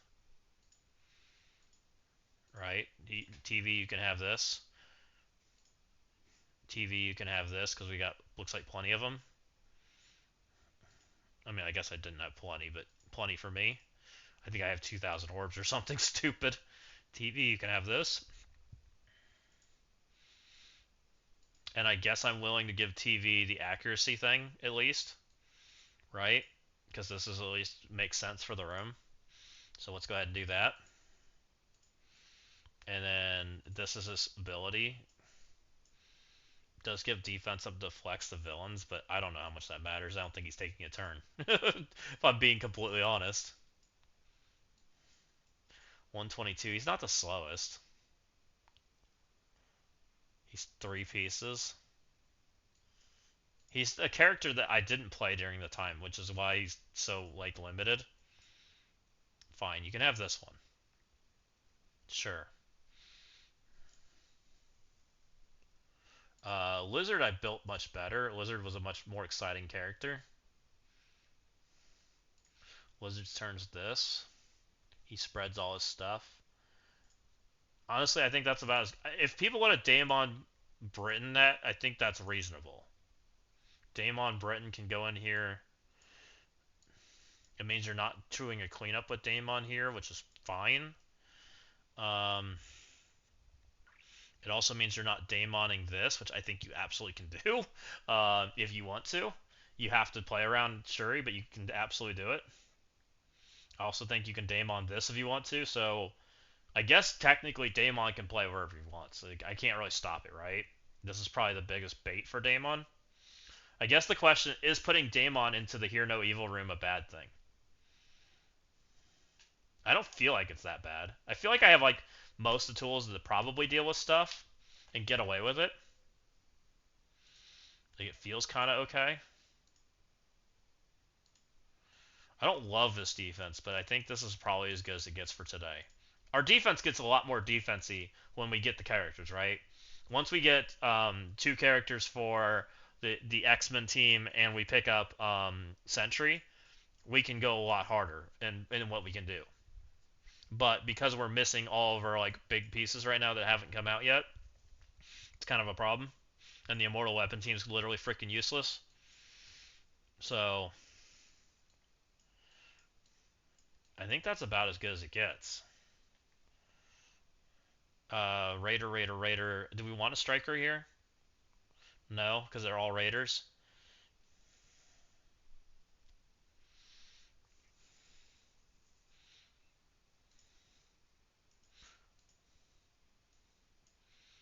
This scrim striker this is fine. This is fine. Raider. This is fine. It's as good as it gets, to be honest. We can fix our positioning a little though. We'll put this guy in the corner. Actually, we'll probably put Franklin behind him because Franklin's gonna get blasted anyways, probably. If they try to like Xavier do anything weird like that. Franklin also should be the guy that takes this turn.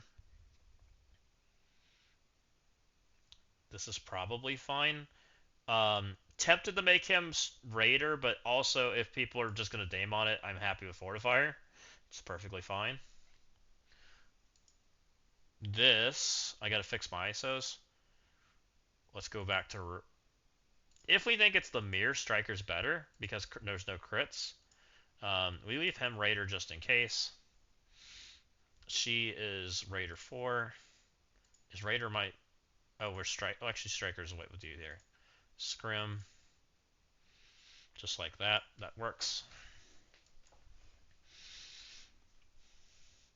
And then Thanos is the one that we really need to decide. I think we gotta try it, right? And so we go purple 5, Thanos. Like, that's never a bad...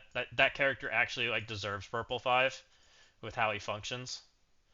And I have purple 5 to give, so we probably do that. I would have done Striker purple 5, but it's going to be Raider purple 5. So we need to find some ISO.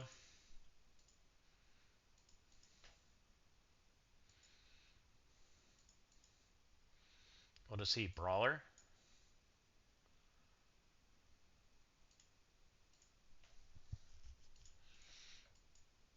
We need quite a bit of Brawler. Oh boy. Let's start here. See if we got any. Nope. Okay, let's do this one then. Let's try 40. See what that does for us.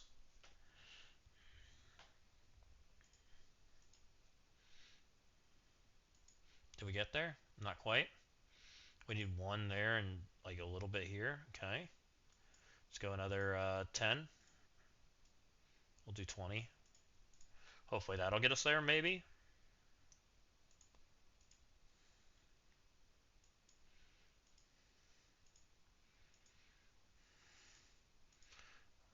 Let's go bam, bam. Hopefully this will make him do big damn.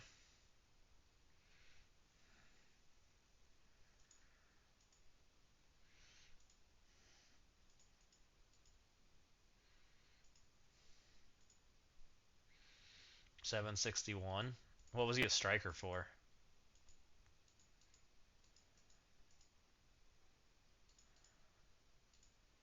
He has more damage as striker for than he does it Raider for. Nice. Or Raider 5. What's Scrim give him? 40%?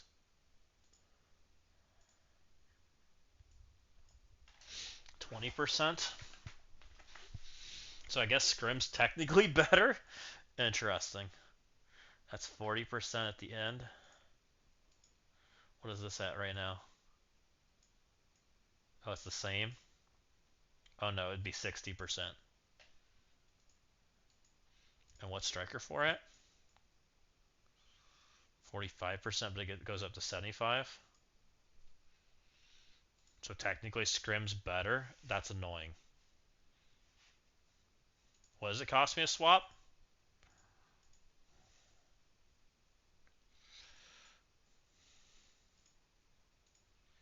Oh, not that much. Okay.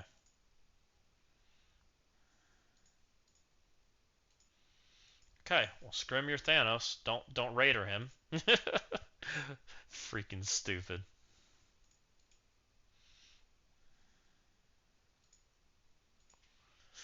Scrim Thanos. Let's go.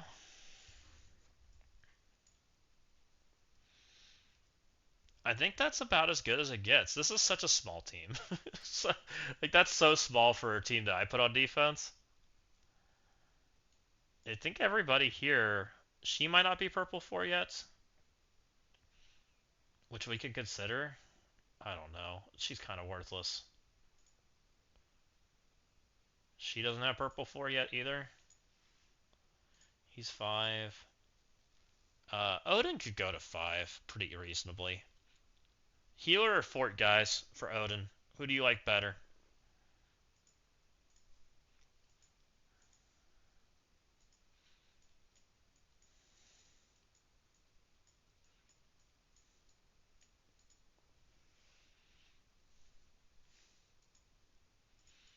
What does healer give?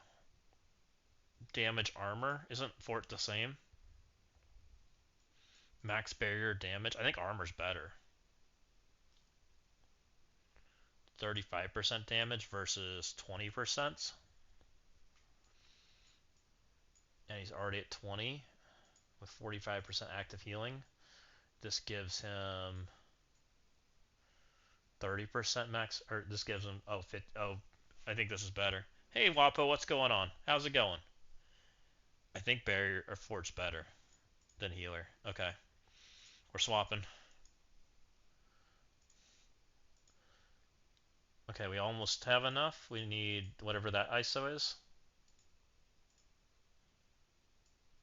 Why am I off 30 crystals? That's annoying. Against Daemon, barrier is better than armor. That's a good point. Let's do 30.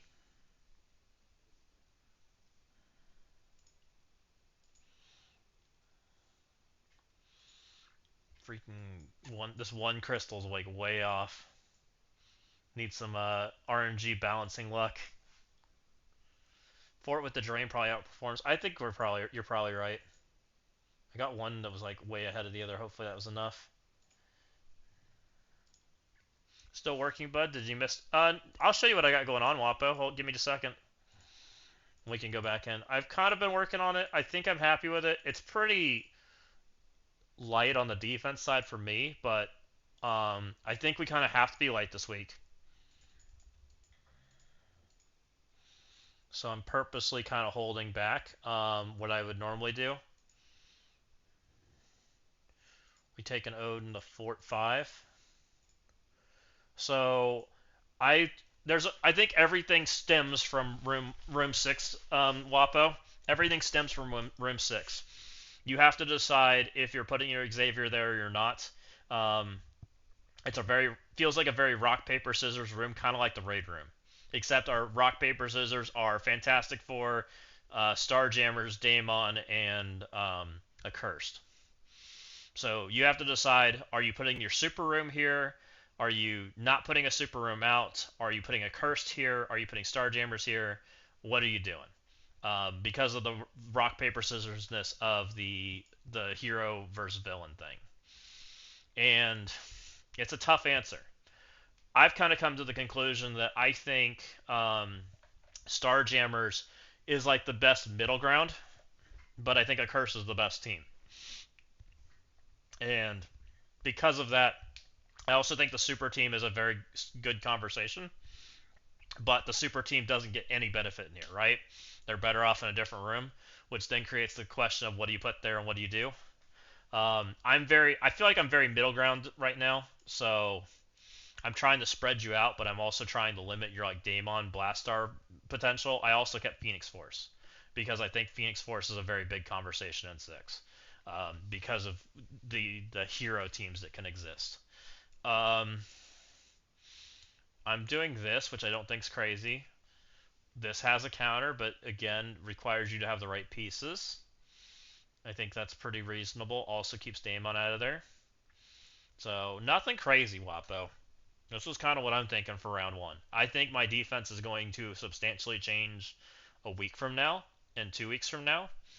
So this is just kind of where we're going to start, and then we'll move from there. But I think we have a very different looking rooms once we start getting the new mutant teams, and we start getting what the new mutant teams and Sentry. Like I think once we get Sentry, like we start having a new conversation for Phoenix Force, and the new mutants like change everything. So until we get those teams, we're kind of on the have to work around this dossier room like extremely hard. Dossier's room's a little oppressive. So hopefully that kind of helps you a little bit on your planning with what's going on. Also, I really like the really weak OP10 character in the death room. So hopefully that kind of helps a little bit. The OP10 character can create some problems here, which I kind of liked. I like the Odin problem. I'm trying to like. It's very weird for me to say I don't have Phoenix Force on defense. I haven't done that in so long. And Noah Cursed on defense. Like I feel like I'm very off on what I'm doing. I never run Sinister Six on defense. Like I'm doing weird things this right now.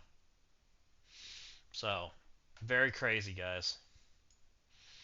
We came to the TV decision because the TV blocks blind in some forms. It's not perfect because we don't safeguard it, so it can be flipped. But I also think that room kind of just falls apart too, so it's fine.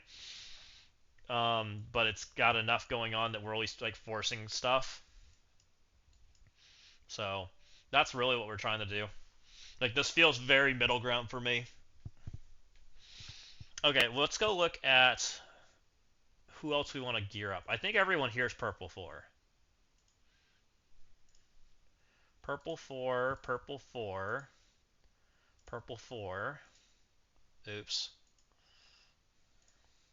Purple 5. Everybody's Raider except for you, which we probably want to keep him fort, because we just want him to take hits. So that's fine. I wouldn't mind purple 4ing. I don't know what I want to do with this room. Like, we use these characters, but we don't use them a ton. Madeline's being used, I believe, on my defense team in the other... I gotta check. I'm not sure if she's being used in war or not. This team's not purple 4, and I don't really want to purple 4 it. I don't like this team that much. Mephisto, I think, is purple 4. These other guys definitely are. Okay. I know these guys aren't. And I think these guys are. 4. 4. I'm being cheap, but I'm also like not that eager to like upgrade all these characters. Um, Especially knowing that we have more coming.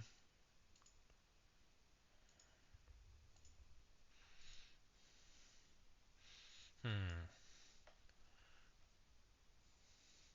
You almost had the awful global hero section, and now there's nothing to hinder my excitement.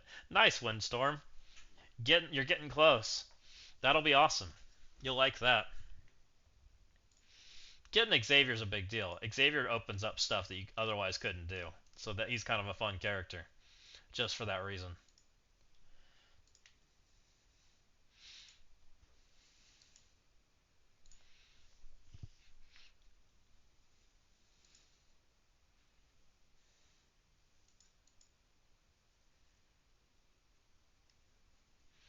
Um,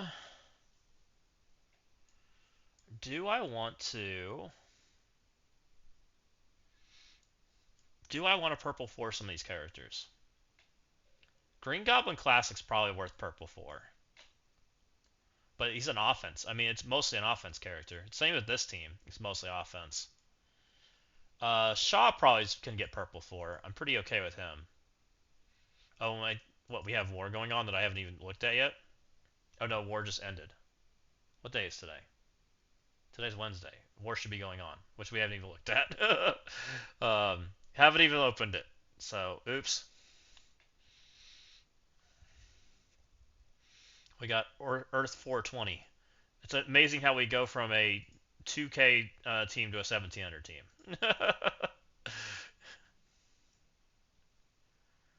Okay, so I'm not even running Maddie on defense. I'm running the 3. That's what I thought. Interesting. And they're already on Armory. Oh, and we're on Armory too. Oh, well, we might have some interesting war attacks to do here in a minute, guys. I didn't even think about doing that. Let's upgrade Shaw, I guess. That's probably okay. I mean, Shaw's a pretty good character. He just needs a few. What are we at? 485. I like to stay around that 300 or that 500 mark. So we're a little overspending right now, but I think it'll be okay. Vigilantes were fun to gear tier 20 since they were pretty cheap. Yeah, Vigilantes is a pretty good team. And they're still signing lots of use. Like, that team is holding on. So we're back under 10 mil. This is probably about all the much more I want to spend, because I plan to purple for the new team immediately. That's kind of been my approach so far, is purple for the new team immediately, and also purple, and then we want a purple for Sentry. So we got to kind of limit our spending a little bit here as far as what we have.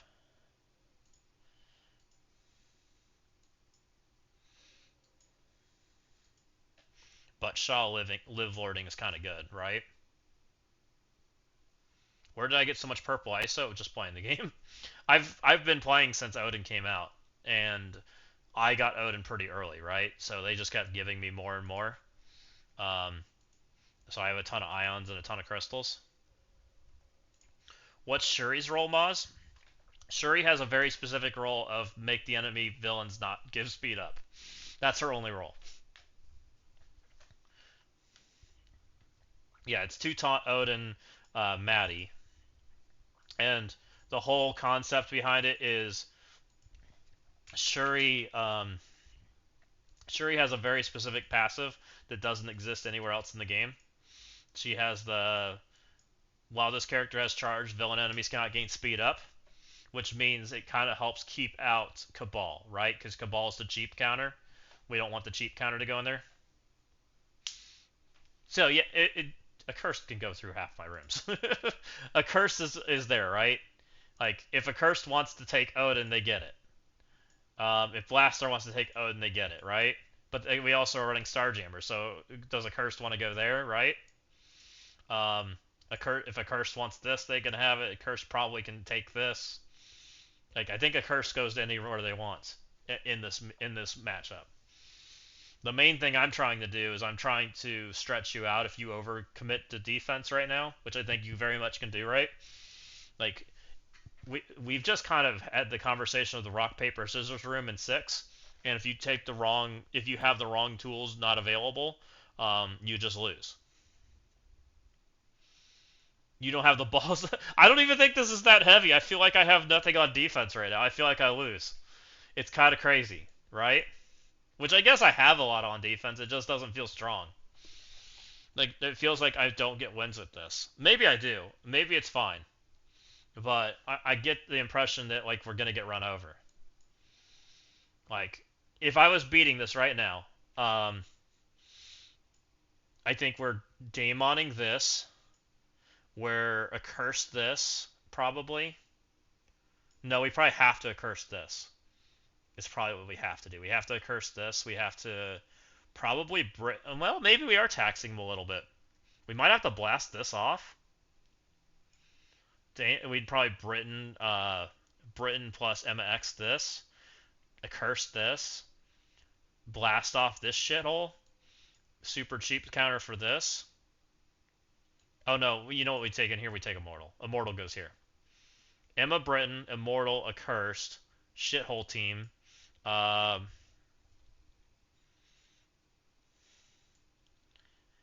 It's gonna be something like this is not easy to deal with.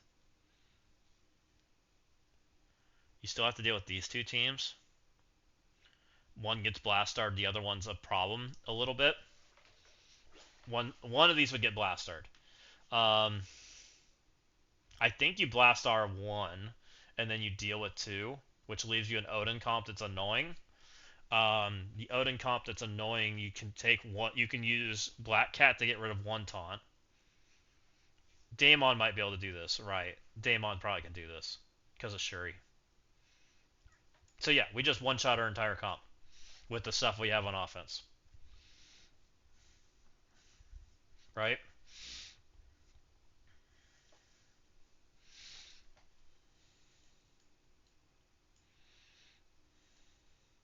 So we aren't even getting wins.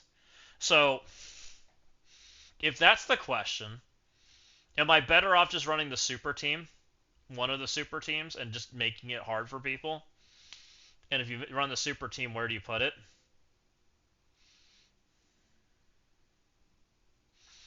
The problem, Maz, is this defense isn't even like what's gonna be here, right? There's so much that changes in 2 weeks. Like by Christmas time, it's a completely different like Crucible. Like this is like baby round for what's about to happen because we don't have Sentry yet, we don't have New Mutants, and we don't have Thunderstrike's abilities yet, which we probably get all of them this month, if I'm being honest. And because we get all of them, like and everything that goes on there, this is probably a completely different Crucible by the end. It's gonna be a wild ride of change.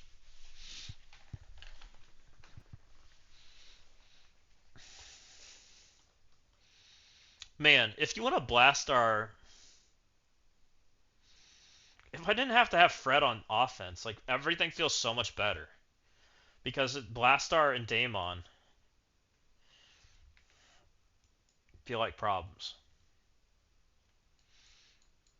and Vigilante feels like a freaking waste. How do people put Vigilante on defense and feel good about it?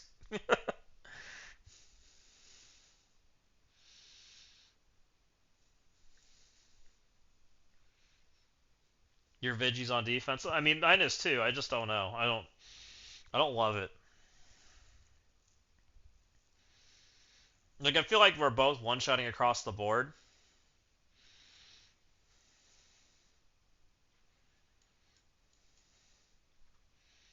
Though I do feel like if I had the one-shot across the board, I've got a pretty good efficiency sack going on here from him. You'd rather have Vigi on defense over Night Stalker. I don't even consider that a team anymore. Like I haven't for a long time. I won't even consider like the stuff like that. Like basically what I'm thinking about right now is can I get away with not needing an offensive Fred potentially in six and putting Fred and friends back in place of Vigi probably, right? Because that's really the only thing I really want Fred for is his passive. And I think until we get Sentry, the answer is no. I think we need Sentry. But once we get Sentry, like we have to rethink everything.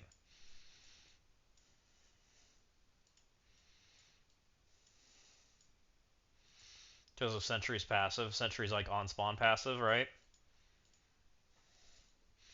The speed of this character and each ally can only be reduced by slow, and his max health damage speed cannot be increased except by positive effects. Interesting passive, by the way, guys, for Dossier's room that doesn't we currently don't have yet. Super interesting passive. I didn't really think about that max health part, but that should stop Dossier's room too, which is very strong, very very strong. So yeah, this we need this guy. This guy not being here right now is a huge deal. It's kind of the reason that I'm super stacked on the offense side. Fred's now getting balled by Blaster. Well, Fred's about to not get balled by Blaster because of the new mutant teams. It's coming because what's going to happen is these guys will force Fred to go play with them, right? Fred's going to have to verse them probably, so that'll change some stuff. It just hasn't happened yet. They with them what all they do, it's going to be very hard to not want to take Thunderstrike and Fred into them because Thunderstrike and Fred will one stop their speed, and two, it will allow you to put more stuff into them because part of the problem that you have against this team is you can't take any characters that have speed up, defense up, or offense up. However, when you take Blast or when you take in Thunderstrike, you can then take defense up characters again because he prevents the defense up. Also, he prevents the offense down. So that is very big. Still don't take speed up characters into him. That's a good way to lose. Um, because Thunderstrike goes just after Cannonball's turn, right? He goes just after Cannonball before all these other guys. And then Blastar just kind of stacks up and eventually just one-shots them, which is how you get past like the magic mechanics. The magic like rebound mechanics. Blastar will just like one-shot them eventually. And that's the whole concept behind them. Like, this team is going to get blast offed. It's just a matter of when. And as soon as they start getting blast offed, Fred becomes available. And if you choose to not blast them off, you're going to regret your decisions. I'm pretty sure. That's my theory right now. So it just requires us getting the fourth character, which is we'll get one this week on Friday, and then I think we get one probably in a week and a half or whatever it is, 10 days. And then by when we get that to happen, that's when Fred becomes so much better on defense. Because then Fred's not getting blast offed. It might take the full team, but we'll see. Um, and I have a feeling that the X-Men team's going to want to play here with this mechanic, with the 50% max health and 50% resistance, and the special energy, because their specials are very good. That's where I would put them. And I think that's the best place they're going to play. And then that might force Sentry to play too. We'll just have to see. Sentry is a very interesting character. Fred and Sentry are the only two characters that can stop max health. So that mechanic existing also. Sentry also might help us solve this shithole problem of the Mephisto Xavier Blue Marvel comps, which I'm a little nervous about not putting that comp up here and going into it. We'll have to see how it plays, because I haven't versed that room very much, and I know that room's a shithole. So some of those comps might be kind of not fun to fight. But as far as like a middle ground defense, I think this is it. I don't love it, but it's really because it doesn't fit my strategy, right? My strategy is always like overstack defense, play with less, and try to beat people that way. This is like out efficiency your opponent, which is not my favorite, but I think that's what we do. So I think that's where we're gonna leave it for today. Let's go hit raids or let's go hit war for a little while, and we'll see what we can do in war.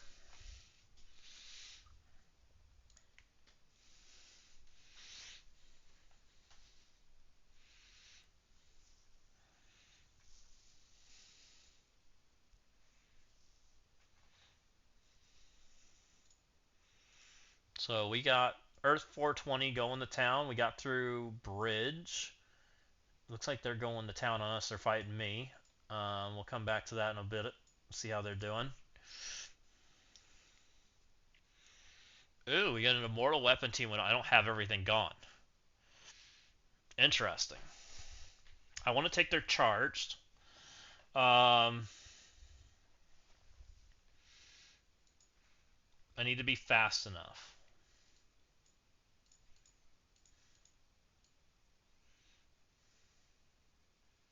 Can full Starjammers beat this?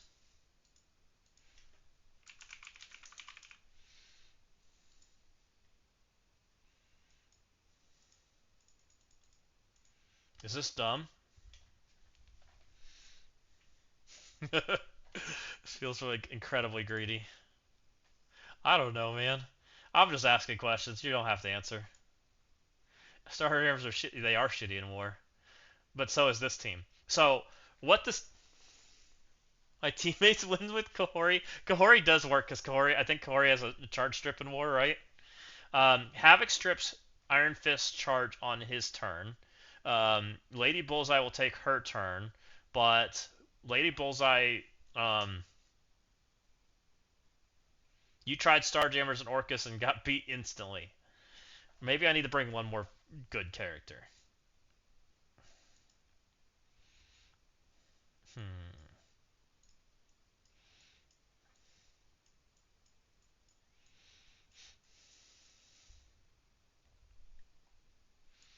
Breaking Quasar, no.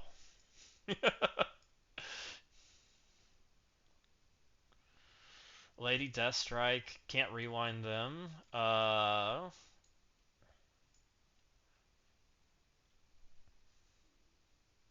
I don't have Absolute. They're on defense. I think this beats it. I'm gonna send it. Let's fix our ISOs. This is like super like rude as far as like trying to beat them, but I think this wins. Because this guy removes their charge and then just kind of goes to town on them. Group can degen their buffs. They're kind of on the small side. This probably doesn't work on the big end, but we'll find out. I think this will be fine. I lost to Starjammers when I was testing, which is why I was thinking about this.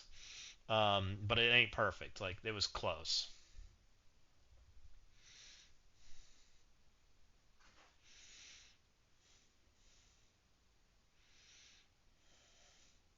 Yep.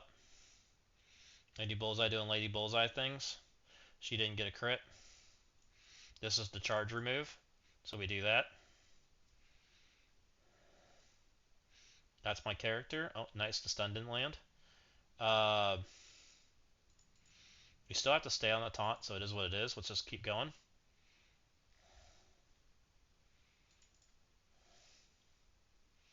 Okay, he's basically dead. He has to punch. He's hitting Groot. That's rude. Ow, that hit kind of hard.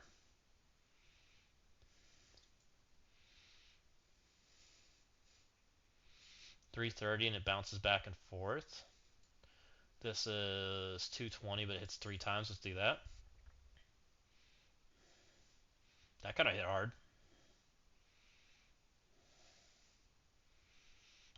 Groot, I kind of want you to have HP, but I also kind of want to kill people. This gives me Deathproof, doesn't it? Deathproof defense up. Seems good enough. Yep, you're dead.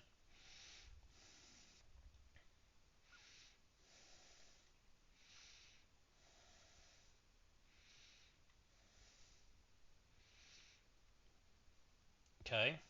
The heal block kind of sucks. But I still have my degen. Hopefully Groot comes back to life. Groot, please don't die. Groot, I believe in you. Um, Lady Bullseye is going to want to flip, right? I think. I don't know. Let's hit Lady Bullseye anyways. She seems the most scary. Groot live. Nice.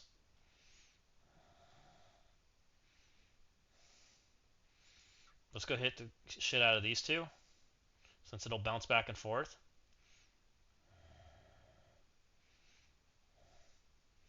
Let's get rid of degen this shit on me.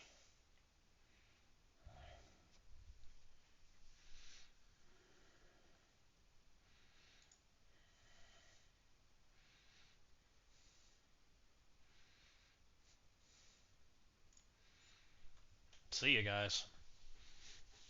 You just got disrespected by Starjammers.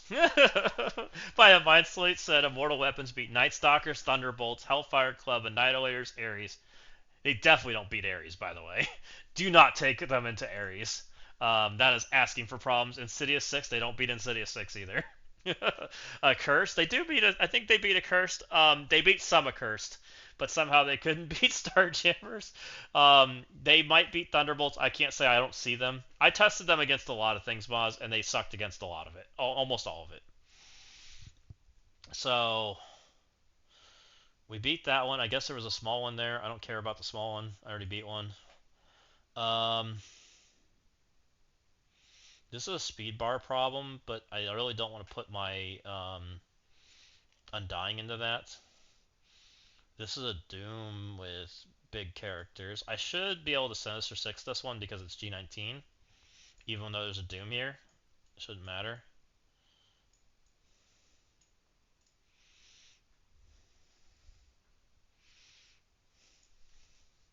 We'll just make sure Doom dies so we don't accidentally lose to him.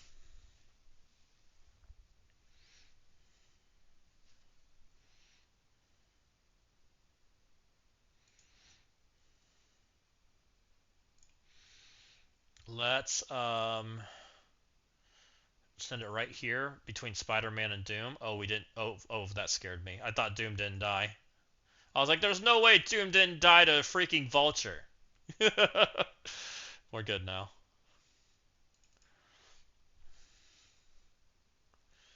The Spider-Man in the freaking corner. Who does this?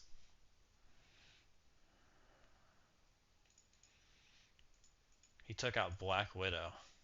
Which means he's probably using Black Widow for offense for Brim. Probably. Possibly.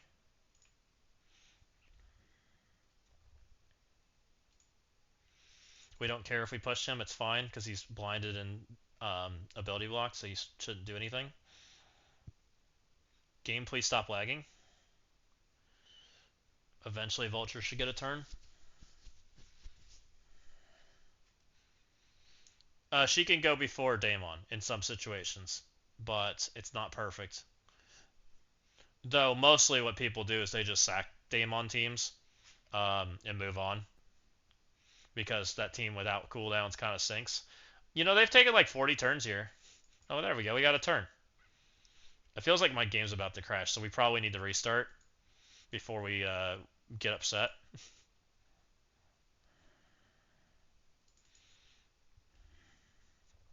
Get out of here, dude. Vulture, get him. Dodge. Get him, Craven. Craven, make him dead. No, I've learned my lesson. We do not use the web player. This is a LD player. The web player can go to hell. We ain't doing it. Okay, we're out of that. Let's go ahead and restart.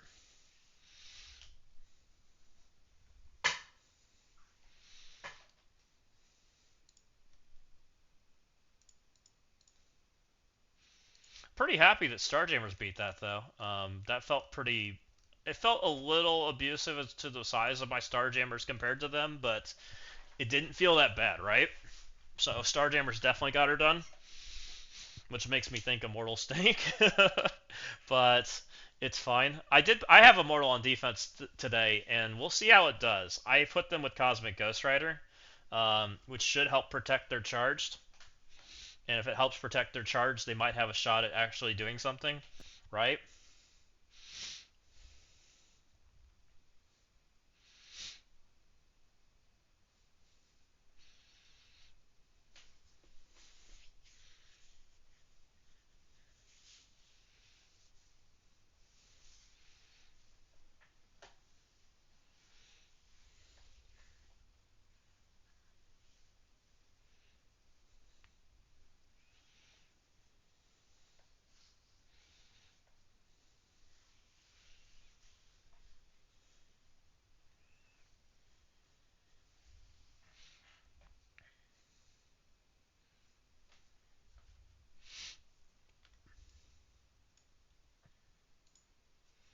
Okay, let's see what we can do here.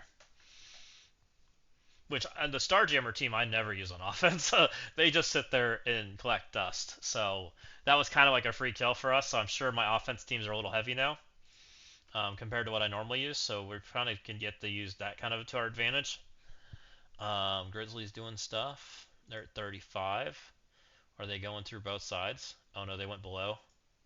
They stopped attacking me.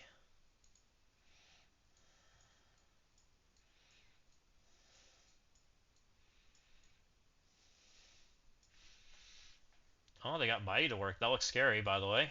Looks like they didn't have very much fun with that for my hodgepodge team. Good for them. Stone got a bunch of wins. Stone got some wins here. Dang, they were not having fun. They're going through security, which they're not gonna have fun with security either. So, have fun, guys. Um, Blastar Thunderstrike is still for. Why doesn't this work? This still feels like Mighty probably beats the crap out of this. It should, because he's Mystic. It's 4 Mystic, 1, 2, 3, 4, plus Blastar. And Blastar just hits ultimate over and over. So this should be fine. They should still be able to get this done, I'm pretty sure. Unless they're just too big, but I don't think they are. I'm willing to find out. I'm G19, so we could run out of damage. I don't have Swordmaster because Swordmaster's on defense this time. So let's see what happens. I can't steal stuff, but I think we probably go after Thunderstrike. He's probably one of the more scary characters on their team. Let's go ahead and rewind them all. Okay. Stun whoever gets stunned here. It looks like it's Blastar. Let's zap everybody. Okay, that gets rid of Thunderstrike. She's gonna die. Looks like Hood's gonna die. Looks like... Okay, that was easy. And then Juggernaut's standing there because of Juggernaut's new fancy passive, it looks like.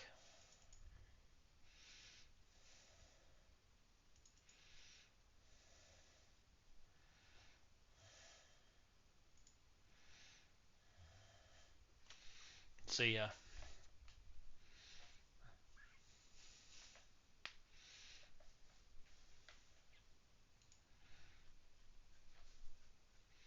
Okay, that deals with that problem. Thunderstrike was the only person I was a little scared about there because I didn't really know how much if he got a chance to heal that team or not without thinking about it. Emma Daemon.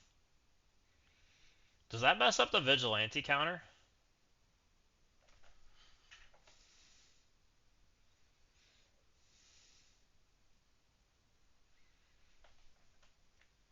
Can Astral beat this?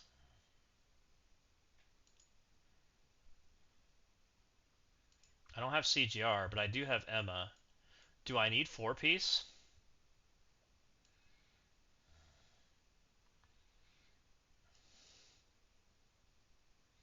Technically, I can slow it down. If I slow it down, what can get ahead of it for a one-shot? Damon's getting 7%, plus the 10% we're going to turn off from Emma from Nightcrawler, I think I have. I think I have Nightcrawler. I'm pretty sure. I do have Nightcrawler. So we can turn off this. So it's 7%, 134 times 0.07 plus 134, 143. So we got to be faster than 145 if we want to deal with it. And we technically can 10% slow them with a team looking like this. Nightcrawler Emma. Then we need 3 characters that can beat the shit out of them. Zombies? I don't think they're fast enough. Can zombies beat this anyways? No, I don't think so. This turns off their speed stat. Shadow King gets close.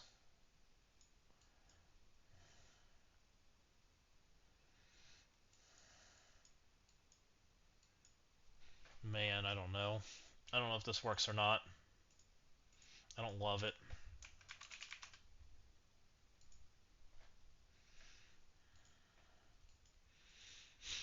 I'm get stuck on the mummy. The mummy's 3 diamond and he's huge.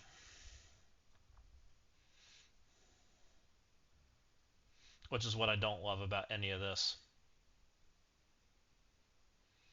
I don't know that I can get to the Daemon in time. I do have the speed stat stop. I do have the 10% slow, which takes Daemon to what?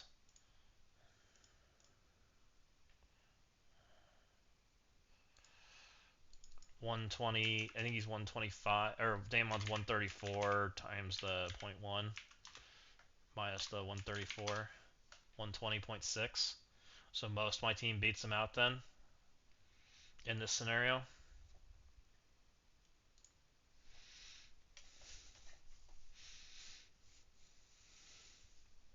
Actually, my entire team beats him out except Nightcrawler.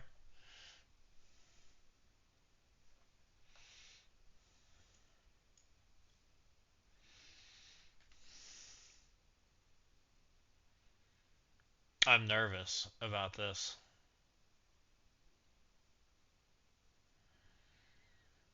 Because I don't think I get to Daemon. What about if I didn't have her, but I ran Black Cat? Oh, I don't have Black Cat. Crap. I'm certain I don't have her. Right?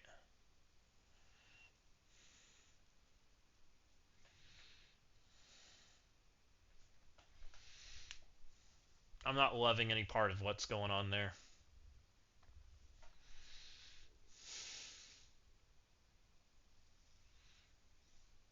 I kind of want to try, though. Freaking huge.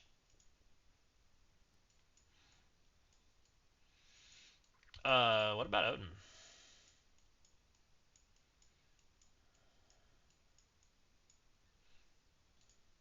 Odin, Emma X, Emma, Nightcrawler, Shadow King. It destroys my astral comp, but still does stuff.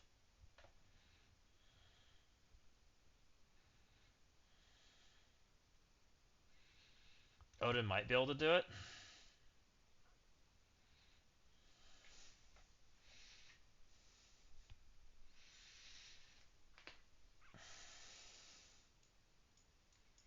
Taking Odin out of the other comp is kind of bad too. Fuck it, we're sending it. Let's see what happens.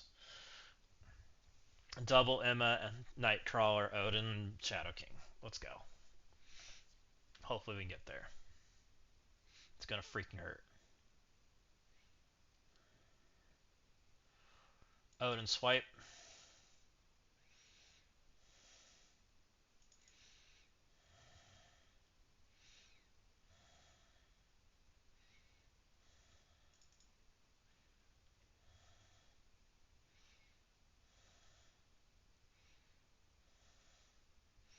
Comes Daemon.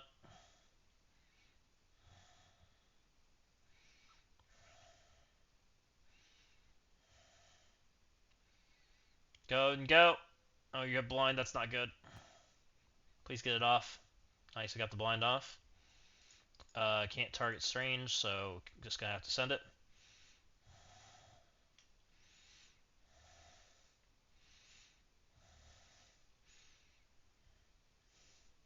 Go Odin, go. Odin, you can now heal. Thank you. This is gonna get rid of Odin's battlefield effect, but I should be able to immediately put it back up, hopefully. Please don't kill Odin! You fucking asshole!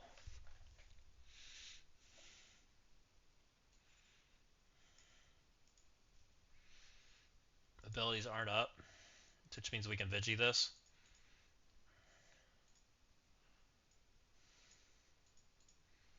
Okay, we just sit this. Let it sit. Freaking A. I tried.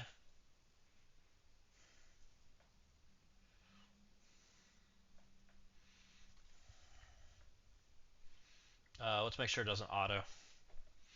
Hit that pause button. That's what I get for trying to one-shot it. Dang it. We tried. It cost me some characters, but I don't need them.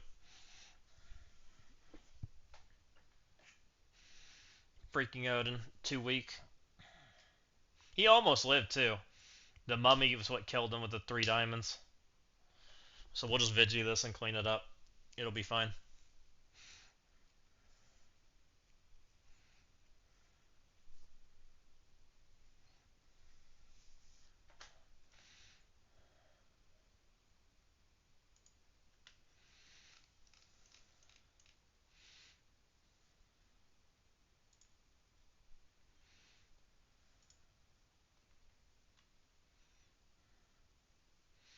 Oh, Sith Scott, thank you for the follow if you're still here. I apologize I didn't see that one.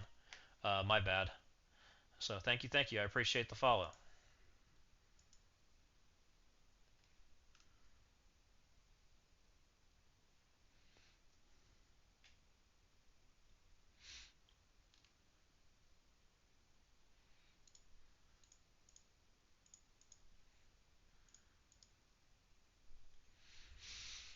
Just a little bit longer, guys. We're just doing our pause sack. Oh, mistakes were made. We at least tried, though. I mean, you gotta try. It's probably a little aggressive to try that, especially being an armory. But I thought maybe with the ammo we might have been able to get away with that, but wasn't enough. Not having the Black Cat available was the real problem, because if I had Black Cat available, I could have put Black Cat in there instead of Odin, and probably gotten the control enough to win that, because I could have Shadow King on top of the people I wanted to hit, which I knew I couldn't do, but we tried anyways. So it's all good since my Black Cat's on defense. But this will be fine because we made sure our cooldowns were in a place where it's okay. So we should be able to just come in here and Vigi this and be fine. Especially now that we've gotten the Emma out of the way.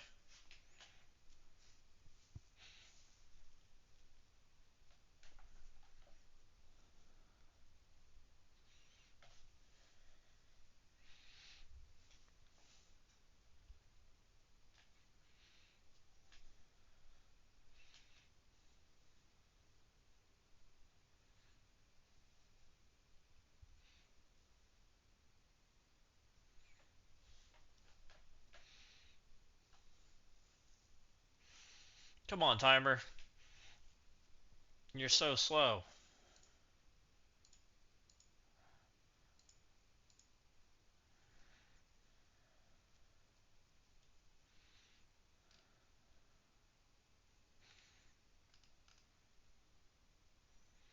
There we go.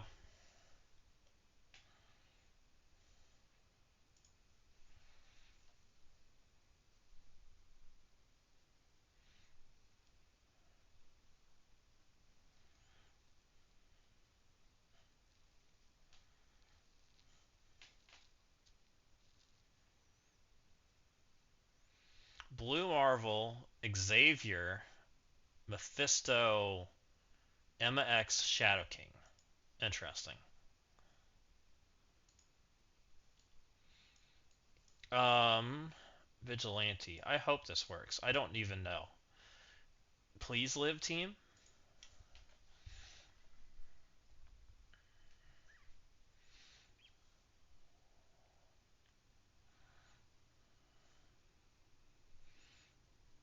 Daemon should do basic here because I didn't give him more energy. Nice. Yup. Okay. Let's send it.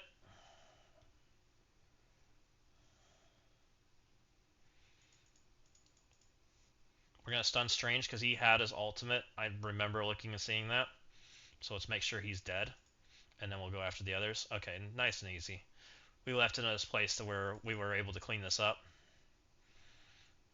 So, one kill or one death for this team was very, very fair. Perma kill. Even if it costs us our Odin, I'm very, very fine with that.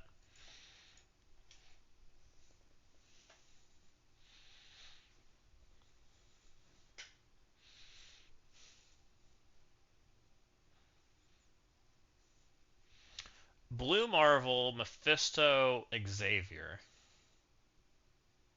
So there's no pre-taunt. Blue Marvel's freaking fast.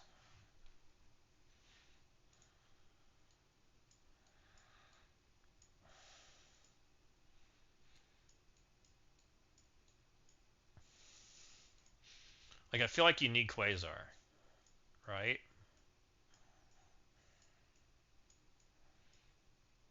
What do a Songbird and the girls do? Here. Not you, not that girl.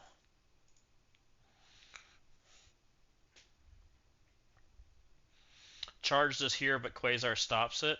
Blue Marvel's still 132 natural, which is a problem. Which means we're going to get smeared in shit. Quasar does stop the Mephisto.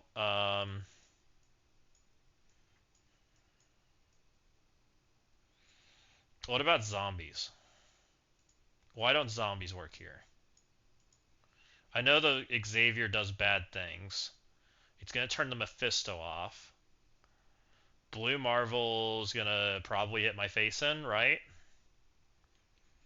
But Blue Marvel's doing that either way.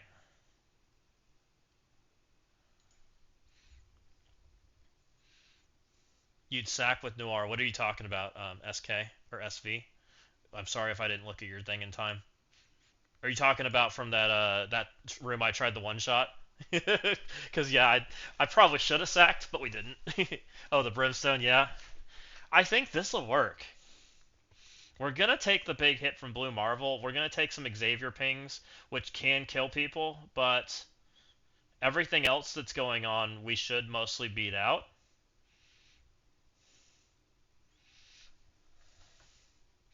It's huge team, but let's give it a shot. I think this will work. It keeps my Quasar without feeling like, because the Quasar matchup feels awful too. Like it feels like it's an L. Hold on, team. This is gonna hurt.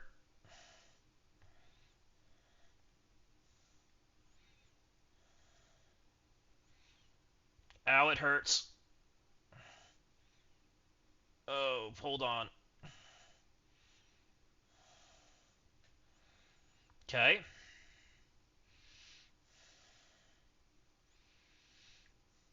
Screw off Xavier.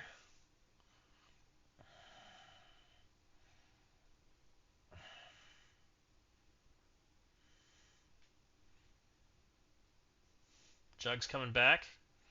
He's got 5 stacks. As long as he doesn't get perma-killed. Oh, nice. We got the heal. Perfect.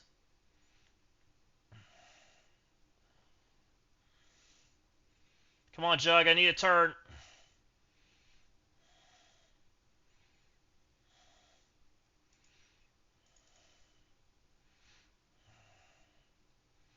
Jug, it's your turn. Come on. Oh, boy.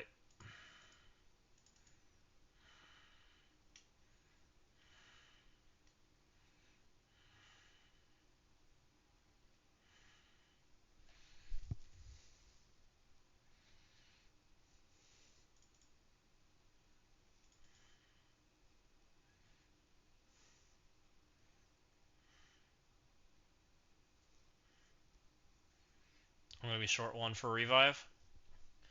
Okay. We did kill the Xavier, but that was ugly as shit. um, yeah. Just go taking big Juggernaut into Xavier's just is asking for your entire team to die. It's so horrible. And yet I still do it. Um, Now I have to clean this up. Blue Marvel doesn't have his alt. Mephisto's on alt. Um, I can take Speed Bar in here now.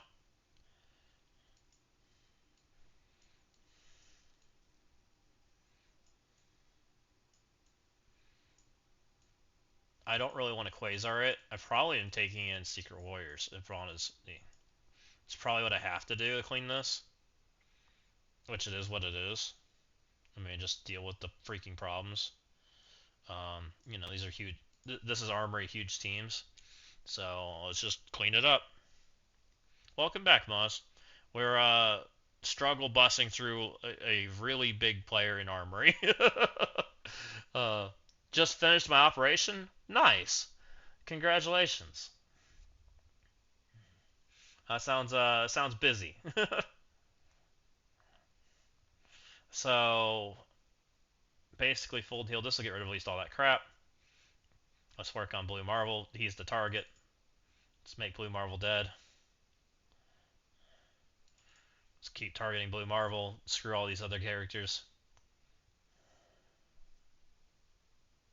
Now you have time to watch Twitch. They put a camera tube into my throat until...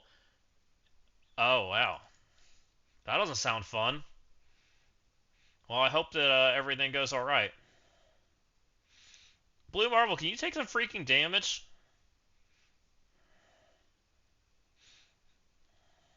Glad we took a big team in here, by the way.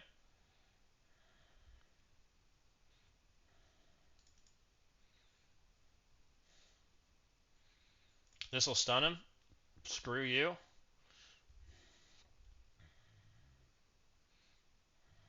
Get out of here. Okay, well, we got through the Brimstone team. We got through the horrible Xavier team that was there. It cost me huge teams to do it, but we got there. I'll take it. That's one drop on each. That's probably reasonable overall, especially for it being armory. Let's see how they're doing. They're still going through security. How'd they do?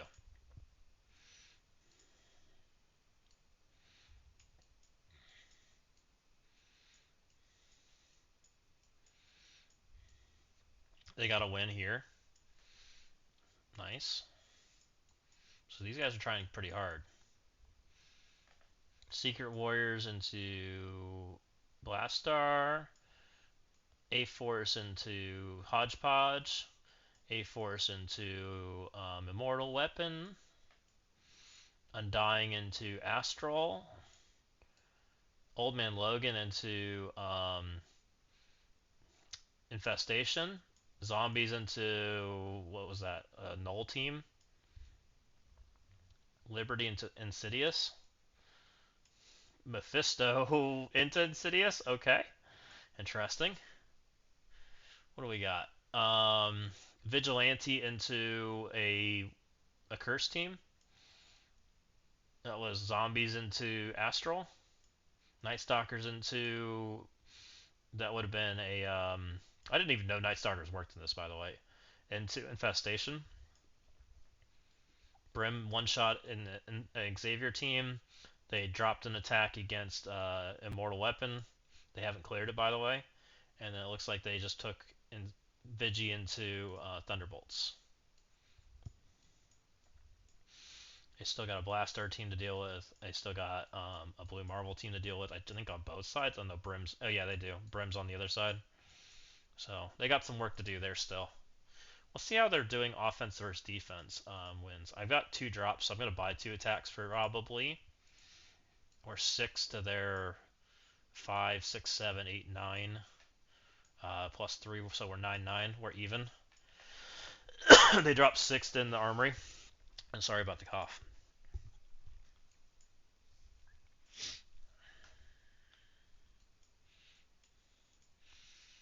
So I need to be very clean, ideally. Stone's working on that one. Let's buy 2.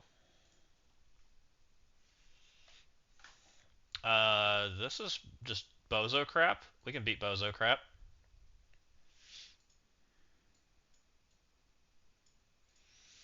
Just beats bozo crap. Throw cable in here for funsies.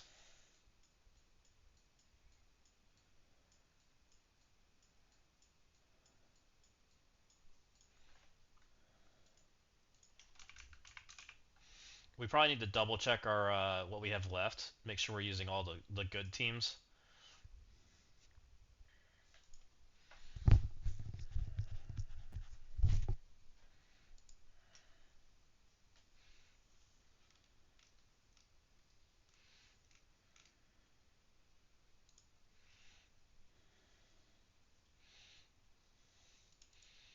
Okay, let's get in here. Let's murder that guy. Lock in our buffs so they can't flip us. Try to make this guy dead as soon as we can. Let's again lock in our buffs. Oh, it's this one special. We're gonna get hit, but it doesn't matter. If he comes back to life, also doesn't matter, but it looks like he didn't, so that's fine. North Star does North Star things, but we locked in our buffs, so it's all good. Now we come over here, we start working on this guy. Make everybody dead. Cable gets the rewind, which is fine. Sure, he's gonna make these guys dead eventually. And just like that, we get her done.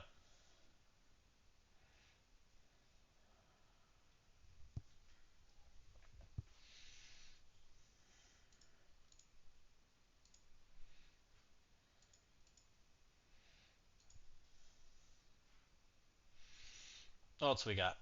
What do we need? What do we have left that we have to use? We still have Old Man Logan that needs a home.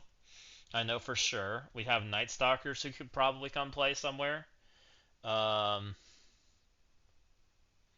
Old Man Logan and friends can do this for sure. So one, we'll call that one team just Old Man Logan one. These guys can probably play somewhere two, three. We got three easy teams for sure.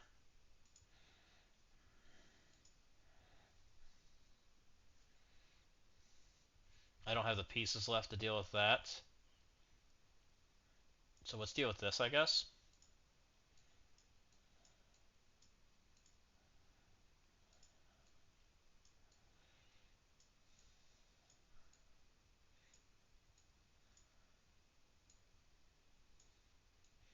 Um, the immunity is a little annoying, but I don't think it's that big of a deal. We'll just throw Taskmaster in here, because why not? Because Taskmaster also kind of doesn't have a home. We're not using Thunderbolts because we know better.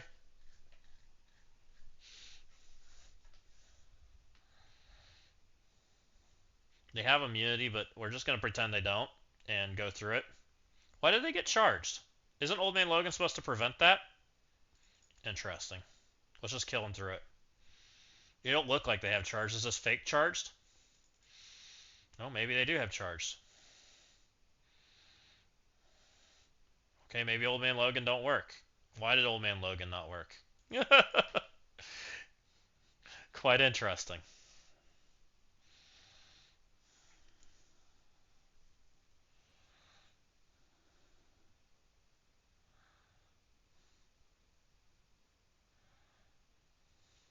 Stop hitting my panda pool. Freaking losers. So let's keep going. We're going to eventually get there. Because I thought it was the highest chargeable, and it's just the highest damage enemy. Oh, oops.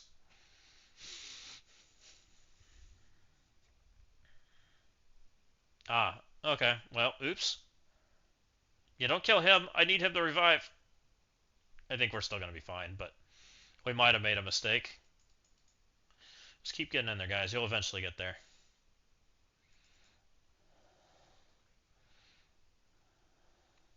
Eventually, they're just not gonna have immunity, and I'm gonna win. It's just a matter of time till we get there.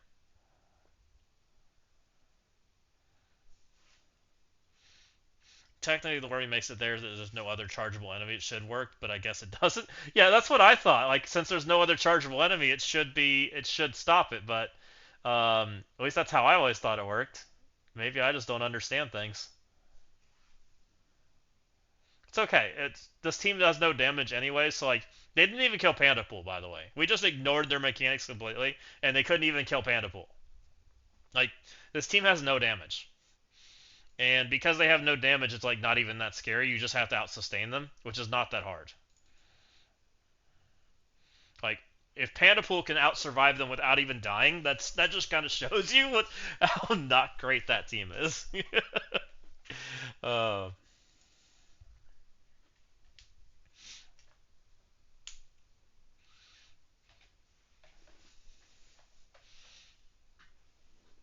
Now I would be a little bit more scared if that was a stronger matchup, like they were stronger. I already did one of those teams. I don't think I can do this team. I think I'm out of speed bar stops since we threw so much at Xavier and stuff. Oh, I guess I have Quasar. Quasar can play here. Let's do that. We can take these guys. And Magic technically can come play. And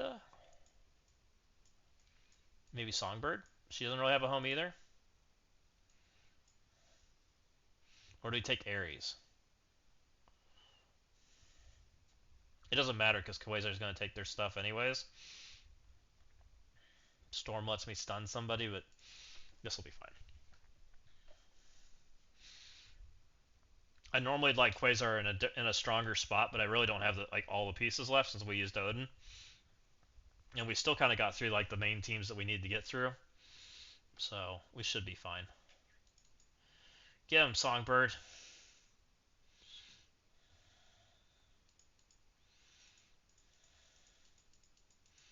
Oh, I can only stun these two. Okay, we'll stun her then. It doesn't really matter. Also, we get to use magic, which is kind of cool. Let's take her charged.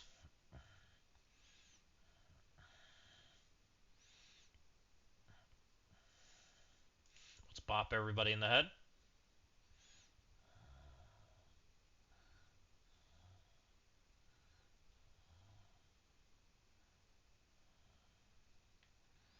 Stop it.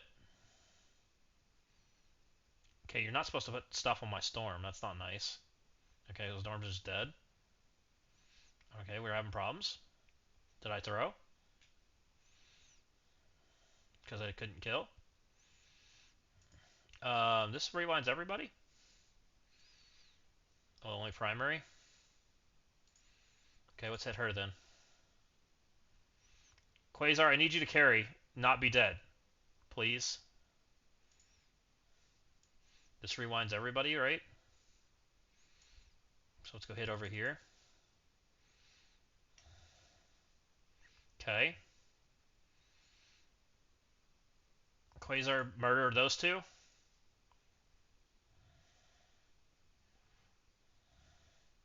Uh oh. What does this do?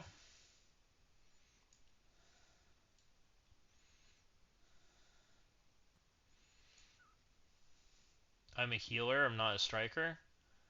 Are you Dark Phoenix? What do you have? You're about to do that ability? That's not good. Let's make that dead, ideally. Well, that's fancy. Okay, Quasar. This is at least a striker hit, so this will heal me. Let's go after the DPS. Screw off. Okay, how not to do a fight? We're doing it, guys.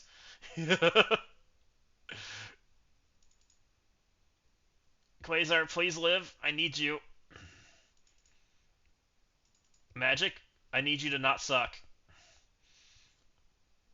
Special. Okay. This at least, let's hold that. Let's hold until we get Quasar's ultimate. I think he can live till then. So we can get rid of this charged. Please stop hitting Quasar. Okay. Now she's going to get degened, and she shouldn't get charged anymore for a while. So let's now try to make her dead.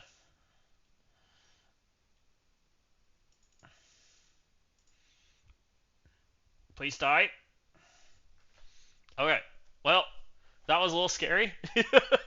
How not to do a fight, but we got to use magic a lot of times, guys. It was worth it. um, that was a lot scary.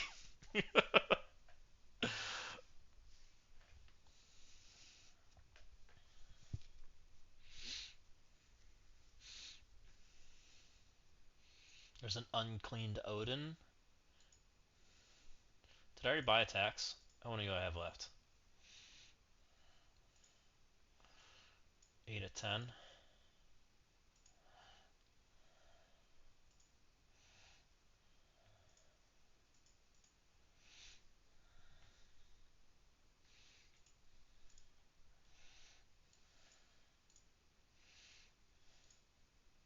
Does this Odin have charged? Who lost to him and where? What'd you guys do?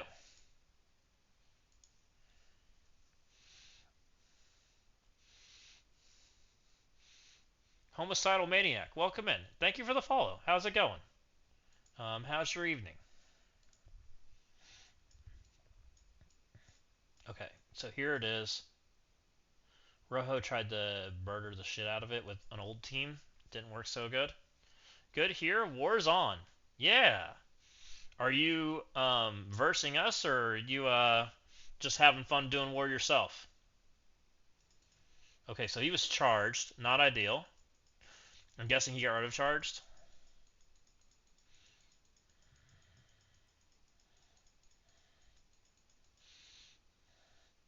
Ouch. Okay, well, okay, Odin's at least not charged. Just having fun in your own alliance. Nice, nice, nice. Well, we're doing some shady attacks, to say the least. I just had a sketchy one just a minute ago, so we've done a few interesting ones. Oh, someone else is doing it. Okay, Rojo beat me to it. That's fine. You know, we just had a little sketchy one here. I tried to where is it?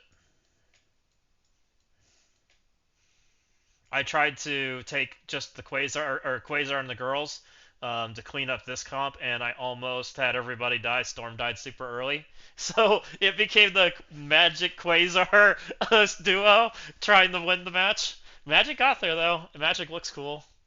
I haven't used that character in forever, so that was kind of fun. What do we got? Cargo Armory. Let's go. Um,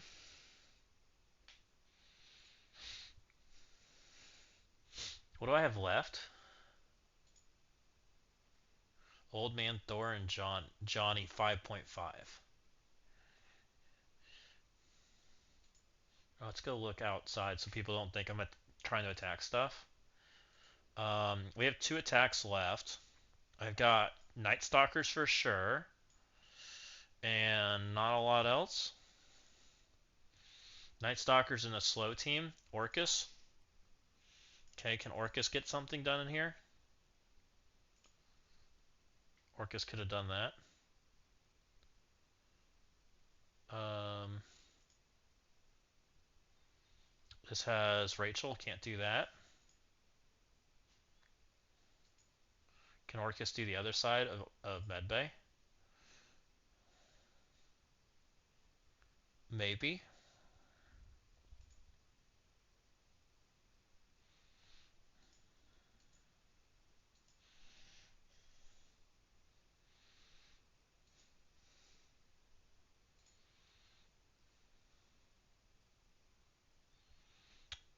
Can Orcus do this? They have on-spawn speed if I hit them. I can rewind the shit out of them, which is not bad.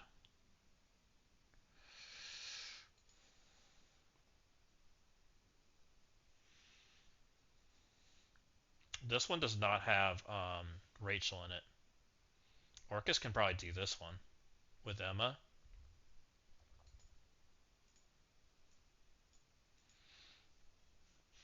They're going to have the early Night Stalker hit, but I don't think it matters. Or the Nightcrawler. I guess technically he can get stunned, but let's find out. It should be fine because there's no Rachel.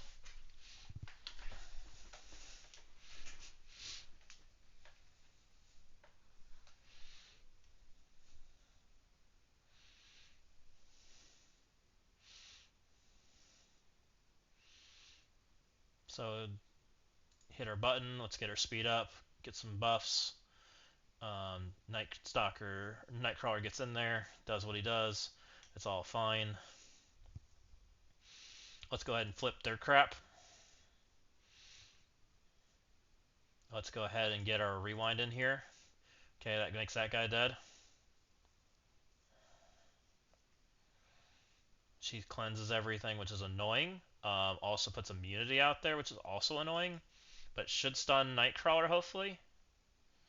Nope, it hit the immune targets. Okay, well, he's just dead. And this should kill, hopefully, some people over here.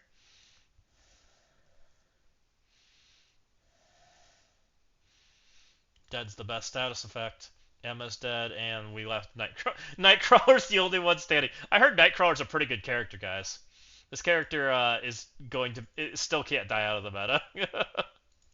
Nightcrawler's like, nah, I'm a good character. Get him, Nimrod. Lady Bullseye or Lady Deathstrike's like, nah, get out of here. Okay, so that cleans that up, nice and clean.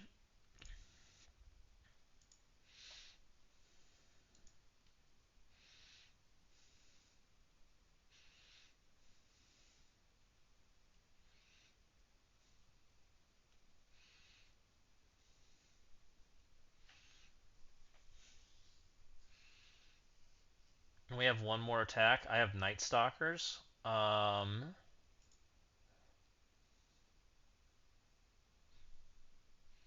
133. Night Stalker should get ahead of this and just rewind it, right?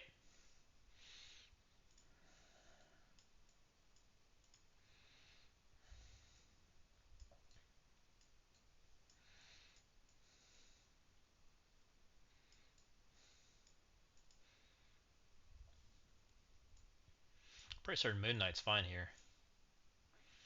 We're just gonna go ahead and get the put Blade into Storm immediately. There's no taunts, right? So this should be fine to get there. And this should be my last attack.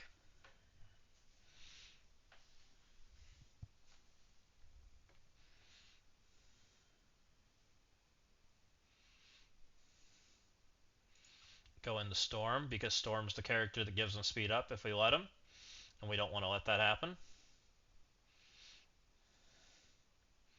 It's just AoE everybody. Storm's dead. Now everybody's nice and slow. Moon Knight cleanses and debuffs everybody. Let's go after Rachel.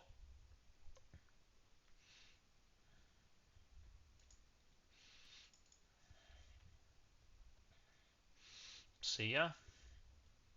Beast is going to cleanse. Rachel's going to do stuff, but it shouldn't matter. We should have this pretty much won at this point. Put that slow out there.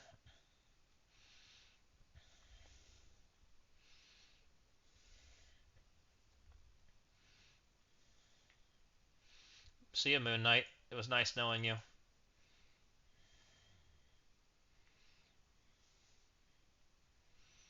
We're going to go after Dark Phoenix because Dark Phoenix has an ult ready to hit me in the face. I'd rather not feel it. And then we'll go after Rachel. Alright. That cleanses, that gets us out of that one. So, Moon Knight didn't get some love. Poor Moon Knight. Hey, Moon Knight came out of retirement for that one. I haven't used Moon Knight in a long time. He's got the wheelchair effect going on. He's like Professor Xavier. He's old and crippled and tired.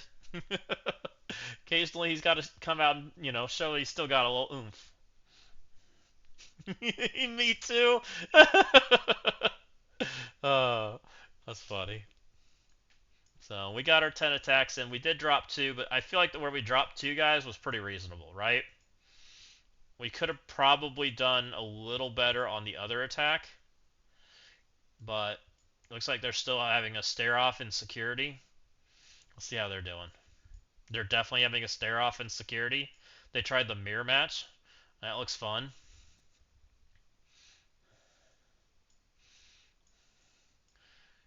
So they'll probably stare at this a while because that's what alliances that are really offense heavy like to do. Though I don't know if this alliance is super offense heavy. It looks like they're having fun.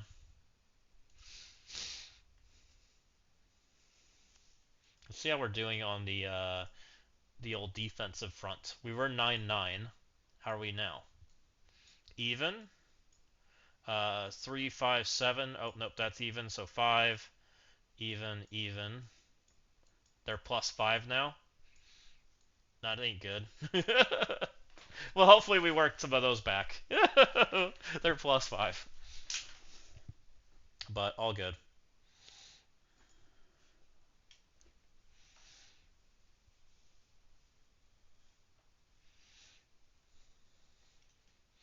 Let's go ahead and spend some energy since I've been staring at this for a while.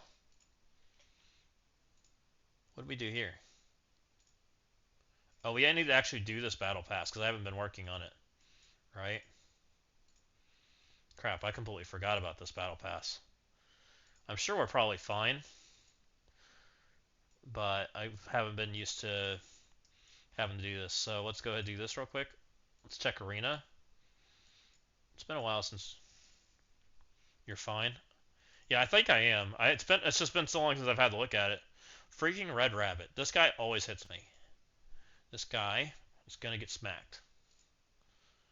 He's got APOC, so we take in Havoc, right? Havoc auto wins. RTA and find Chris with a 2 diamond day one. Yeah, we were doing that the other night. That was kind of fun. We were making some trolly stuff.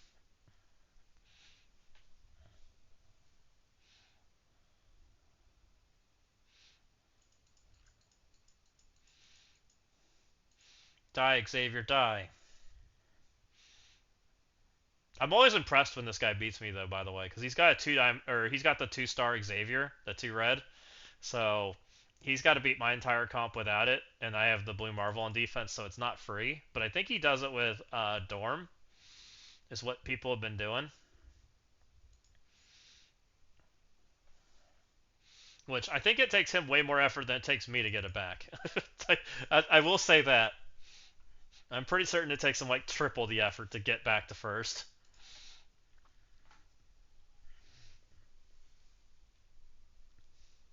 So there's one, and then we'll go slam some RTA. We'll go click RTA and click the super fast mode. Yeah, if you guys didn't know, like I'm sure most of you at this point do. Anytime when there's APOC, I take Havoc, and Havoc goes in that left slot, and then Havoc always stuns Xavier, so you always win. It's just like the guaranteed. And they haven't beat you since. Yeah, I have one. Like, there's like 2 guys that will hit me in here. This guy hits me, and that's in 5, and this guy hits me, that's in 3.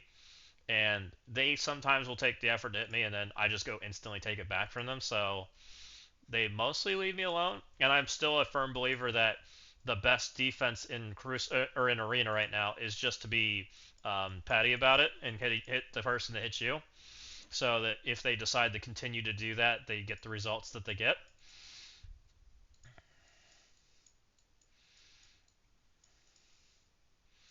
And I do care about positioning in this fight. If we go click the auto button, and this is our positioning.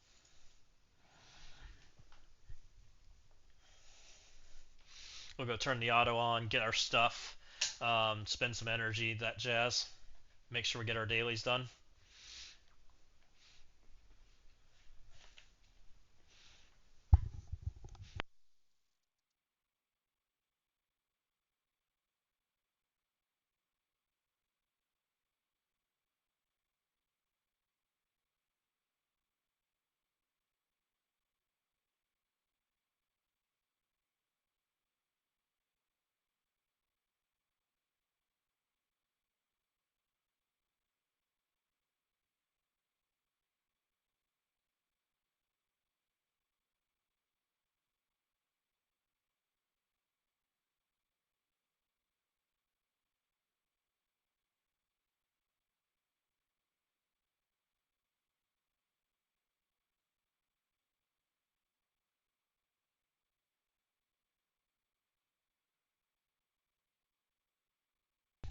Hey, I won. I wasn't even at the computer. Perfect. That's one way to get it done. Can't wait to use him in RTA. 100 shards off getting my 3-diamond Daemon. I'm jealous. I want a 3-diamond Daemon. Yeah, that's a fun character. We're fighting Boss. Boss has a 2-diamond Daemon.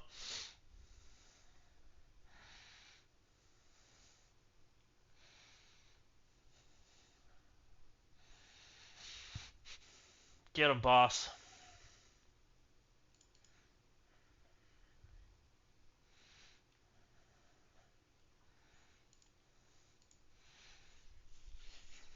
Oh, your stuff's dying. I win. Boss's 2-diamond Daemon did not work. uh, I got from the Radiant Diamond Orbs, and you're quite happy. Did you? Yeah, we did. We didn't get very lucky today. We scambled early in the stream, and we pulled. We did pull an upgrade. Yeah, from the Old Man Logan milestones. We did pull an upgrade, but it wasn't the upgrade you guys were hoping for. We scambled. Would we get a 4+? And we pulled a 2-diamond Lady Bullseye. That was our best pull. It wasn't very good, but it's an upgrade, I guess. Better than losing, I guess, right? So I'll take it. I can't complain.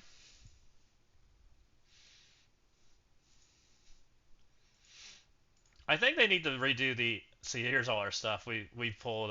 We got our 4s for Old Man Logan and or for him, and then we've got 1,000 extra shards. So since she's a character that can stop Mephisto. I mean, the Envoy said that the Immortal Weapon team is quite good when Max built. We'll see. I'm not seeing it yet. They seem very easy to stop slash counter, and they seem to not have very good damage, so I don't know. Maybe we'll see that they are better than we think. They are insane. Well, there we go. Diamond Dave seems to think they're great. So maybe they're better than I think. And they just really suck at low stars, which was true with a curse, by the way, guys. That was this exact same scenario, right? They were horrible. Accursed was horrible at low stars, and they're not very different from the Accursed team, right? With how they function. Yeah, every team scales much better at diamonds. You're not wrong. And there's certain teams that feel substantially worse than others, right? With how they function, and that team's probably in that boat.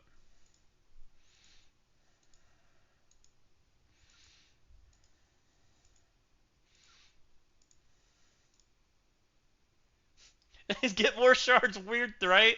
You're not wrong. You're not wrong. And I can see them being great on the offense side specifically, because part of the reason I think they feel bad on the offense side is they feel like they run out of damage, which probably goes away with diamonds, right? That's probably one of the things that actually gets like super good about them is they actually kill things in the time they're supposed to kill stuff, which I'm sure is part of the reason I think they suck. Because at 5 stars, they feel like they just kind of go run out of steam and run out of buffs, and eventually you just lose. They sustain like a champ if they keep their charged, which 100% you control, right? Yeah, it's like exactly Diamond Dave. That's exactly how I feel about the team. Swordmaster does this little swirl and they're just out of damage, and they have no like sustain, and their buffs just fall off, and you just kind of fall apart. That's the exact feeling I feel like.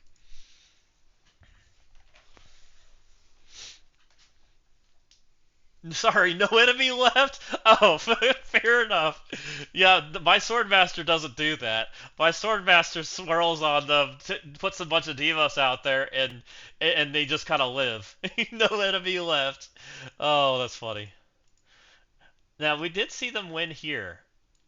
I'm curious to see the matchup. I think that was on my side, so we can look. Where is it?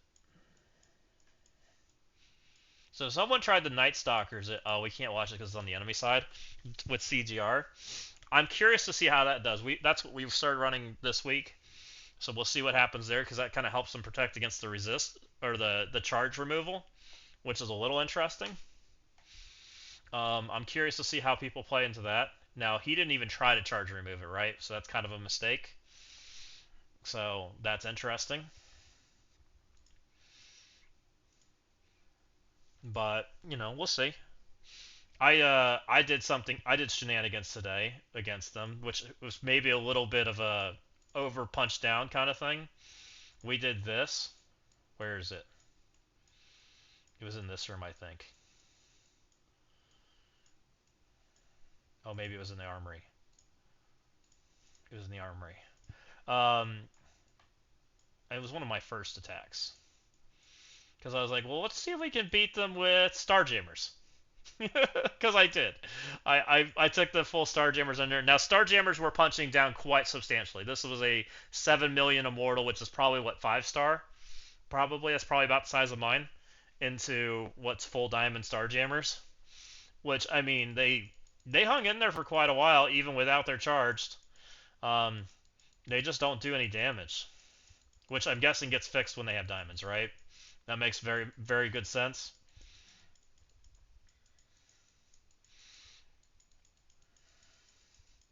I was like, let's find out. And we just literally just ran at Iron Fist the entire time, even without us charged. Eventually, we finally got to him.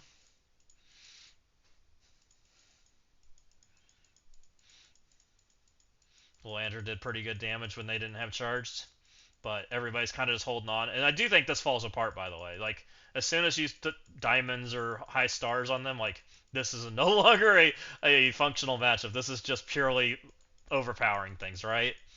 They were gear tier 20, but it was basically overpowered. And that's about how I feel like Swordmaster does this thing, and everybody's like holding on. Groot's the closest thing to a dead character, so I very much could see them being like accursed, and then they just kind of fall apart eventually because they just kind of don't kill stuff. So yeah, if you're saying they die on Swordmaster's turn, that's a whole different like, that feeling for the team, right? Swordmaster just wins, and then you feel great because Swordmaster's an amazing character. Yeah,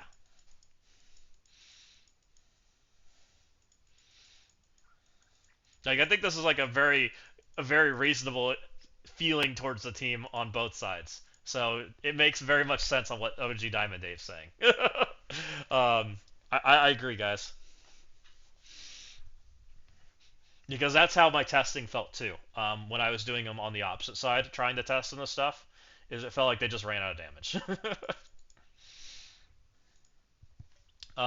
For anybody that's kind of tuned in late, I'll show you guys what I was kind of thinking for Crucible. Anyone that's interested, and then I think we're gonna bounce out of here. For Daemon comps, if we use Yo-Yo, what's the best ISO for Yo-Yo? Or what are you talking about? Like War, Crucible? If it's Crucible, it's Raider. Actually, it's probably Raider everywhere, to be honest.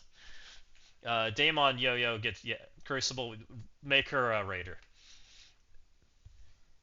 The reason that she's Raider is she's starting to see a little bit of play with Iron Patriot, and she stacks up the Iron Patriot vulnerables for max damage. That's kind of the big reason. And the crits are nice.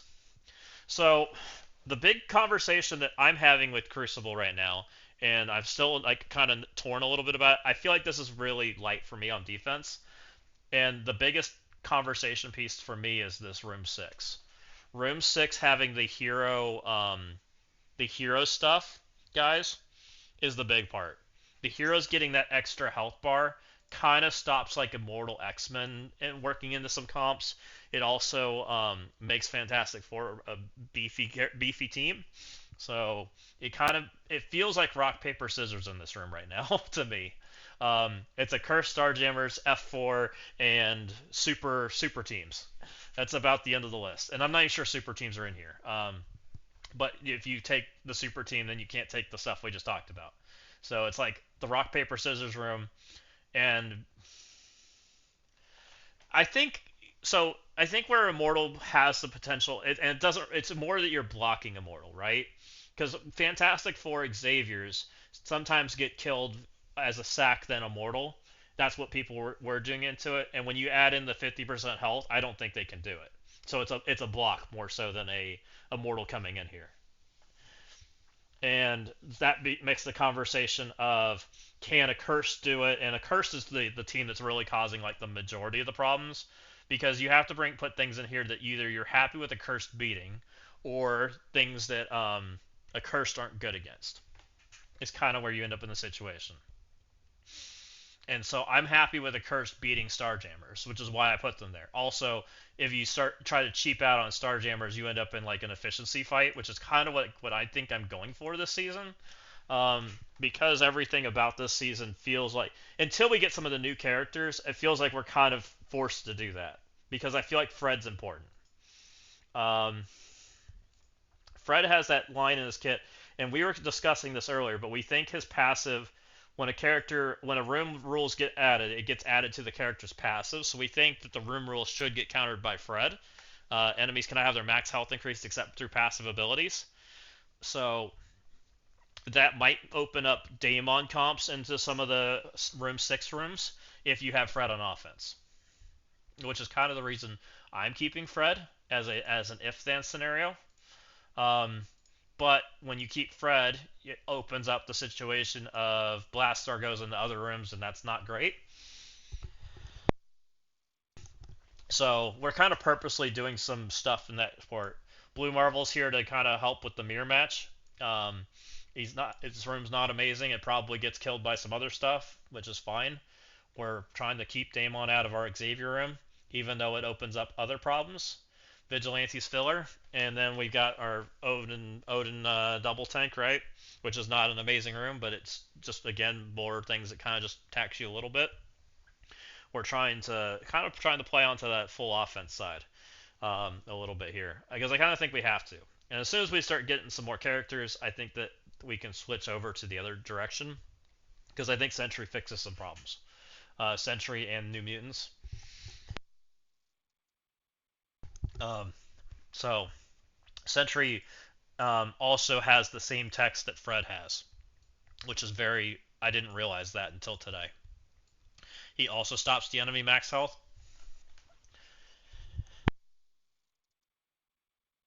which I think is a big deal. So we'll see how this all plays out. I think I didn't expect Dossier's room to be such a big impact into what we had to do in this Crucible until we started sitting down and looking at it. And I'll be curious if someone else has a completely different take than I do. Um, how they look at it versus how we look at it. That's always interesting. Um, and we'll see how if someone comes up with something that's even more spicy than what I did. So we'll have to wait and see. This is kind of what I'm thinking for the first week. Well, after 2 attempts at the room failed, Dossier's room deserves to shine. I'm fine with Dossier's room shining. Like I think it's fair. I think Dossier's room's interesting.